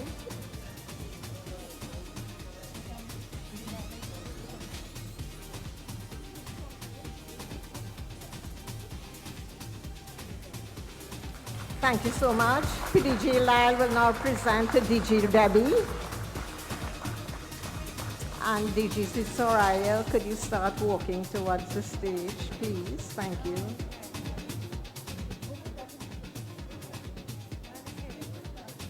Debbie.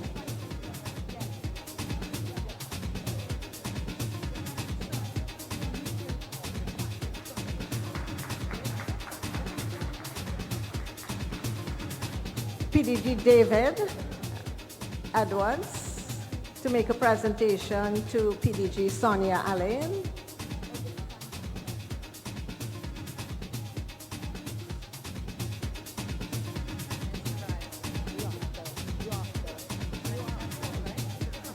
Yes.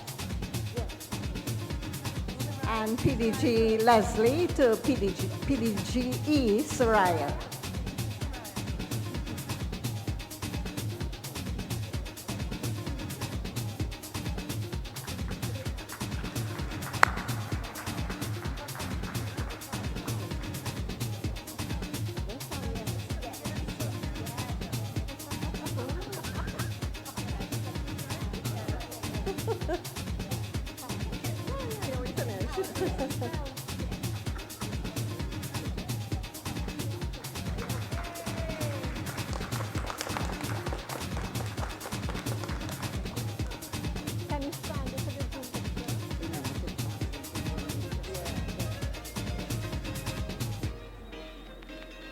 So we now dedicate a song called Hall of Fame, sung by Script.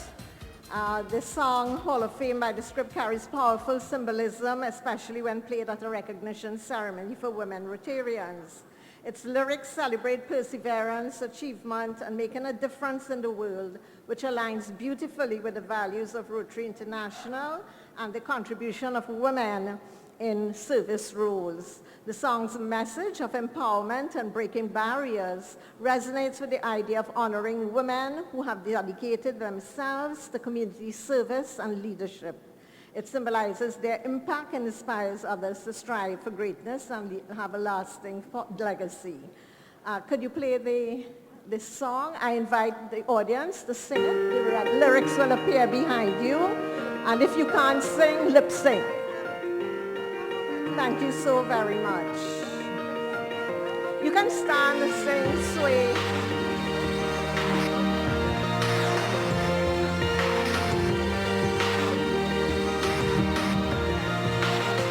Yeah, you can be the greatest, you can be the best, you can be the King Kong banging on your chest. You can beat the world, you can beat the war. You can talk to God, go banging on his door. You can throw your hands up, you can beat the clock. You can move a mountain, you can break rocks. You can be a master, don't wait for luck. Dedicate yourself and you go find yourself. Standing in the Hall of Fame. Yeah. And the world's gonna know your name. Yeah. 'Cause the man with the most fame. Yeah. And the world's gonna know your name. Yeah. And you'll be on the walls of the Hall of Fame. You can go the distance, you can run the mile. You can walk straight through hell with a smile. You could be the hero, you can get the gold. Breaking all the records they thought never could be broke. Yeah, do it for your people, do it for your pride. Are you ever gonna know if you never even try? Do it for your country, do it for your name. What we're going to do now is we're going to have a presentation on the Country Action Group on mental health initiatives for Trinidad and Tobago. And of course, clearly, this gentleman needs no big bio introduction. Let's give a big welcome to our very own Sean Paddy. Sean?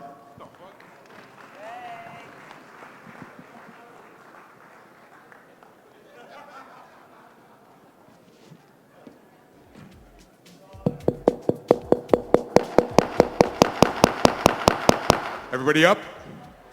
Yeah? You can take it. Hey guys, so first off, thank you guys for sticking around. I know it's a long day. I'm going to try and be quick. So for those of you who know me, it's Sean Paddy. And for those of you who don't know me, do not believe anything that anyone who knows me tells you. So today we're going to talk about the Country Action Group on mental health initiatives for Trinidad and Tobago.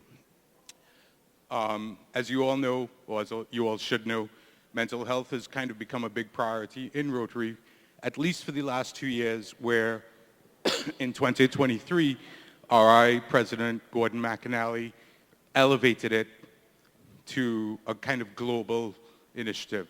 Those lights are bright. Wow. So let's see. Our kind of mission was to see how best we can establish a presence for mental health, a sustainable presence for mental health, somehow in our district, countries in our district. So this is just kind of the story of how this particular chapter that focuses on mental health, mental wellness, mental well-being came about. And yeah. So we're going to kind of take it in these 5 steps, right? And the first one is kind of exploring what's out there.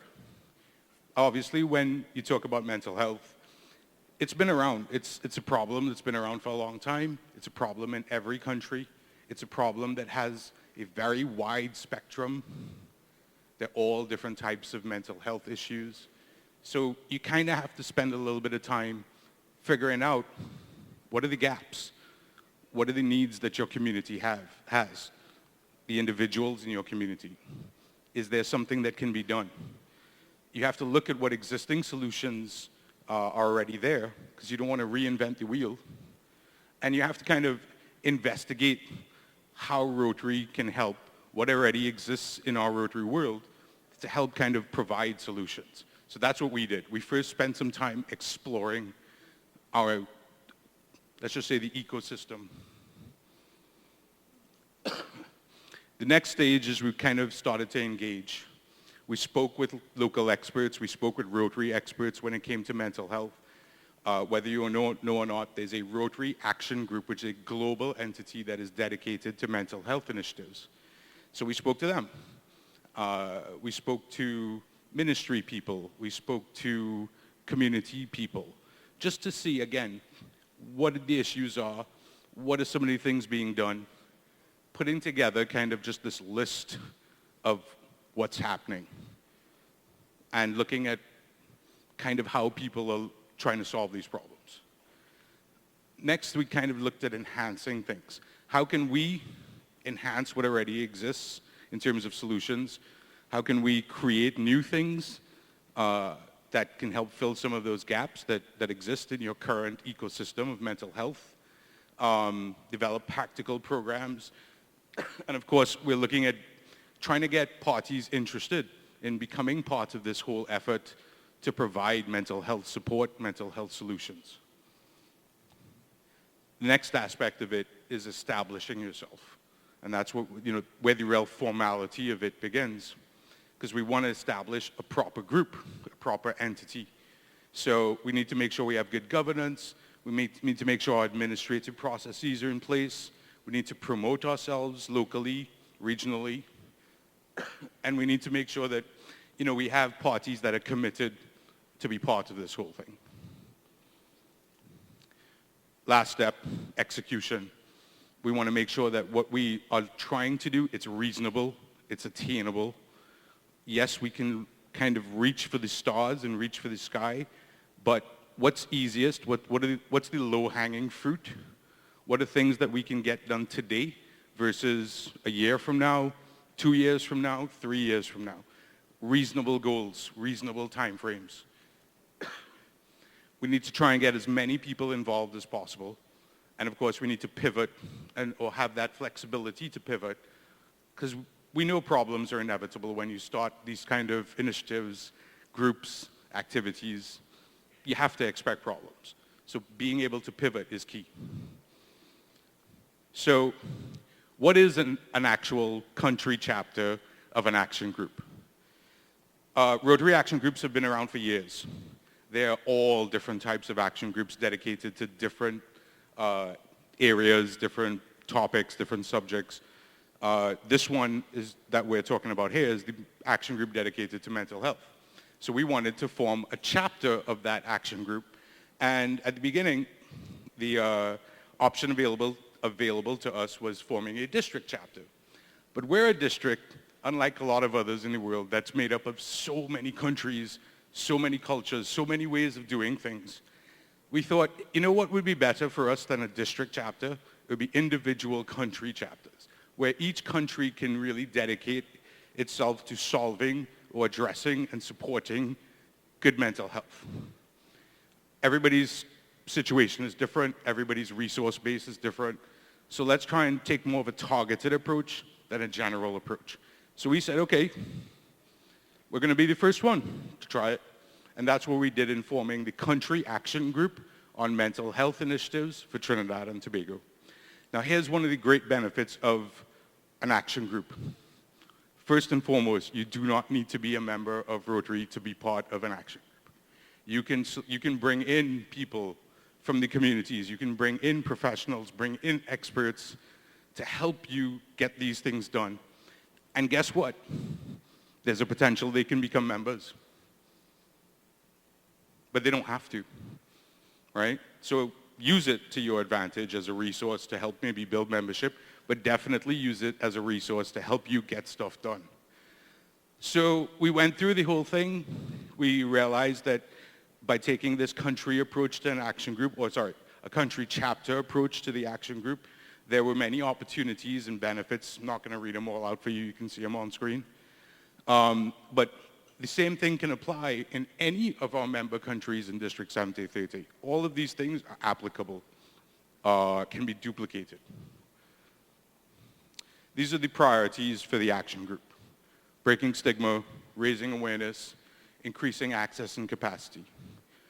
The fourth one is actually specific to the Country Action Group for Trinidad and Tobago. We added that fourth one in, to our mission. We want to make sure that as a priority, we engage members and engage clubs. It's a lot of the other aspects of it, right? You need good governance. All these things we addressed in kind of building up to forming the action group.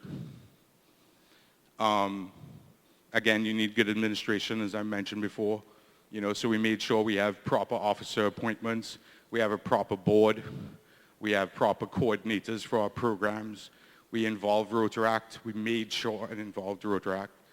You know, we have representatives for our different clusters in Trinidad and Tobago. We want to make sure we get buy-in and support, which is why we spend time building a good structure, a good foundation. These are kind of, again, how we set up our committees. You don't have to do it this way. I'm just demonstrating as part of our journey how we did it. We made sure and kind of checked a lot of boxes. We have ideas coming in from everyone. How do we filter what's good, what's not so good, what's relevant now, what's relevant later? This is kind of what we came up with in terms of our committee structure. These are our goals as a country chapter. Again, we had a much longer list than this to start. We kind of whittled it down, figured out what worked, figured out what wouldn't work now, but later. This is what we have so far. These are kind of the things that we've been working on for the last 6 to 9 months or so. We have regularly scheduled board meetings. We have kind of quarterly general member meetings. We are planning different kind of launch and engagement events within communities and among clubs. Some of these have already happened. Some of these will happen. Maybe not before the end of this Rotary year, but definitely before the end of the calendar year. And of course, we want to incorporate fundraising into activities as well because, hey, it takes money to get stuff done. I know I'm going to go 1 minute over. I'm giving everybody a warning. What we want to do here, and the last thing I kind of want to emphasize is we want to highlight this journey so that you guys from all the other member countries will take something back to maybe look at forming your own country chapter on mental health. Again, those are the reasons why on screen. But that's the key idea. On that note, I want to make a little bit of an announcement. That announcement is just today, I got a commitment from Jean-Marc Schmidt from Martinique, who has pledged that Martinique is going to be forming the next country chapter on mental health initiatives in District 7030. So just to symbolize that, I'd like to invite Jean-Marc up. And I'm just going to, that's the mental health pin. Yeah?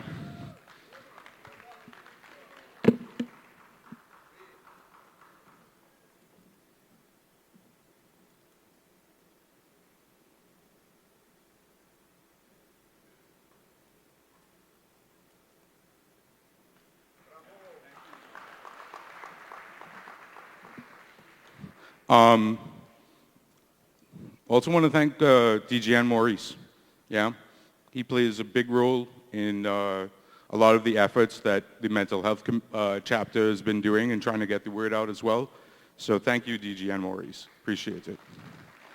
And anybody need any help, any information on setting up your own chapter?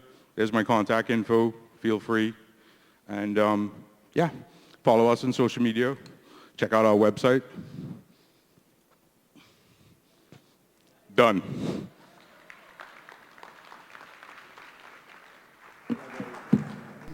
So, presentation of our next speaker. Please welcome Cindy Uden. Please, from Paramaribo, Kota. Please. Good afternoon.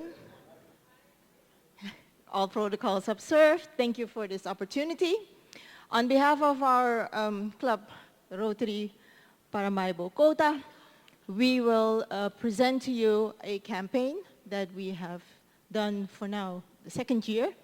And it's a second campaign, Decreasing Stigma on Mental Health, the Gatekeepers Training. This will be presented by myself and my Secretary-elect, Charlene Chonsiki. I need to do this myself. Yes, why this campaign? Unfortunately, Suriname is in the top 5 countries of the most suicides worldwide. Like in the rest of our region, we still have a stigma on mental health issues and seeking help from mental health professionals. We have an annual loss of approximately 130 lives to suicide and nearly 600 attempts, the recorded one, each year. With this in mind, our club decided to take this upon us to create awareness in 2023 in the launch of, and in collaboration with Mind Matters Foundation Suriname, the flagship project Mental Health Awareness, Talk About It, Praat erover. The target groups were young adults, or are the young adults and marginalized groups, in particular the LGBTQ community. We did that with a social media campaign, Praat erover, Talk About It, reaching more than 250,000 people and more than 47 website clicks to date. We did that with impactful videos of known Surinamese people. Informative posts were shared on social media. And we also have our website, mindmatterssuriname.com. During this project, we also revived the 24-hour children and youth telephone helpline in January 2024. This was done with our fellow club residents, Paramaribo residents. Praat erover remains ongoing and is funded by the TRF for $9,000 and $9,000 US. And that is into the second project. With what we have in mind, while we have the impact digitally, we realized that we should bring it closer to the target groups, thus the gatekeepers training. We did that by key stakeholders from the society, high school teachers, police officers, social workers that are being trained with the knowledge and tools to signal suicidal attempts. In this program, 100 teachers have completed the program, and an additional 25 are trained as facilitators to keep it going forward. And these are also monthly intervention sessions to ensure continuous support and professional development for these gatekeepers, at least up and until January 2026, because we want to keep this ongoing and on top of mind of the group. Charlene will elaborate further on this second project. Thank you, Cindy. The progress report, Rotary Project on Gatekeepers Training. So with this Gatekeepers Training, we're addressing, we want to focus on a sustainable impact. That's why we want to early detect signals of people with suicidal thoughts. We want to make these thoughts discussable using practical tools, provide tips and tools to individuals with mental health issues focused on stabilization or reduction of the symptoms, and we want to anchor knowledge and skills through the train-the-trainer approach. So ensure the train-the-trainers, the educators, the teachers that follow the training are equipped, skilled to detect early signals of the students in their schools, et cetera, et cetera. The trainings conducted so far in January, we have trained at Natin. This is one of the schools in Suriname. The age is between, it's high school? Yeah, high school. In January, we have trained 15 plus 7 plus 13. And then in February, we went to Nederlandse Scholengemeenschap, Dutch schools community. We have several Dutch educational institutes in Suriname. We have trained 22. Then again in February in Natin, 17 again, Cabell School, 8. And then we went to, out of our capital, we went to District Para. The other schools that we just mentioned are, by the way, in our capital, Paramaribo. We went to District Para and we went to VOJ Kopjeweg, Onverwacht, Pengelschool, Welleschool, OS Onverwacht, and in total we trained 15 trainers because of course this problem is not only in our capital but further in the country. So in total of approximately 197 gatekeepers who can now early detect children, students, young adults with suicidal problems, suicidal thoughts. This is a collage of the sessions that we held. You see here on the left, the Gatekeeper Suicide Prevention leaflet, information leaflet. We have a session going on in the middle and one of our fellow Rotarians speaking to the group. So this is just to give you an image about the sessions that we're giving. At the end, the gatekeepers also receive a certificate. Certificate, Gatekeepers Training, Suicide Prevention. The logos of Mind Matters and our club is on it. And of course, the institute that we have educated. On the left, this is an example of the certificate that was given to one of the trainers at the High School of Natin. Yeah. All right. Oh. Thank you, Grantangi in Surinamese. If anyone has some other questions, more information required, you can send us an email at these addresses, and we're still around. Thank you for your attention.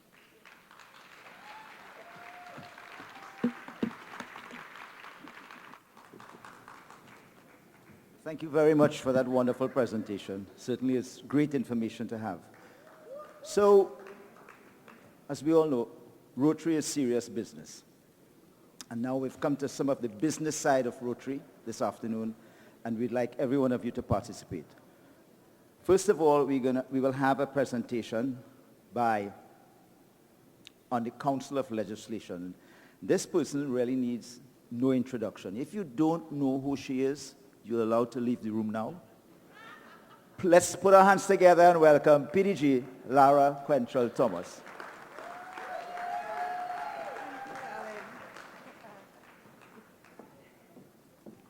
Thank you very much. Good afternoon. Bonjour.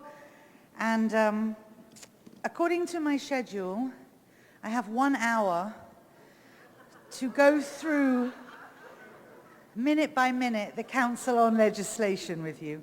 But I'll do it in 10 minutes. Let's try for that, shall we?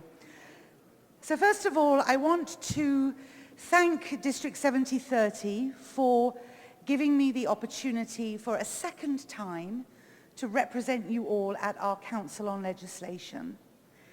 I am going to share with you today some of the key decisions that were made that will impact clubs specifically.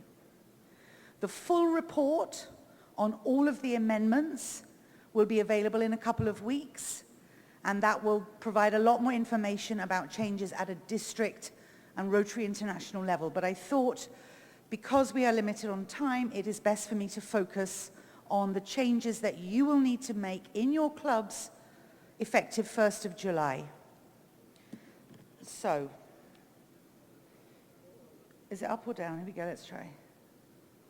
Okay, so just a quick context for everybody. In Rotary International, we have resolutions and we have legislation. There are two councils. Council on Resolutions, Council on Legislation.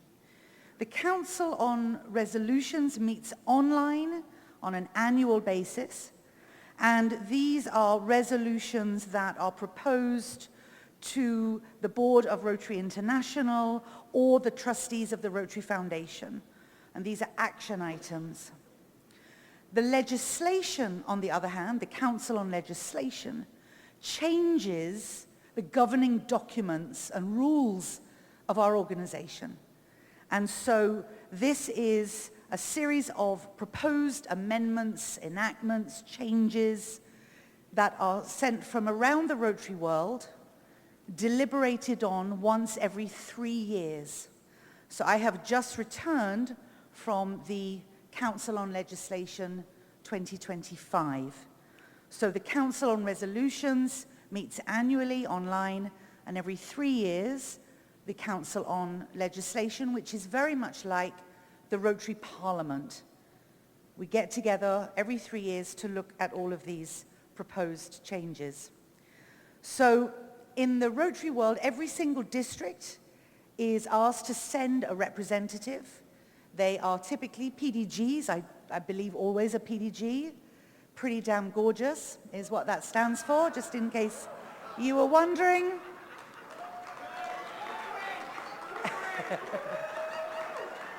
There's no previous about it, trust me. They keep us working very hard. And at the COL that just concluded in Chicago, there were 496 districts represented. In the voting structure of most of the Council on Legislation amendments, in order to have a quorum, it is half of all the voting members present. There were 86 proposed enactments, changes to our constitutional documents, and 31 of those passed. So you can see how there's a lot of enactments and proposals that are made by districts and clubs around the world that don't actually make it through the COL. So 31 actually passed, and as I mentioned, I'm going to share with you today those that will impact your club. So you will need to go back to your clubs, change your bylaws in line with these these changes that will take effect from the 1st of July. So the first one, and they're all numbered, so 25 refers to the COL 2025, and the 01 was the first proposed amendment.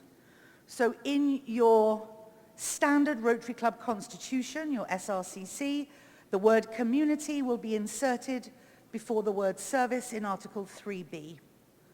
You'll have this emailed to you, don't worry, so you don't need to make notes, but just beware that you are going to have to make changes to your Rotary Club Constitution. 2506, mid-year financial reports that are required to be submitted by the board to the club, presented to your clubs. Again, an amendment to the standard Rotary Club Constitution. The mid-year reporting deadline has been moved from the 31st of December to the 31st of January. How many of your clubs actually do a mid-year financial report? Well, yes, okay. I can't remember my club ever doing one, so this was a, interesting development. So if you've not been doing them now, you've got an extra month to get it ready. But please, when you go back to your club, you are obliged under the SRCC to provide, the board is obliged to provide the club with a mid-year financial report, and the due date of this now will be the 31st of January. An interesting and very contentious amendment, and this is an actual change to the bylaws of Rotary International, BRI, so you'll see these acronyms. And this is an approved amendment to reduce the number of members required to charter a new club to 15. Some of the more senior Rotarians in the room will remember when it used to be 25, and now we went to 20, and now we are at 15. Don't have time to go into the whys and wherefores, but just be aware of this. For our district going forward, as we charter new clubs, we are required to have 15 persons to charter a new club. 2527, this is related to challenges in how directors and governors are elected or selected depending on the district. And this was actually proposed by the Board of Rotary International, where the requirement to challenge a candidate has been increased. Sorry, required concurrence from 20, yes, increased to 20 rather than 10 clubs. So if a number of clubs in a district wish to challenge the selection or election of either a governor or a director of Rotary International, the threshold for that challenge has now been increased. Hopefully we will never have that experience in our district, but just so you're aware. 2528. This is a very important and impactful change. This amendment now provides and allows that Rotary International, the Board of RI, may directly instruct a club to terminate the membership of an individual Rotarian or Rotaractor. Yes. Again, you can imagine, I mean, Director Patrick was there as well. It was a very interesting debate. But what this does allow, and there's a process, obviously, this is, there is a due process and the opportunity to be heard, and all of these things are part of the process. But the idea behind this is that in some clubs, in some districts, clubs feel that they are unable to terminate a member for a number of different reasons, and they have nowhere to go to ask somebody else to help them with that decision. And this actually, it was a very strong conversation, and I'm familiar with a number of clubs where there are members that they have tried to terminate, but either they've been reinstated, or the club has objected, or it's just been stymied by a particular clique in the club. And so now we have the opportunity, if we so wish, to go directly to the Board of RI, again, using the due process. So you would involve your district governor, etc. 2536 is an amendment to the diversity clause in the Standard Rotary Club Constitution, Article 4, and this is the insertion of the word sex before gender, so sex, comma, gender. I'm sure those of you that know the Standard Rotary Club Constitution like the back of your hand will know that the word gender only appears in it. And of course, as we're all aware, those of us that have done the DE&I training, that sex and gender are two different constructs and descriptions. And so now the word sex is to be added into your Rotary Club Constitution, Article 4, Section 2, and Article 9, Section 2. This also had some objections, but it passed. 42, and this is an amendment to the bylaws of Rotary International, Article 3.020, that gives the Board of Rotary International the authority to terminate a club, Rotary or Rotaract, that misuses foundation funds or breaches stewardship policies. And this specifically relates, I think, or has come from global grants and the misuse and misallocation or failure to steward grant funding properly. But this will give the Board of Rotary International the authority, again after due process, to terminate not just an individual Rotarian, but an entire club. So it's very important for those clubs that are pursuing global grants or thinking about going into global grants to be mindful that even though you may have one or two Rotarians listed as the contacts for that grant, the entire club is liable and responsible for the proper stewardship of those funds. Yes. Here's a juicy one. Your dues are going up. I know, how exciting. Let's have a round of applause for Rotary International putting up our dues. And I know Director Patrick, he had to present the 5-year forecast, so poor fella drank quite a lot at the end of COL. There was a lot of alcohol going around. And the 5-year forecast is available. If anybody wants a copy, I'm happy to send it to you. It's all probably already on the RI website, I'm sure. But your per capita dues, so this is your semi-annual dues to Rotary International, will increase effective July 1. So this is per person, per half year. Okay, so from July 1 this year, the semi-annual dues to RI will go up to $41. The following year, $42.75, $44.63, and then $46.50 until they perhaps change again. Sorry? This has nothing to do with the tariffs, I am assured. We are a non-political organization. We do not refer in any way whatsoever to anything of that nature. You're right, Patrick, we stay away from that. But yeah, that question was asked at COL as well, don't worry. But this has nothing to do with this. This is to do with, obviously, the costs of running an organization as large and as complex as Rotary International. Just to give you an idea, at the COL, we had translation services for 8 languages, 9 languages. So you have representatives from Japan, from India, from Korea, from Australia. Rotary is a complex organization. The cost of running organizations, as all of us in business know, have gone up. So these will be your new dues from July 1, 2025. 2572, again an interesting one for our district to consider. The requirement to hold an annual district conference has been removed. Now this is interesting because it doesn't mean that you can't have one every year, but the districts are no longer mandated to have one. In the Rotary International documents, it mandates that the districts must hold a conference every year. That requirement has been removed. You can have one if you want, but you equally could do something different. And so in our district, that opens some interesting opportunities for us. There are some districts who spoke about having district conferences where they barely get 100 attendees. And then our colleagues from Nigeria spoke about their district conference where they have over 1,500 attendees.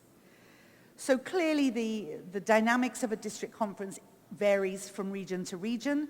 And so this proposal that came from the Board of Rotary International was to reflect the flexibility that Rotary is giving districts, and by extension clubs and governors, to run the district in a way that perhaps is more suitable to their economies, to their cultures, etc. This one we've already done, but officially the name of our President-elect Training Seminar, which we know as PETS, has now been changed to PELS.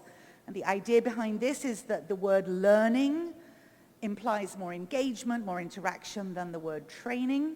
And so across all Rotary documents, district documents that relate to President-elect training and district training will now have the word learning instead of training. And it was actually a bit of a shock to me when I saw this because I thought we were already doing this, because I've been doing PELS training on Zoom since January. So anyway, it's now official. We have to make that change in all of the documents going forward. And so finally, all of these changes must be implemented by July 1. So please, when you go back to your clubs, have a look at your standard Rotary Club constitution, your bylaws, and as I get the full action report, I will send it to the governor to send out. If any clubs would like to have a conversation with me about the changes that they need to make, I am very happy for you to email me. I'm happy to do a presentation to your club if you want to have a conversation with your board about the changes that you need to make. Because remember, there were a number of changes made 3 years ago. I don't know how many of you actually implemented those changes. I know we did in my club. But you are required to review your bylaws and your other documents on a regular basis, so this is a great opportunity to do that as well. So I want to say thank you once again to the district for the honor of representing you. And I want to say special thanks to Director Patrick for the kudos that I got last night. It's been a privilege. Thank you very much indeed.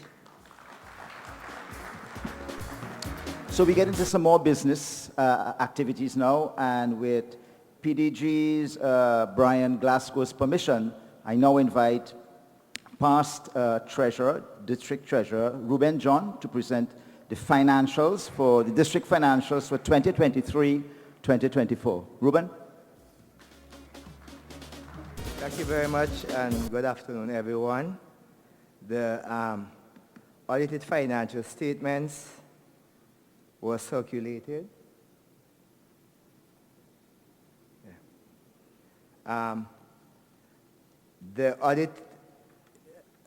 The financial statement for the district have been audited by Panelco Foster, Chartered Accountants. That's an independent external firm of auditors.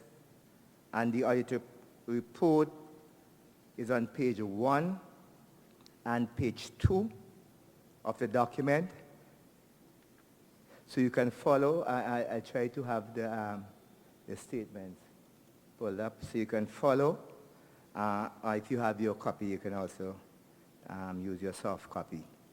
The report is an unqualified auditor's report, and the salient paragraph is the second paragraph in the opinion on page 1. It says, in our opinion, the accompanying financial statement presents fairly, in all material respects, the financial position of the district as of June 30th, 2024, of its financial performance and its cash flows for the year then ended in accordance with the basis of accounting as described in Note 2A of the financial statement. So that's an unqualified audit opinion. The rest of the report, I will not go into the detail. It was issued, and the date is on the second page, at the bottom of page 2. It was issued on January 29th, 2025. I'll actually go to the financial statement, and I will start with the statement of financial position, which is commonly known as the balance sheet. And the first most significant item on the balance sheet is the cash and cash equivalent. And cash and cash equivalent is detailed in Note 3 of the financial statement, and Note 3 is on page 11. So if you're following, you will notice that the reduction in cash can be attributed to a reduction mainly in the two balances that makes up the cash and cash equivalent in the financial statement. There's a district account, which is kept at the Bank of Nova Scotia, Barbados, and there's the operating current account, which is kept at the Republic Bank in St. Kitts. The reduction in the disaster fund is as a result of a donation that was made to the Rotary, the district of St. Vincent, the clubs in St. Vincent, as part of the rebuilding of in the red zone.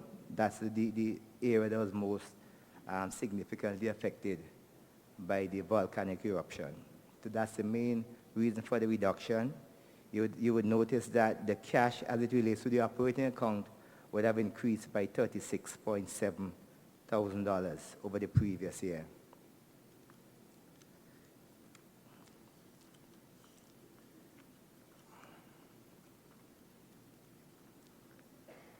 The other significant item in terms of the balance sheet would be the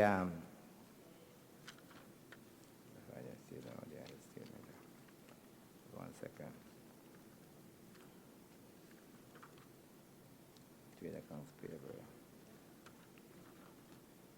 Just 1 second. You can just scroll back to the balance sheet statement of financial position for me, please. Back to front. Right. Oh my God.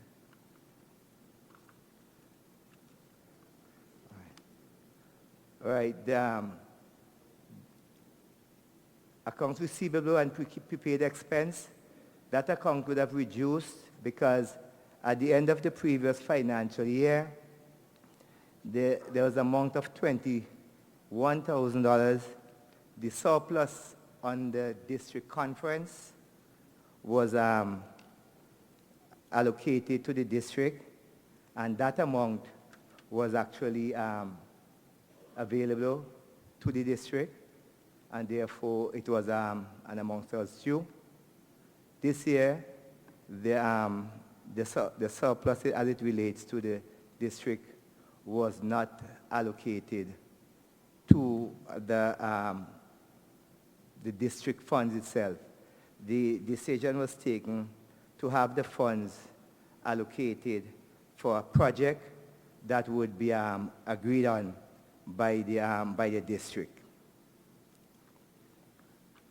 Therefore, that line item would have reduced significantly. The next significant item on the balance sheet is accounts payable and accrued liabilities. And accounts payable and accrued liabilities, that would have reduced from $21,000 to $18,000. Note 5 is on page 12.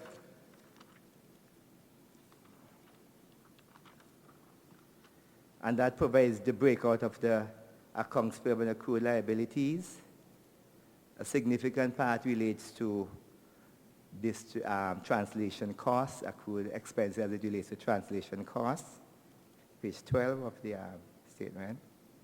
Also, accrued liabilities as it relates to district governor amongst that were due, accrued audit fees, and $2,585, that's the portion that I spoke about earlier on.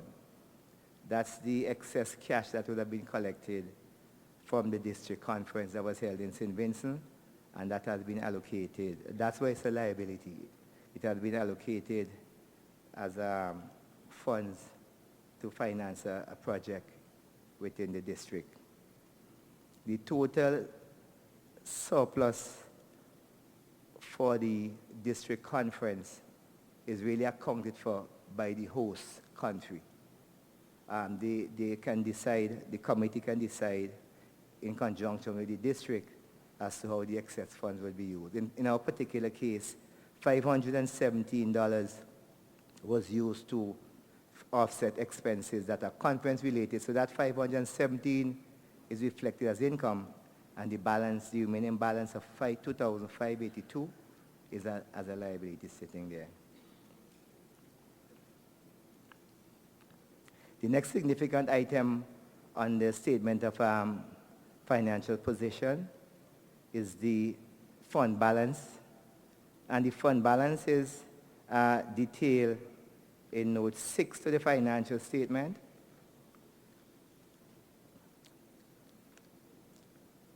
Note 6 to the financial statements shows that the main disaster fund at the beginning of the year, it was $267,000. The deficit for the year, which is the $40,000, that was transferred to St. Vincent.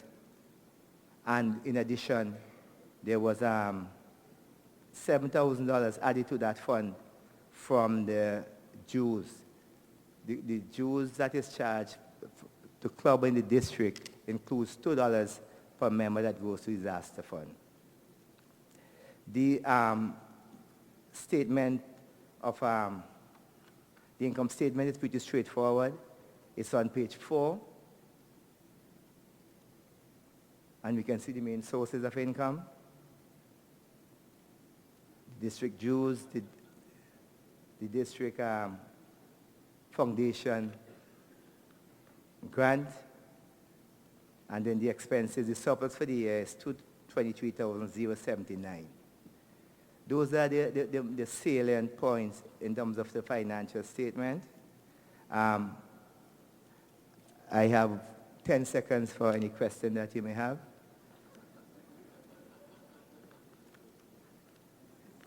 No question? Thank you very much, and I look for a safe passage of the account. I now invite PDG Brian Glasgow to come up here and do a number of things. First of all, resolutions for District 7030, and of course to introduce DGND. Over to you, PDG. Good afternoon, Director Patrick, Auntie Debbie, and the rest of the Rotary family. I've got a couple things to do. The first one is to present 2 resolutions for your consideration. As all of you obviously know, we are guided by our district manual of procedure. And from time to time, we have changes to the district manual of procedure. These changes are effected by resolutions.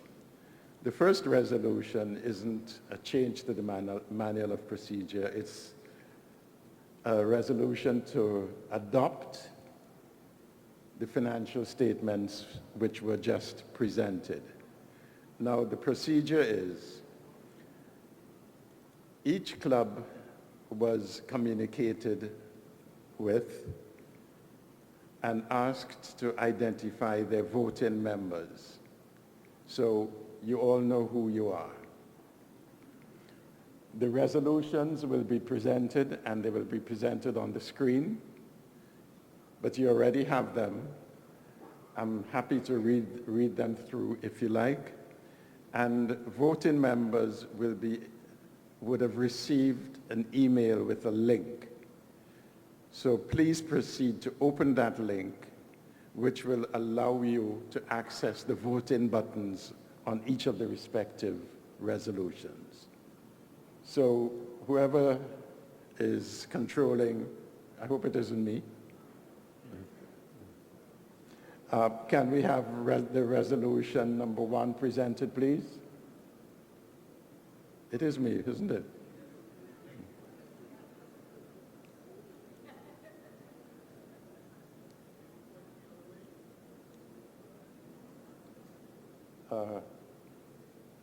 Can somebody bring up resolution 1, please? In the meantime, while it's coming up, I'm going to read it. Choose a language, French or English. But resolution number 1, and the resolution is adoption of audited financial statement for the 2023-24 Rotary year.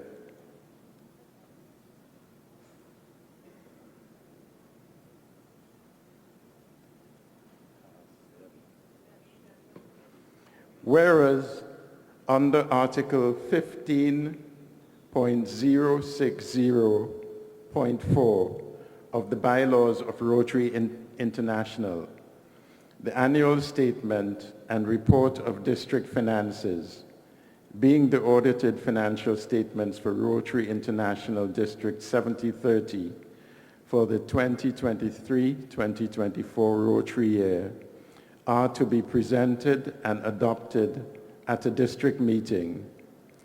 Be it resolved that the audited financial statements for the 2023-2024 Rotary year be approved and adopted by all Rotary clubs in District 7030. So that's first resolution. The delegates, the voting delegates, are asked to consider the resolution. Use your voting buttons on the provided link on the email which would have been sent to you.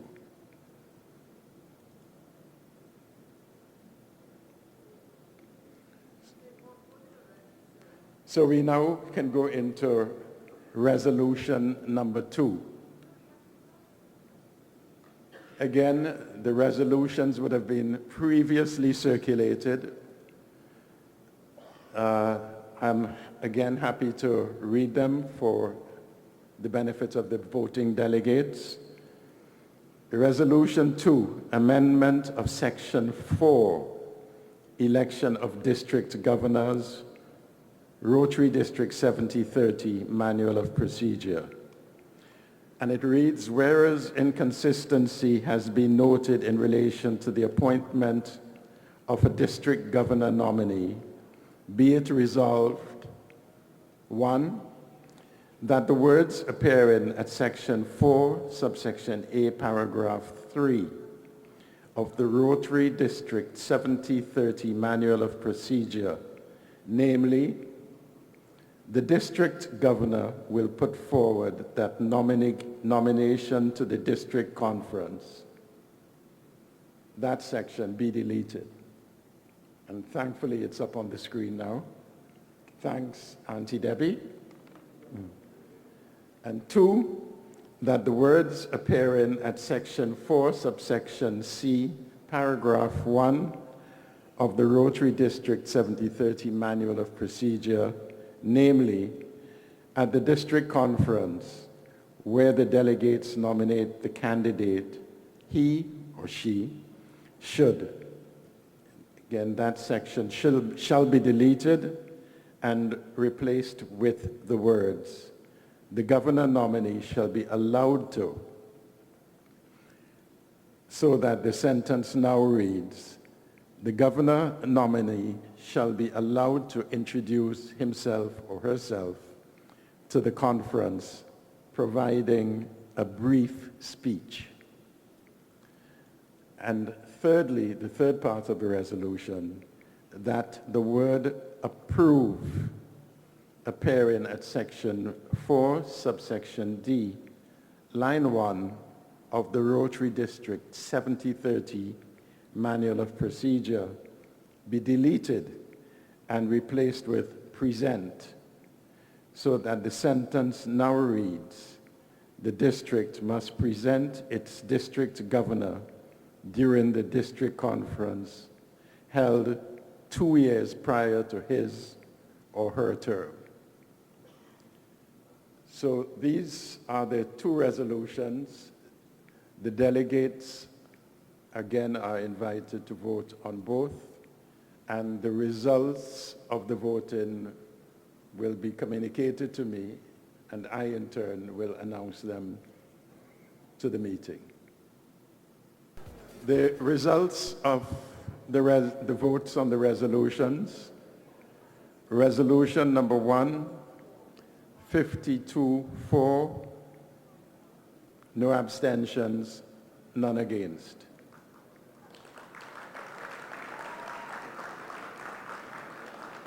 So the financial statements for the year, last year, are now adopted. The results for resolution number 2, part 1, 48 voting for, 1 abstention. So again, that resolution was passed. Resolution 2B, 49 for, none against, no abstentions. Resolution 2-3, 49 for, no abstentions, none against. So both resolutions have been successfully passed. Thanks for your patience. And it really would have been very embarrassing if resolution number 2 was not passed, because it would not allow me to do what I'm doing now, which is, whereas under Article 12.030 of the bylaws of Rotary International, the nominating committee, consisting of the 5 most recent past district governors, selected Stephen Mark Chinnerjee to serve as district governor of Rotary District 7030 for the 2027-2028 Rotary year, to which there were no challenges.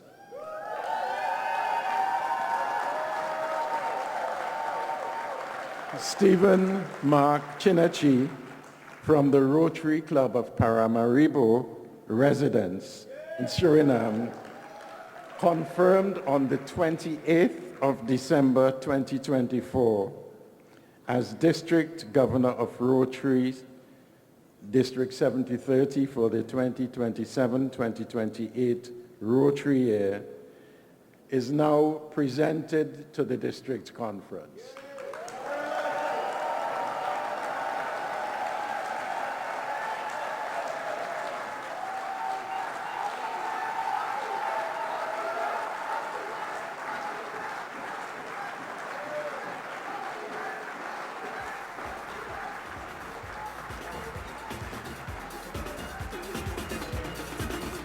So my job is done, and I now present District Governor for 27-28, Stephen Chinnerjee.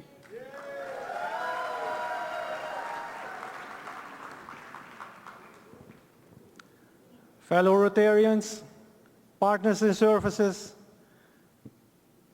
guests, friends, all protocols observed. Thank you. Merci à tous. Dank je wel. I'm deeply honored and honestly a little humbled to stand before you today as your district governor nominee designate. When I look out at this room, I see a fantastic tapestry of cultures, backgrounds, and experiences. Our district's true strength lies in its diversity and its spirit of fellowship.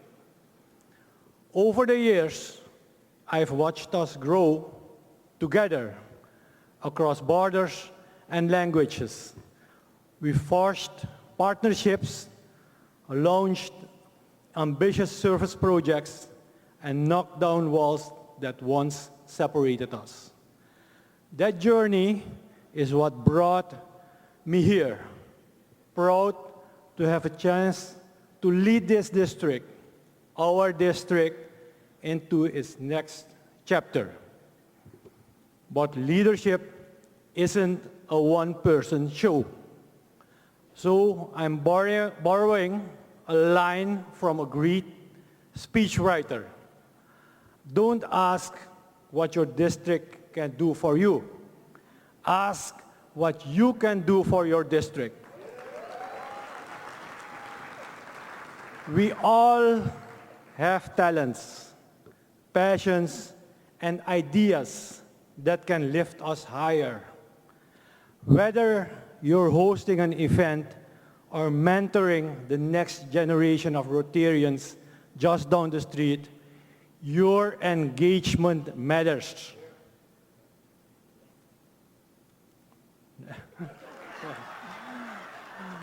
My commitment to you is simple. I will work tirelessly to create more opportunities, more fellowships, more joint projects, more ways for us to learn from one another. I will make sure every club, big or small, urban or rural, has a voice at the table. I will bring energy to our meetings, openness to our discussions, and ambition to our goals. But the real work starts with you. Take responsibility for growing our district to even greater heights. Pitch in on a committee, volunteer for that new initiative, or simply share your ideas at our meetings. Every step you take make us stronger, more internationally oriented, and more capable of making an impact. So please join me on this journey. Let's harness our collective energy, fuel our ambitious goals with enthusiastic participation, and show the world what a truly engaged, diverse district can achieve. Thank you for your trust, your friendship, and your passion. I can't wait to get started together. Okay, guys, we're almost to the end. We just have one more one more segment to do, rather, and that really is to really put forward our conversations and discussions and our commitment and dedication to Operation Pollination and Rotary District 7030 renewed commitment. And in order to do that, I would like to invite the following persons on stage: DGE Soraya, DGN Maurice, DGND Stephen, President Terry Hall from Barbados South, President Elitha Rock Maraj from Central Port of Spain. Is Tanya behind me? Oh, okay, good, gotcha. And of course, Rotary International Director Patrick. Uncle Patrick. Okay, great. To be with us on stage for photographs. Thank you.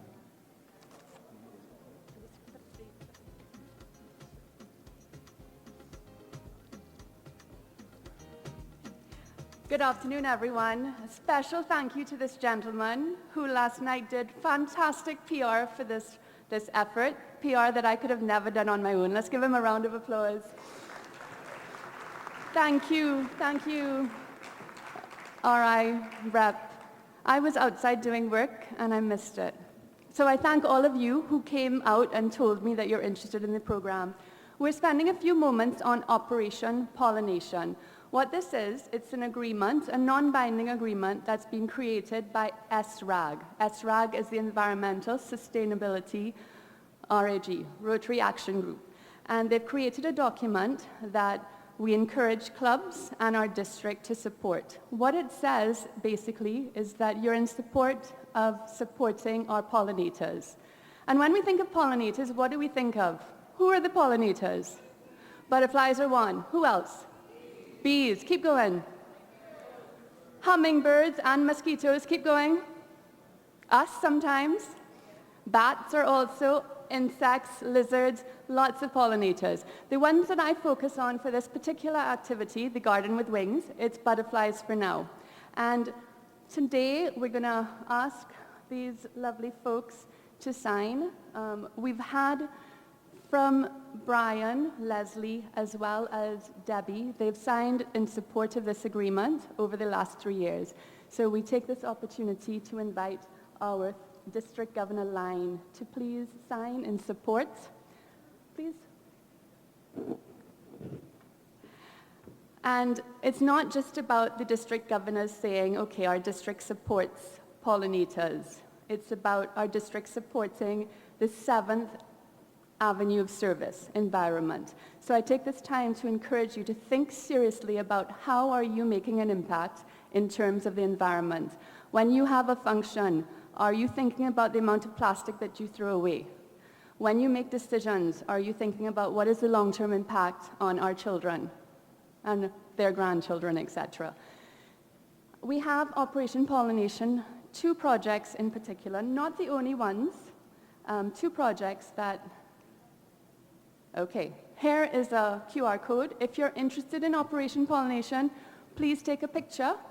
It will take you to the, that's my mummy calling to find out how the presentation went. It's an invitation to sign and to commit, so please read through what's there. And then on the table across there with Liz, please wave your hand. We have signing sheets for any club who would like to make their commitment towards supporting pollinators. And it doesn't mean you have to go out and grow a garden with wings or a butterfly haven as Barbados South has done. What it does mean is you think about what can we do to help support pollinators in our everyday lives. As we move forward, I want to just take you through a quick journey. At the Botanical Gardens, we had lovely, not so lovely really, grass that was 200 years old. After just about 8 to 9 months, we were able to bring life to that area again and create an area where Kirsten and Patrick were able to see that life can happen with a little bit of effort, actually with a lot of effort. We have volunteers who get involved, all ages. Everybody who walks through the Botanical Gardens becomes somebody who can either support the project or actually volunteer in the project. But it's not just us, there are other clubs that are also doing the same thing. So at this point we asked Terry, please? We asked Terry from Barbados South to please sign as well. Her club has taken the amazing step of partnering with Andromeda Gardens in Barbados, and they have created a different type of garden for butterflies in pots. So not planted in the land, but actually big pots. And coming up next, you'll see a few photographs of some of the Lepidoptera that live in their garden, and amazing benches so people can be in the area to enjoy and relax. And finally, I throw down a challenge to you all. Create a budget for butterflies. And when I say that, I don't mean just for butterflies. Create a budget for being environmentally aware in your organization, in our organization, not just our district, but throughout the Rotary world.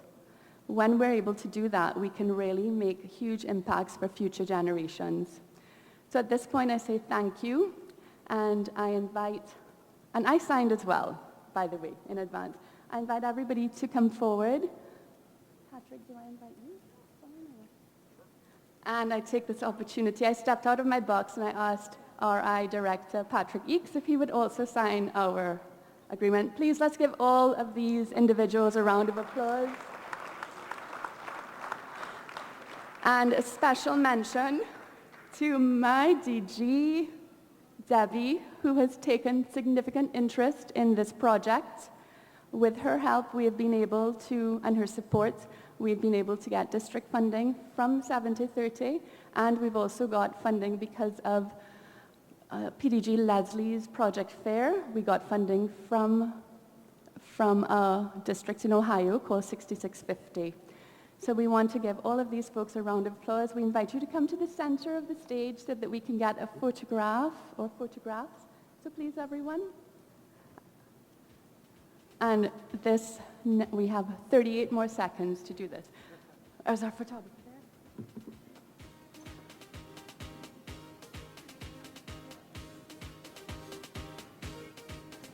These are some of the 750 butterflies that we have in Trinidad and the 350 Lepidoptera in all that we have in Trinidad. Very, very significant. I still have 14 seconds left. Gosh, let me make use of it.